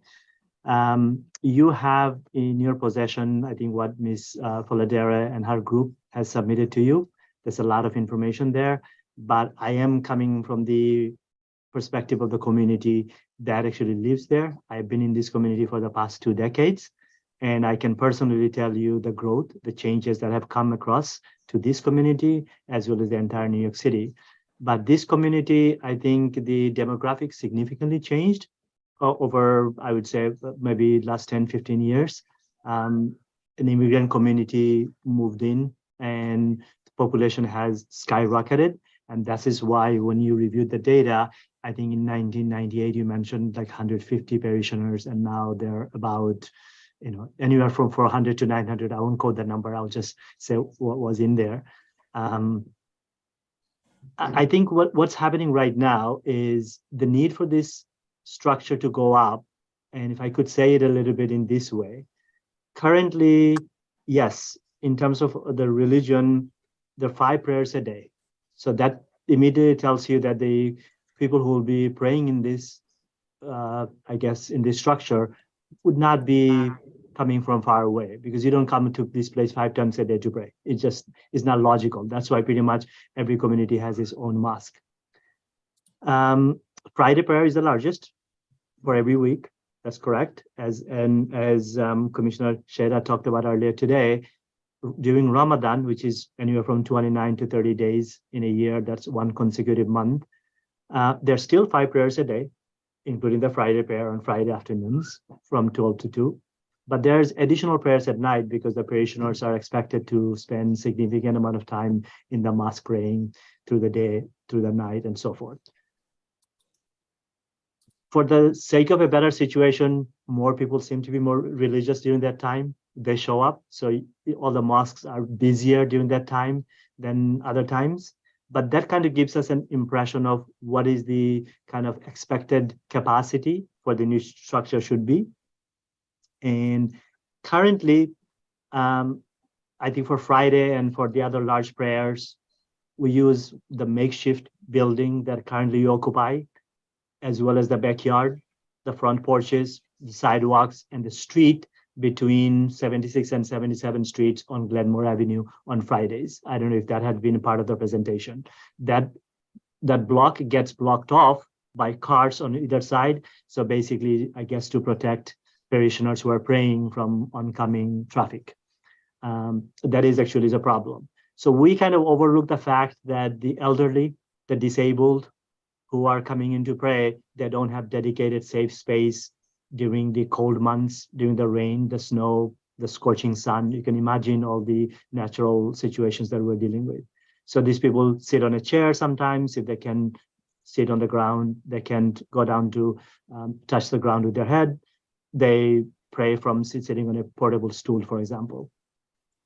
That is one problem. The second problem, and I think this is sort of kind of getting to your concerns that you were raising earlier, that why do we need so much spaces in the cellar for bathroom, washrooms, and so forth? Our parishioners are required to, I guess, perform this ritual of washing their faces, their hands and feet, and also things. There has to be dedicated spaces for men and women.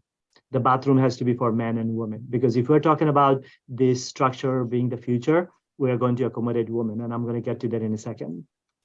So elderly people right now, where we are, how we pray in the basement, the water, the bathroom, the washrooms are in the basement. So for them getting down there, it's almost impossible.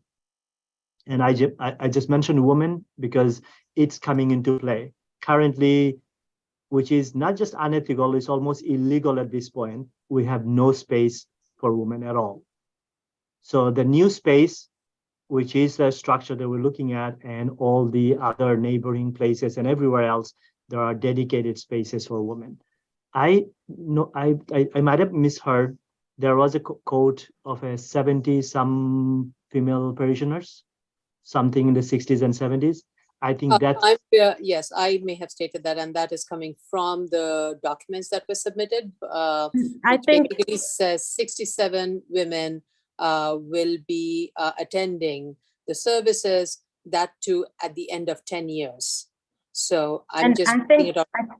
Sorry, before we talk about numbers, because I don't want to go into I just wanted to I want to show you something when we talk about numbers. So Yeah, it's you're going to get there, but I'm just going to Okay. say it from the perspective that that's something we need to talk about the numbers. I completely agree with you. We need to be more consistent with what we say, because there might have been a difference there, and I'll leave it there. Right now, women don't come to pray. Therefore, it is hard in some ways to actually come up with a number, but we can say it. We can deduce it from the number of households, number of men that go to pray. We can at least come up with a number from there, but I'm sure that number is higher. Secondarily, I live right across from the proposed structure, right across. I mean, I'm the other corner, if you can think of it that way. I don't know how to say it. Probably it's northwest corner is what I live in. My children don't go to study in this mosque. The reason they don't go is there is no facility. So definitely I can see if the structure goes up, if there is space and availability of resources for them to study, they will be going there as well. So right now, the numbers we have that don't represent it in terms of student and instead of women, I think we're severely undervaluing that number. For men, sorry. Oh, sorry. If you're ready to transition, I'm going to give it to you in 1 minute. Okay, Sorry, because then I'll show the numbers and Absolutely. we can. For men, I think the current numbers that we have for men that pray, it's probably peaking, meaning that number is not going to go that much higher. I think it will go up a little bit higher if we have the facilities. So I'm sure not having the structure, not having the resources in place probably discourages people from coming. So that probably is one problem. But most of the people that are men that are praying now probably would be constituting maybe 70-80% of the future population. So I know Ms. Poladero is going to go through the numbers with you, but I just wanted to highlight the structure we have, the structure we're requesting for your kind approval, and obviously your expert opinions today will guide us into proposing some things in the future that will be more, I guess, approvable, because right now I think we're at the preliminary stages. I heard a lot of concerns earlier. Is something that's sorely needed. And the structure we have right now, I don't think it accommodates 400 people. I think it accommodates with the street, with the sidewalk, with the backyard, all the exterior spaces, probably that does the 400. That probably is correct.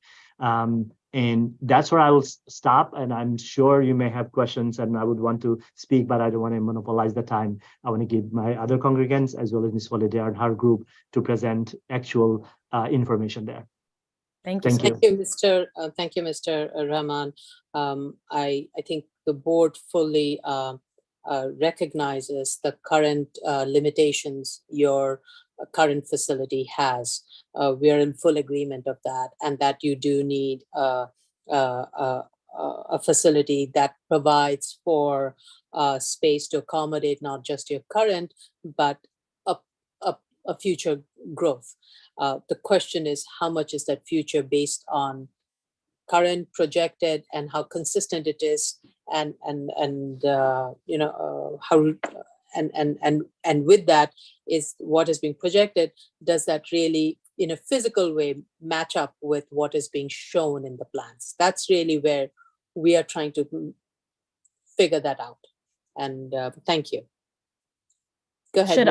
Should Otley Brown speak before I show? I want to show a utilization chart. Okay, thank you. I cannot see people's hands up. That's why I said it. I Yes. just had a question for the man who just spoke. You had said that the current 434 in-person worshipers was 80% of the total, roughly, in-person worshipers. Is that as of today? Like if this building opened up today, would you automatically have like 520 in-person worshipers on a Friday afternoon, or would it take you a number of years to get there? So that's a very, very good point. And I might not have, I definitely wasn't clear, Commissioner Brown. So the number where we have currently that I mentioned, maybe close to 500 right now, because only men pray.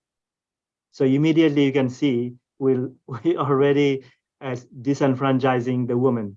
So as soon as we open this, we are projecting somewhere maybe a little bit less number, but closer to it for women.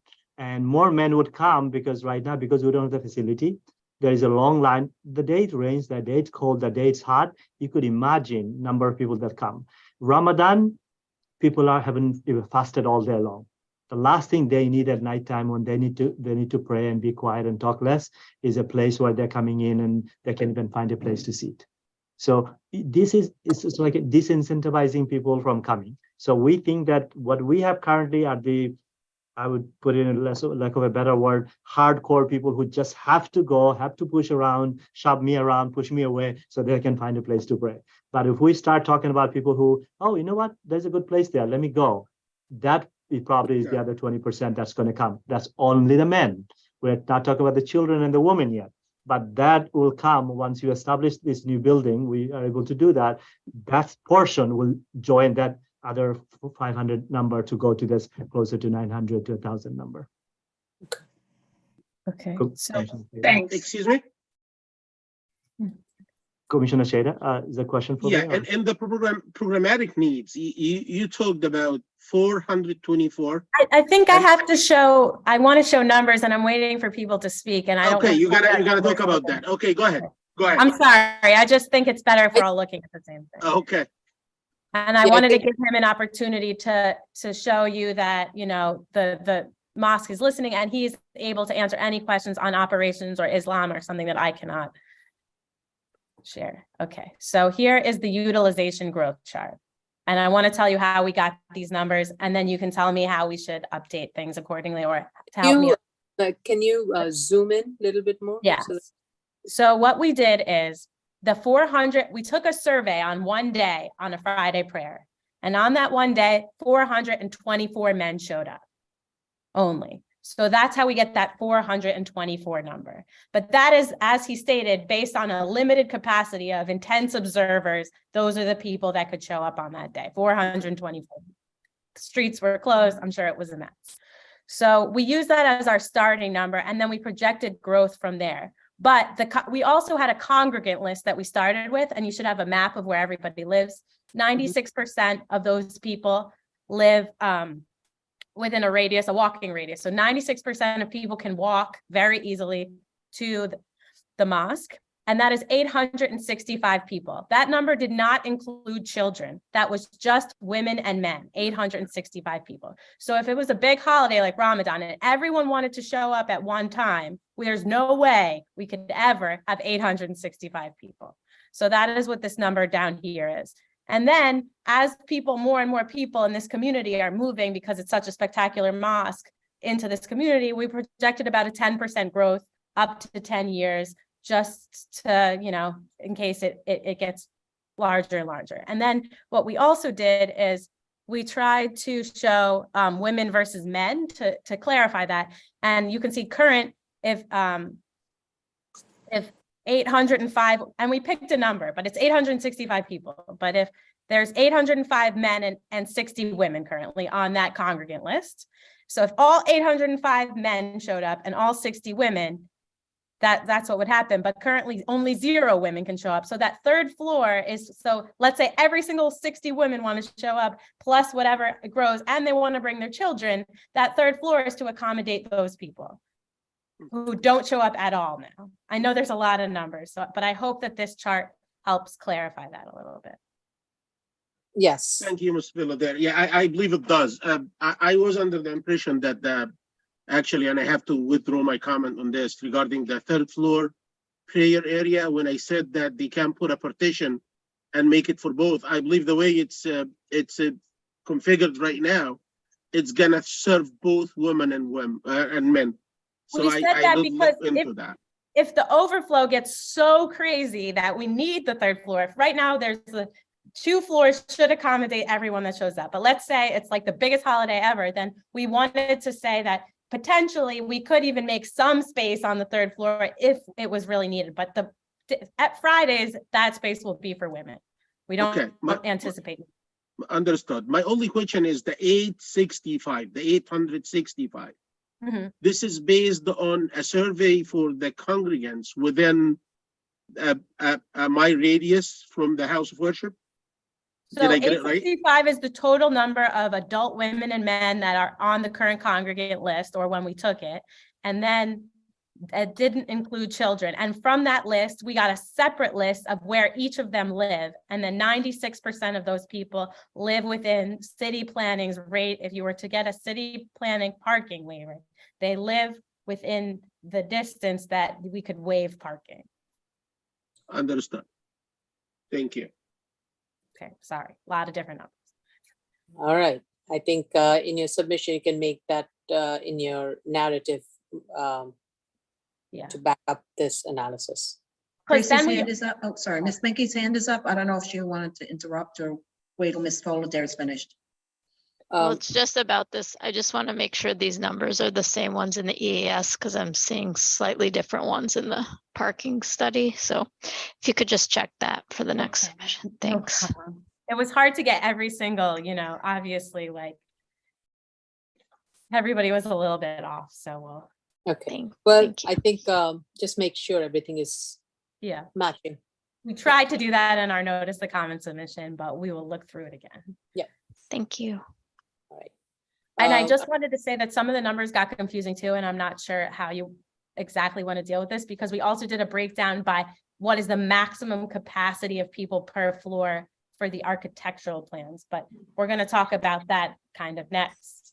The architectural plans, Sandy's going to address those comments, but that also has a different set of numbers. Like if you were to, then. Right, that is based on the occupancy load. Yes, you're right.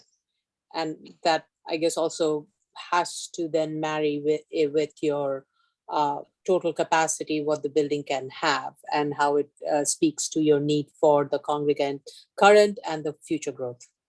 Yeah, and that was at maximum capacity with 996 people. And we don't expect every single congregant ever to come up. So that would be at max if we filled every floor. And that is based on the occupancy load. Yeah. I would say the third table on this room utilization, I believe it belongs to the programmatic needs study, not to the utilization, because it actually gives the current total congregant size for the mosque. So I'm not sure why this is not included in the programmatic needs. It's not an utilization study. The utilization study really needs to be for each one of the floors and for various programs. Like, it does not include the education. And it does not speak to the classroom, the library, the office spaces, the multipurpose room This was trying to just show at peak what would happen, and the children and we can really clarify, because we're going to have to go through the rooms we didn't really get into in the programmatic need. But this chart was just supposed to show peak because the children come on weekends, not on Friday afternoons. All right. So I think then your what has been named, the title of the sheet is incorrect. You probably need to then. Yeah. Okay. I can. All right. And so I guess, do you want to speak, Mr. Aghdin, or Tracy, before I continue with the comments? Because he's raising his hand. I'm done. I'm done. Thank you. Mr. Aghdin. It's kind of unfortunate that I cannot see all. I cannot see anybody's hand. And I'm not trying to run your hearing. I'm just trying to help. Yeah. So sorry. Thank you. Thank you. I have actually Miss Matthias for that. Okay, good. I'm not. Thank you. Yes, Mr. Aghdin. Hi, my name is Ruhal Abdin, and I'm one of the congregant of the masjid. Dr. Rahman pretty much said everything. I just want to add a few more things. We have issues like whenever a school is closed, we have a lot of students come to the prayer. And like during summertime, see, sunset goes at late hours. So people come back from work. So that time, whenever the current position we have, we don't have enough space to accommodate everybody. So whenever the days are long and we have people come back from work and they come to masjid for the prayer, we don't have enough space to accommodate them at this moment. So in the future, whenever we have a bigger space, we can accommodate a lot of those people after coming to work or late at night. And additional thing I just want to add is is not really between 5 prayer time. Whenever we have a funeral, which is not really funeral, it's a funeral prayer, wherever a lot of people accumulate. There's like same amount of people as whenever the Friday prayer is. So we do need this space in case the funeral prayer doesn't happen every day, but it could happen 4 or 5 or 6 times a month. This is unknown. It's based on, I don't want to say it. I just wanted to add those few points. Besides that, I'm very happy with everything else. Thank you, Mr. Abedin. I don't know if I'm pronouncing your last name properly. Abdin or Abedin? Abedin. Abedin. Mr. Abedin, thank you for bringing the issue about the life events. I think that is another thing in your programmatic needs, Ms. Pollader. You did not discuss if there are any life events that are held here, like weddings, birthdays. I was going to get into that next concerning the multi-purpose room and kitchen, but okay, so we can go through. Okay, so I guess. Mr. Rahman, do you want to say that or? I was actually going to add to what Mr. Abdin already talked about. I did also hear some concerns earlier in the day about wedding and the kitchen arrangement that we had submitted. Our wedding receptions, the receptions themselves are usually held in catering halls for parties, food, and everything else. The mosque generally serves a very, very important purpose, and it isn't as much of a celebratory as a religious occasion.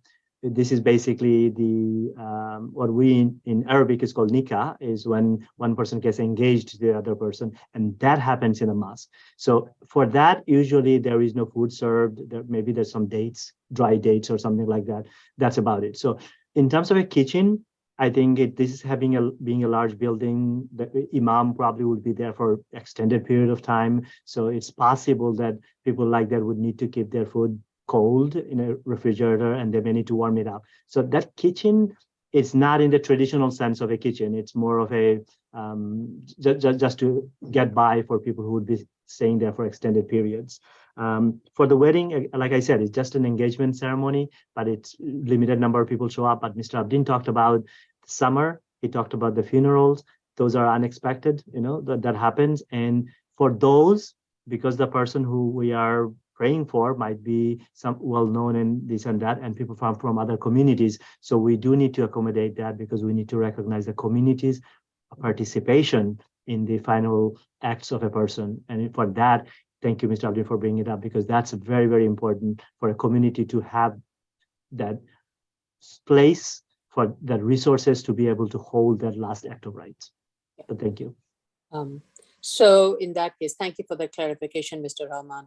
I think in that regard, the kitchen, if I am to understand from Mr. Rahman's statement, it is more like a warming kitchen. It's really not a preparatory kitchen. So please put a note that it's in the drawings that it's a warming kitchen and not for catering. So there should be a note saying that there shall be no catering permitted on site.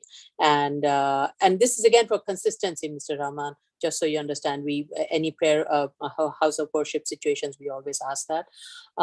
So that, and I did not see a trash enclosure located within the building. So if you could, I didn't see it. So if you could just make sure that's there. I think I remember talking with Eric. I can check, but if you want me to share the plans, because Sandy's going to at some after we go through the explanation a little more of the building, Sandy's going to go through. Oh no, I do see it. Sorry, I do see it in the refrigerator room. I see it there now, because I was looking at a very small drawing. Yes, I see it now. Thank you. Okay, no problem. Okay, so then you have the answer about the kitchen, and then we will explain a little better and further about the office spaces in the library, why we need those to support the operations at specifically the library. I'm sure will help with, the school, and the school isn't like an everyday school. It's a weekend, like additional extracurricular kind of school, and that will be held in the multi-purpose room. Well, so that's the, I still am trying to figure out in the multipurpose room, what are the various programs that are going to be held. And that's not very clear because from the statement, it seemed like the classes were going to be held in all different floors and multipurpose also. So it was kind of confusing. So please go through that. And I think that's why a utilization chart will be very clear in terms of you lay out each of the things, weekdays, weekends, what all activities are happening at what time. That will make it very clear. And then your narratives can kind of support that tabulated format. And it's not like the traditional way that there's classrooms, like, it's an open space. So people will, that's why we can use, if they're not using it at prayer time, we can use different spaces because they're open spaces. But I can do what you're asking. And one, if I may make an additional comment to Ms. Polidera, our religion, we keep the boys separated from women. So that itself immediately creates the need for designated floor spaces or at least dividers. Even the kids are there for the weekend for a few hours for educational activities, not, as you said, not the school activity. This is not Board of Education approved activities. These are just additional studies that are undergoing. They need separate spaces because they have to have separate teachers, separate spaces, separate washing rooms, bathrooms, everything they need separate. So that kind of has an built-in requirement for extra spaces that I would normally think if there were 20 students altogether, but the 10 boys and 10 girls, we can lump them together. They have to be separated. But so right now, I think what she's saying, I was going to say is we broadly talked about it. We didn't say at X time, the students will be, 50 students will be here. We just broadly said this space is used for this and this is used for this. And we need to figure out, and I think the reason it was like that, Chair, is because we're figuring that out a little still because we don't have the facilities right now to accommodate any of those children. And speaking to that is that while I understand that I completely understand the need to keep the boys and the girls separate during class hours. Do they need to be separate in different floors, or can they be separated by partitions? And so that is the other part, because there has to be a real justification for additional space. That's really where we are getting at. And if for 10 kids and broken them into four categories, like 3 categories, 3 times 2, boys and girls, 6 basically groups you're talking about. Do these 6 groups, like, can't all the girls be in one room separated by partitions? So group A, group B, group C girls are all in one room, but separated by partition, and boys of group A, group B, group C are all in one floor, separated by partitions. Like, why are those not possible? Why do you need 6 floors or 6 different spaces for each one of them? I think that is the other exercise that your document has not yet quite provided that. I can answer that, but I rule up Dinet's. He says, Commissioner Sheta. Yes, sorry. Commissioner Sheta's hand is up. Yeah, Sorry. I believe that you can resolve this by simply explaining the kind of educational activity you have. Like Ms. Fullader indicated, it's not like a traditional class. I understand that. It's kind of an open setting where, like, a group of kids, boys or girls, sit together in an open area and probably start citing Quran in a loud session. So if you need to explain that you cannot put 2 groups next to each other, or even if they are separated by a small partition or so, you need to elaborate on that, because I do understand as well that like for let's say for memorizing Quran, you need to have like different level. Some of them starts at like the beginning, maybe some of them are intermediate, some of them at the highest level. So you need to elaborate in this kind of explanation to justify the need for that entire basement area to be utilized as a multi-purpose room, or utilizing additional areas on upper floors for that kind of a study. Right now, I when you look at the statement of facts, it doesn't tell any about that. Yeah, I think I understand what you're saying, and I think we need to dig a little deeper to how they pray and how they use the spaces, because that's a good. Yeah. The also another thing in terms of your hours of operations, while I was able to put together the hours of operations based on each one of the programs, that doesn't give me the total hours of operation. As it's literally hours of when does the mosque open and when does it close? Mondays through Fridays, Mondays through, I mean, actually it's Monday through Sunday. Like, what is the hours of operation? If it's a 5-day prayer, so it means you have to start at 5 o'clock in the morning. That's a morning prayer, starts at 5 o'clock. And then the last prayer is at 8 o'clock. So what happens? Does it stay beyond 8 o'clock? Are you having community meetings after that? It may not be a daily regular occurrence, but it may be happening once in a month, where you bring all your community members, or you have a board meeting and you have it in the multipurpose room, things like that. So just give us a total time period of the entire mosque hours, Mondays through Sunday to Saturday, and then then the more specifically, when is the peak and what causes the peak, all of that analysis. Okay. I think definitely we will do that. One of the things I just wanted to just highlight, sometimes the difficulty that Ms. Valadere has in terms of presenting something that's comprehensive enough. A lot of our prayers are based on the moon sighting. A lot of the prayers are based on the daytime hours. So in the summertime, the morning prayer may be at 4 a.m.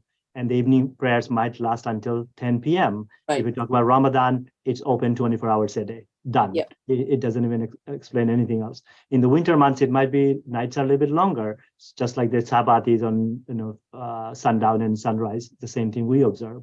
So it's going to be not always exact, but yeah, there will be a few hours. And you're right, 7 days a week. There is no pretty much separation of weekdays versus weekends. It's the same. Weekends are busier in some sense because of the activities during the day with the children. Right.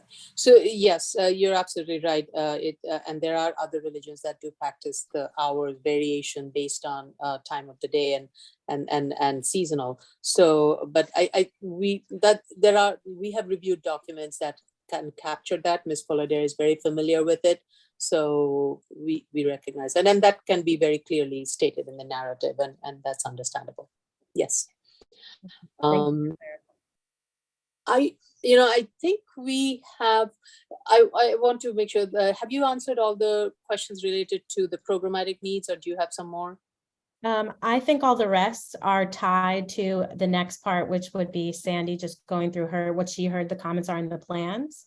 Right. And then I just want to say, so we don't have to get back to it, any discrepancies we'll look through, because we have to dig a little deeper to how like a lot of different things here, because our programmatic needs is not deep enough. And so we'll fix all of that. And then I heard your comment about the title of ownership chart.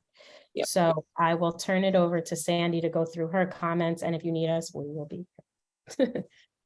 I think a good part of the design, as you heard, is we do have concern with the height of the building, and a lot of it is being driven by the programmatic needs. So that is a big component of this. What I think also is of a concern to me, and as also Commissioner, I think the other commissioners also chimed in, is the way the handicap access has been provided. I think you need to look at a way to locate the handicap, the elevator, and one of the staircases together, and have the access to the stair anyway has to land at grade. And you can then use that similar way to access and have the elevator also access at grade. And that way you eliminate the need for a third bulkhead that is also causing the building appear taller. And that frees up a very valuable space of the building. I mean, you have this beautiful building sitting at a corner, but you are not able to take full advantage of the frontage on the streets because of all the supporting uses are located along that street frontage. And I understand why you need to locate the bathrooms on that side and not on the other side. I understand that. But at least the elevator can be moved to one side. And that way you eliminate the need for the ramp. You have much more space on the front yard for you to green and even for gathering if need be. And the other thing is that you need to contain, one of the ways to contain the congregants to your site would be through not just greening, but also providing fencing. So do need to provide fencing along all four frontages. The fencing has to be of good residential quality grade, not chain link fence. So those are some of the very basic design elements that needs to be factored into this project. The other part is, as I'm looking at the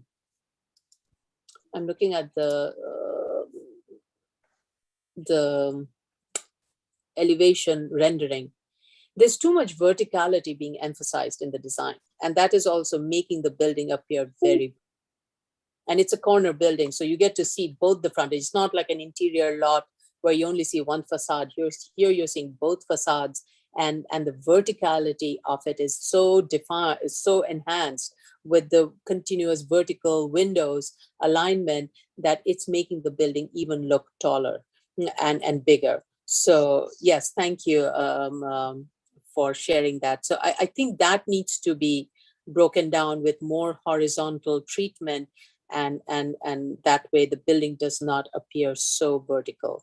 And the other one is the parapet. I think the parapet height is taller than 3 feet based on this rendering. And if I'm going to scale it, it's much taller than 4 foot.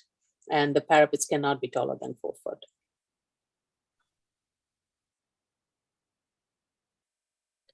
Sandy or Dora? Good afternoon. I heard the comments. I believe the parapet is at the minimum at 42 inches. but we'll check that and we'll So you need to verify. reduce if it is minimum, then you have to reduce it. You don't need to have such a huge parapet. The building itself is quite tall. Keep it to the minimum, because the roof is not going to be used by anybody. It's not going to be accessible. So 4 foot should be enough, and reduce the parapet height. In terms of relocating the elevator, we will take a look at that and working out the access with the ramp and taking a closer look at that. I think if you bring the elevator to grade, you are going to do a huge service to the congregants. That way, an elderly person or a person on wheelchair will not have to travel such a long distance to get to an elevator.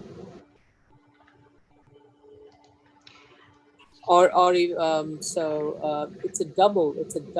Like, now it's how is it? Sorry, Commissioner Shanda, Chair, I don't know, it sounds like some weird noise every time you're speaking. It sounds like a tunnel, a train noise or something. I don't know if it's just me hearing that. I don't know. I'm far away from a train. Can you hear me now? Is it?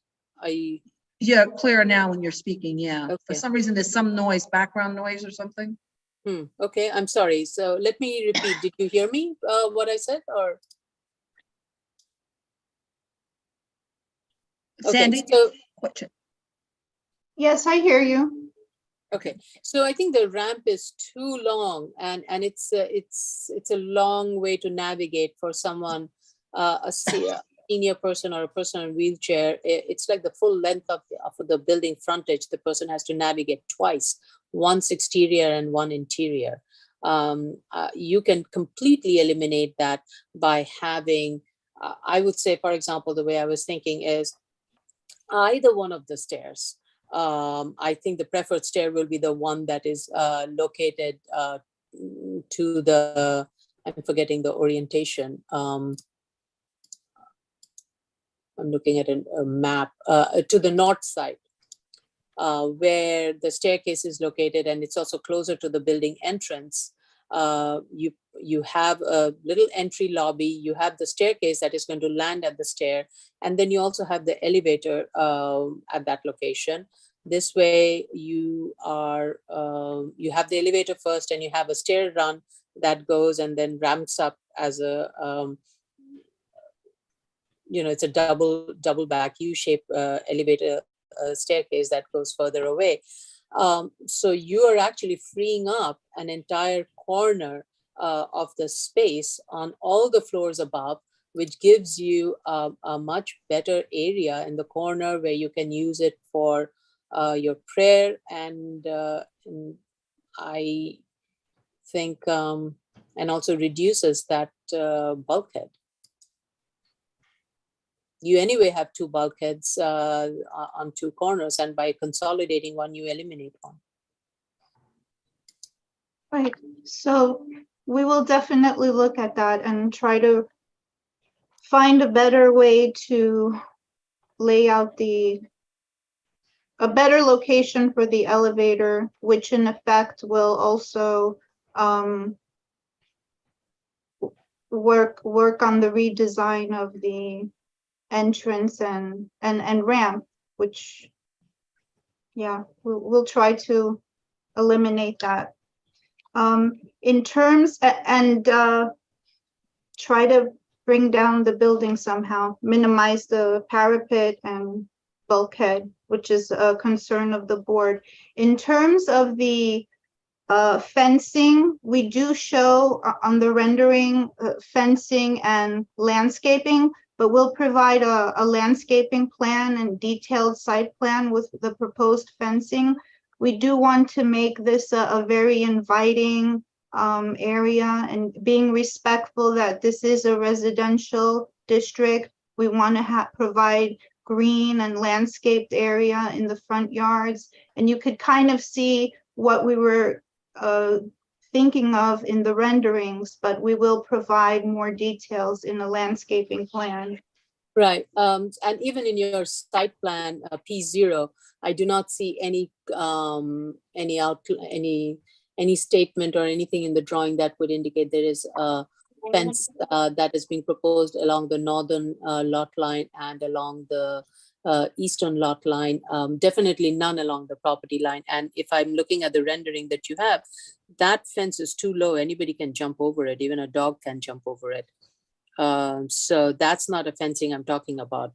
A fence should be minimum, 4 to 6 foot high, and it needs to be like a residential grade quality fencing, not a chain link fence. Oh, of course, yeah. I have a question on that though. Is the fence, what is the purpose of the 4 to 6 foot high fence? Because I think urbanistically it can feel quite closed, obviously. It can make it appear much more like a fortress. I think it's really, 6 foot is probably too high. 4 foot would be it's really to make sure. Oftentimes, this is a complaint that we hear about any house of worship in a residential area, especially when they're proposing to expand, is that the congregants end up hanging outside, as they call it. They hang, they're congregating outside the site, on the sidewalk, and it then makes it difficult for the neighbors to navigate the street. So the idea is to kind of have a way to define a place where if the congregants are to be standing, they have to stand within their property and make sure they're not blocking or impeding any pedestrian movement on the sidewalk and allowing public to use the sidewalk. So the intent has been always to provide a fence. It doesn't have to be 6 foot high. It can be a 4 foot high fence. That's fine. Or so that at least the congregants stay within the property. Oftentimes people will gather and the gathering spills over from the lobby to the outside, and next thing you know, it just keeps spilling out. So that's really the concern. I'm not saying this would be unique to this site. This has been kind of one of the standard practice. But I'm open to your thoughts and suggestions, any other way of strengthening that and without making it look fortress-like. You're the architect, so you can give us that guidance. Well, it's in just these lower density neighborhoods, sometimes you see the houses of worship don't have the same kind of fence heights as you would see maybe in higher density districts. And so I wanted clarification. I think in the context of the neighborhood, it seems like it would feel still quite fortress-like, but I leave it to the architect to propose an alternative if a fence is not preferred from your side of things. I do have a question about sorry? No, go ahead. The base plane is 3 foot 9 feet. I'm sorry, I didn't realize this earlier, but the whole building is raised 3 foot 9, which of course is adding to the overall variance. Can you explain why the first floor is 3 foot 9 above grade on a relatively flat site?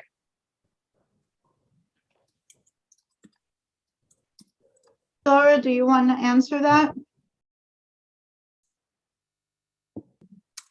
Unmute yourself. You have to unmute yourself. Yes, can you hear me now? Yes. Okay, hi.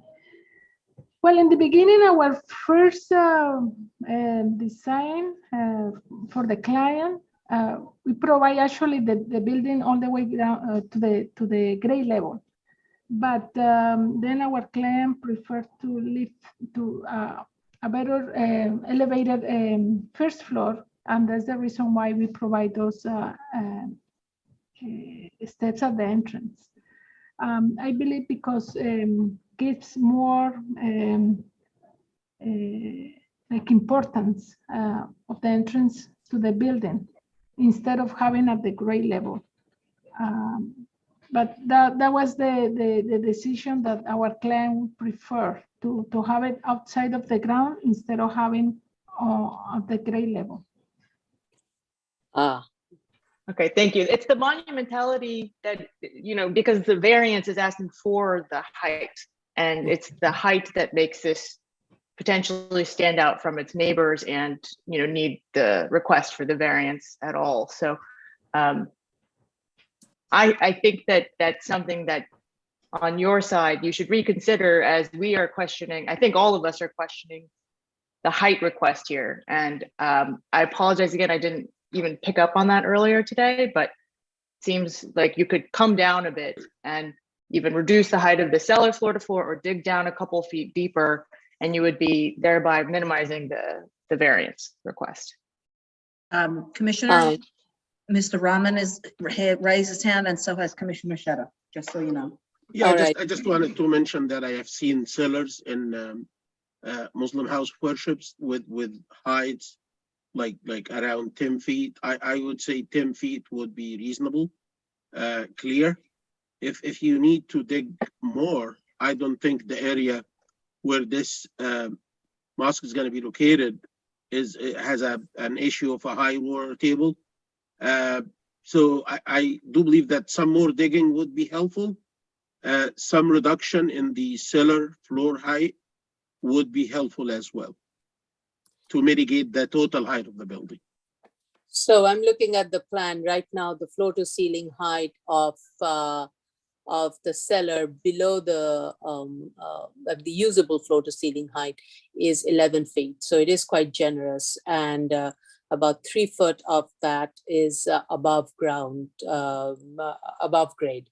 So I think the fact that it is not anything other than a more of a cosmetic element that is driving the building to be raised above ground, it needs to be brought down to grade. It's not even a consideration. Bring it to grade.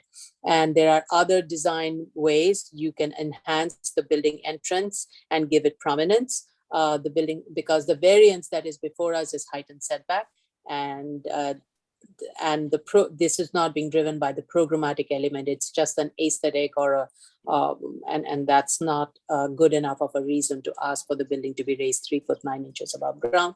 Bring it to grade, and then reduce the parapet height and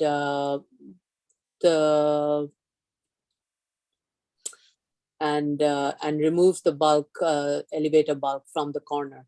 And I would still continue to say that you need to provide more horizontality, striation, definition on the design to break away the verticality of the building.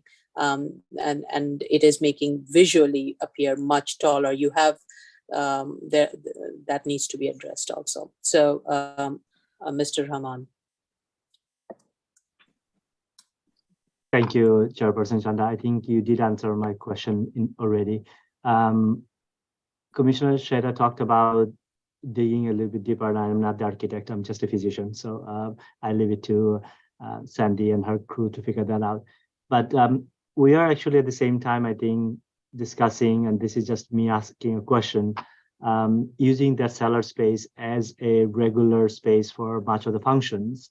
And I think the congregants might have asked, and I wasn't part of the discussion, having that space slightly above ground level so that there could be some light in, like some small windows. I think that was the intention. Yeah. Is that not doable? Like, are you recommending that we sort of cellar should be entirely at ground level, or if we did request it to be slightly above ground level, is that a problem? Not just for this, is that a problem for the overall height? Is that you will not allow us to be at the current height, and therefore we need to reduce the cellar to 10 feet as well as below ground just to make sure it works? So here, this is where the programmatic need comes in. Most of your activities are happening above ground, right? Your critical space is the first, second floor. Those are the two main floors where most of the prayer events are happening. The cellar event is being used on specifically for life events, for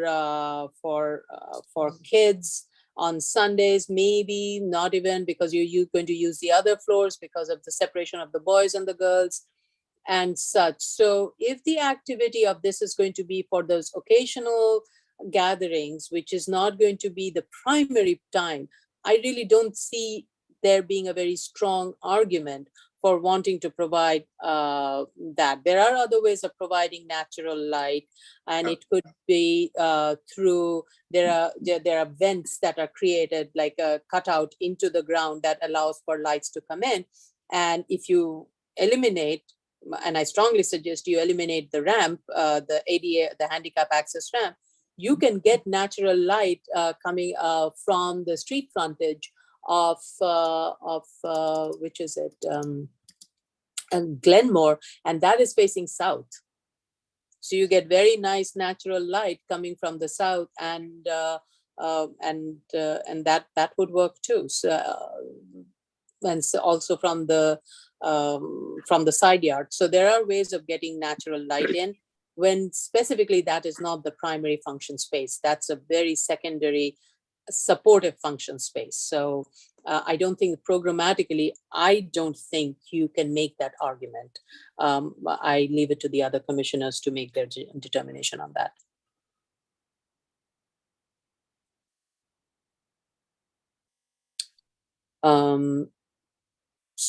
So, Commissioner Shetty, you still have your hand up? Oh, no, sorry. Okay. On the height thing, I would be in favor of like putting the first floor like a foot or so above grade.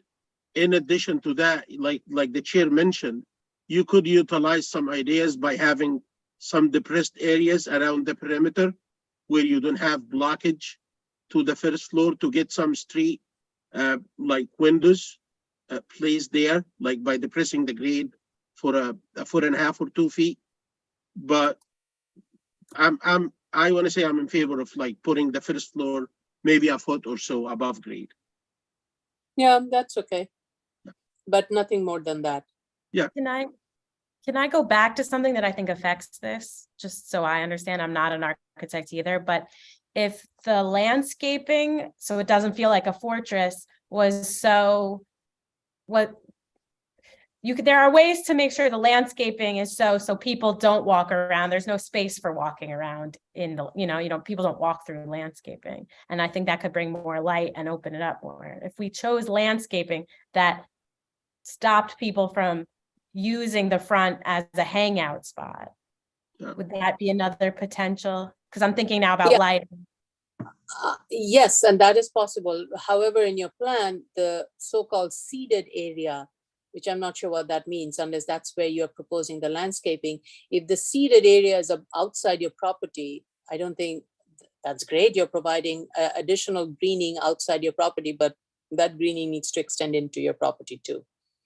Yeah, but I'm just, as an alternative, I don't think we're there yet, but I'm just thinking about an alternative. You can provide nice hedges, 4 foot high, 3 foot high, whatever hedges, and planting with occasional trees. And yeah, you could do that. Okay, and because I'm just thinking about everybody's comments together. So thank you so much. Yeah, that could be one way of doing it also. Okay, cool. Okay. But you do need to provide fence along the northern lot line abutting the residential use. Right now, do not indicate anything. That makes sense. And that should be opaque. And then Sandy, do you want to go through any more small changes you're going to be making? I know I know that the board requested additional elevations. We have the 76th Street and Glenmore Avenue, and we'll provide 2 more elevations, cross section, and indicate where the sections were taken from. Also, there's some discrepancies between our occupancy, what's stated in our occupancy and the programmatic needs. So we'll take a look at that. And then there's a discrepancy, something with the distances in the egress between the as of right and the proposed plan. Yes. So what I mean by that is dimensions have been provided of the minimum distance between the prayer rugs and the wall. And I'm assuming those are the minimum distance that needs to be maintained for fire egress. So when I'm looking at that, I'm looking at the as of right, I'm noticing that the distance that is being indicated in the as of right is much more generous than in the proposed. So in other words, the actual capacity of the room spaces would be much more than indicated in the as of right. Okay. Yeah, and I'm not sure if I asked for additional elevations. Maybe one of the other commissioners, one of my colleagues did. But if you're meaning by the additional elevations, what I spoke about, what I said is just locate where the sections are taken, but I didn't ask for additional elevations or sections. I did ask for additional elevation section because portion of the elevation along the northern and southern are eastern is missing, and the northern one is going to be very visible.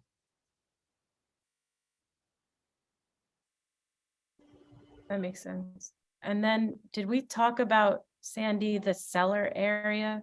I know we kind of did, but why one's bigger and not the other? Was that- So, I mean, we could take a look at maximizing the cellar since it's below ground. We can go lot line to lot line, but then that would trigger a need for more parking. And already we're asking for a waiver of parking due to the location of this site and the size of it. We just cannot provide any parking. So I think even if we wanted to do that, that's something that's really prohibiting us to do that. Yes, as you, if you go back and listen to the review session, I had indicated that I understand the reason you're not proposing a lot line to lot line as of right, lot line to lot line cellar space. Again, I'm hearing this buzz. Yeah. Is it coming from me? I don't know. It's when you're speaking. Okay. It's like a tunnel sound, like, you know. It's not coming from me. It's coming from someone else. It's not coming from me. I think it's from Sandy. When she turns mute, it goes off. Okay.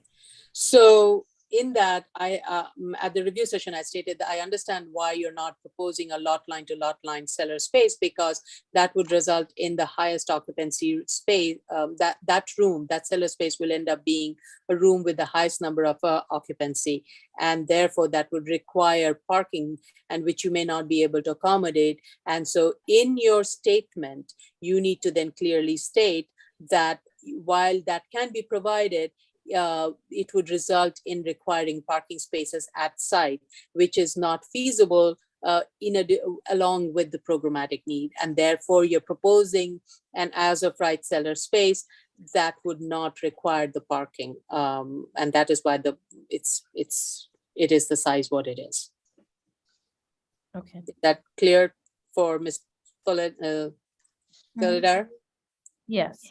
Okay. And I'll rewatch what you just said.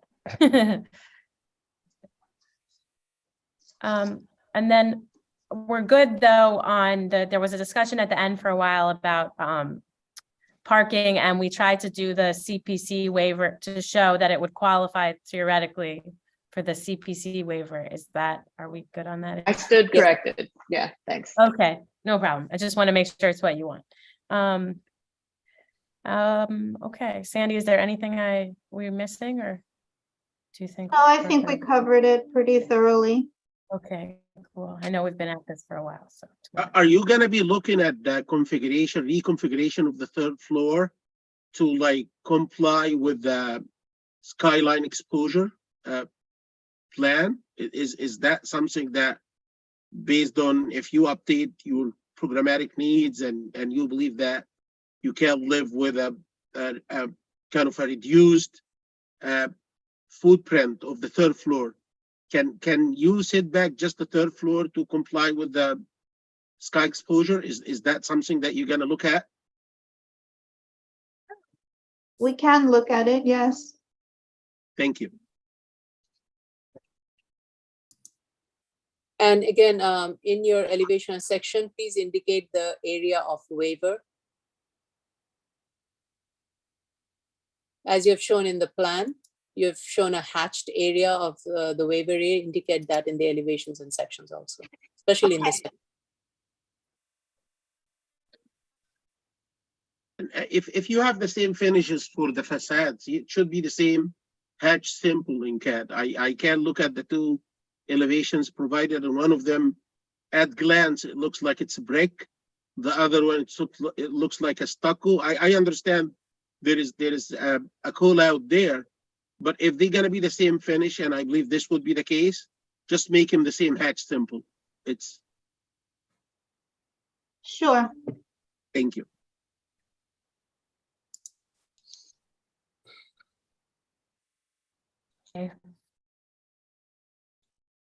Okay, any other questions or comments from anybody? All right, let's go to the public then.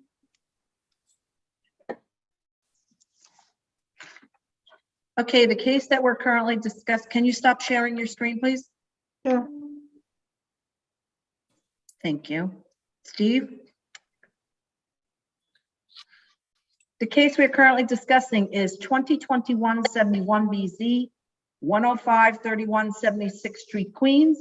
This is an application for a variance for the construction of a house of worship. Should you wish to discuss, dial 646-558-8656 or our outside toll-free number 888-475-4499. You will enter the webinar ID number 869-2483. Sorry, 835016 and press the pound sign. At the next prompt, you will press the pound sign only. Once you're in, you'll press *9 to raise your hand, *6 to unmute if you are on the phone, which will enable you to be able to speak. If you are in the Zoom room already, please raise your Zoom hand, which is the little hand at the bottom of your screen. Once you are in the room, you will be, once you are allowed in, you will have 3 minutes to discuss your issues.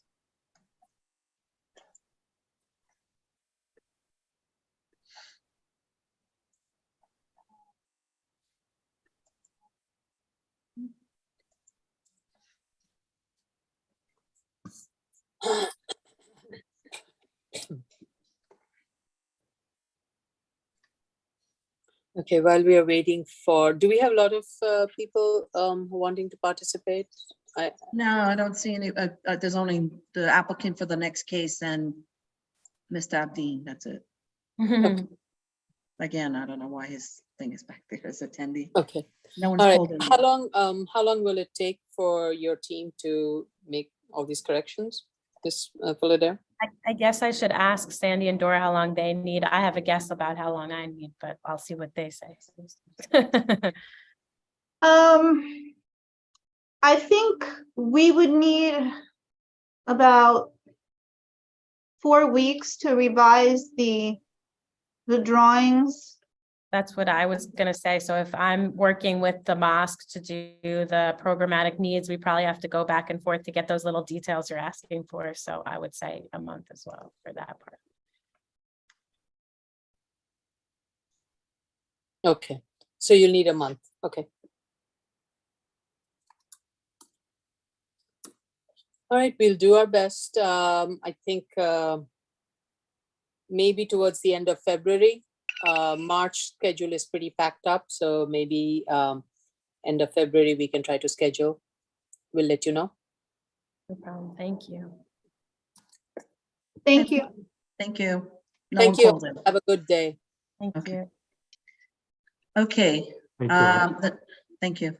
The next item is item 32, 2022 14BZ, 1961 East 21st Street, Brooklyn.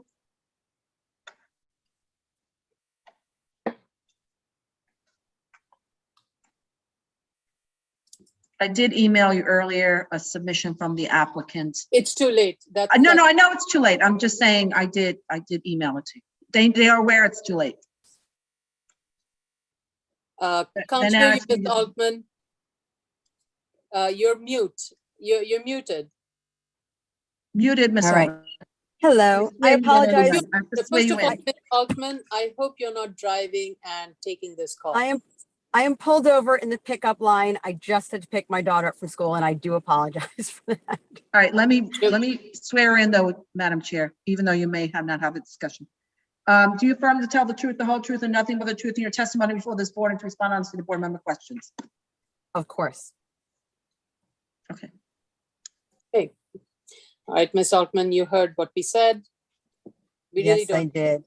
We don't have anything, any document to go by in terms of our analysis for the analysis purposes. You have met the basic threshold, but we don't have any feedback on the proposal because we do not know how it fits into the neighborhood context. Right, I understand, and as Ms. Matias was kind enough to mention, Ms. we had Altman, sent us. I would recommend, you're under oath. I just recommend we leave it at that for now. Yeah. Oh, I have no problem saying what I'm saying because it is the truth. I sent something in by Dropbox. Apparently the Dropbox didn't go well. I actually got a very good suggestion from Chase Vine today that I will be taking in the future so that I will have proof to show you. Nonetheless, I have sent in the submission so you have it for the record. And I understand it couldn't be reviewed for today's hearing. In future, please submit it as part of the original application. I will do so. I know that is now a requirement of your board and I am planning to do so. Right, it has been a requirement for a good long time, but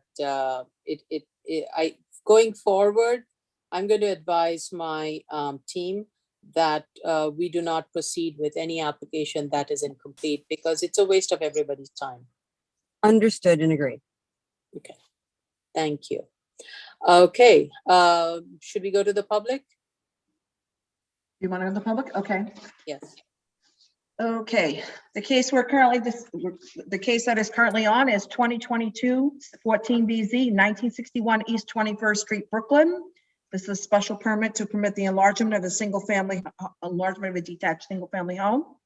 Should you wish to discuss, dial 646-558-8656, or outside the city, our toll-free number 888-475-4499.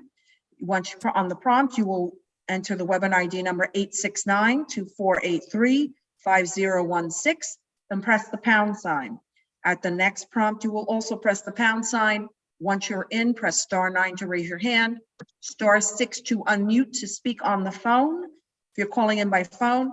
And if you're in the Zoom room already and wish to discuss this application, please raise your Zoom hand, which is the little hand at the bottom of your screen. Once you're permitted in, you will have 3 minutes to speak.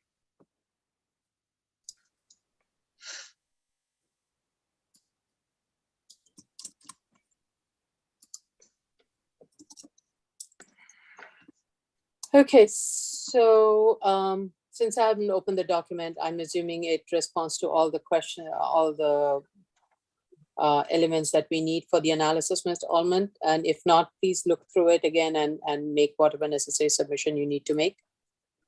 It includes, I looked at it again today, it includes the FAR study, the lot coverage study, rear yard study, rear yard photographs. And of course, a revised statement of facts and findings that includes a discussion of all of the above. Okay, all right, thank you. Okay, I don't have, definitely it's not going to be sometime in February. We'll see if March it's possible. I appreciate that. The sooner you could put it on, I'd appreciate it. Okay. Thank you. Thank you very much. Just waiting. Okay.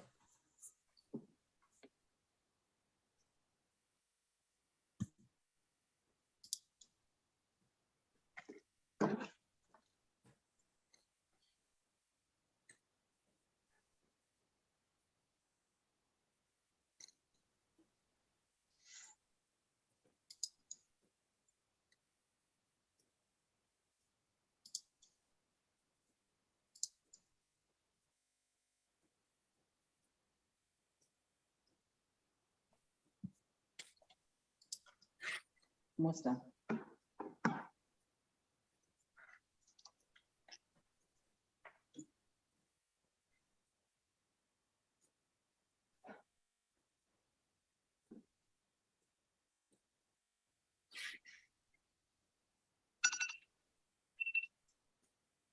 You heard that, right? Okay. Yes. Okay. Okay. All right. Thank you, Ms. Allman. Good luck with your pickup. Well, I've already done my pickup, fortunately. All right. As you can see over my shoulder. Hi. Hi. Thank you very much. And congratulations on your appointment, both chair and vice chair. Thank you. All the best. All right, thank you. Okay. All right. Bye. Bye. Bye-bye. So cute. So if there is nothing else to be discussed, this will conclude the public hearing for January 10th, 2023. Okay. Thank you all very much. See you all tomorrow. Yes, tomorrow. Tomorrow, don't forget.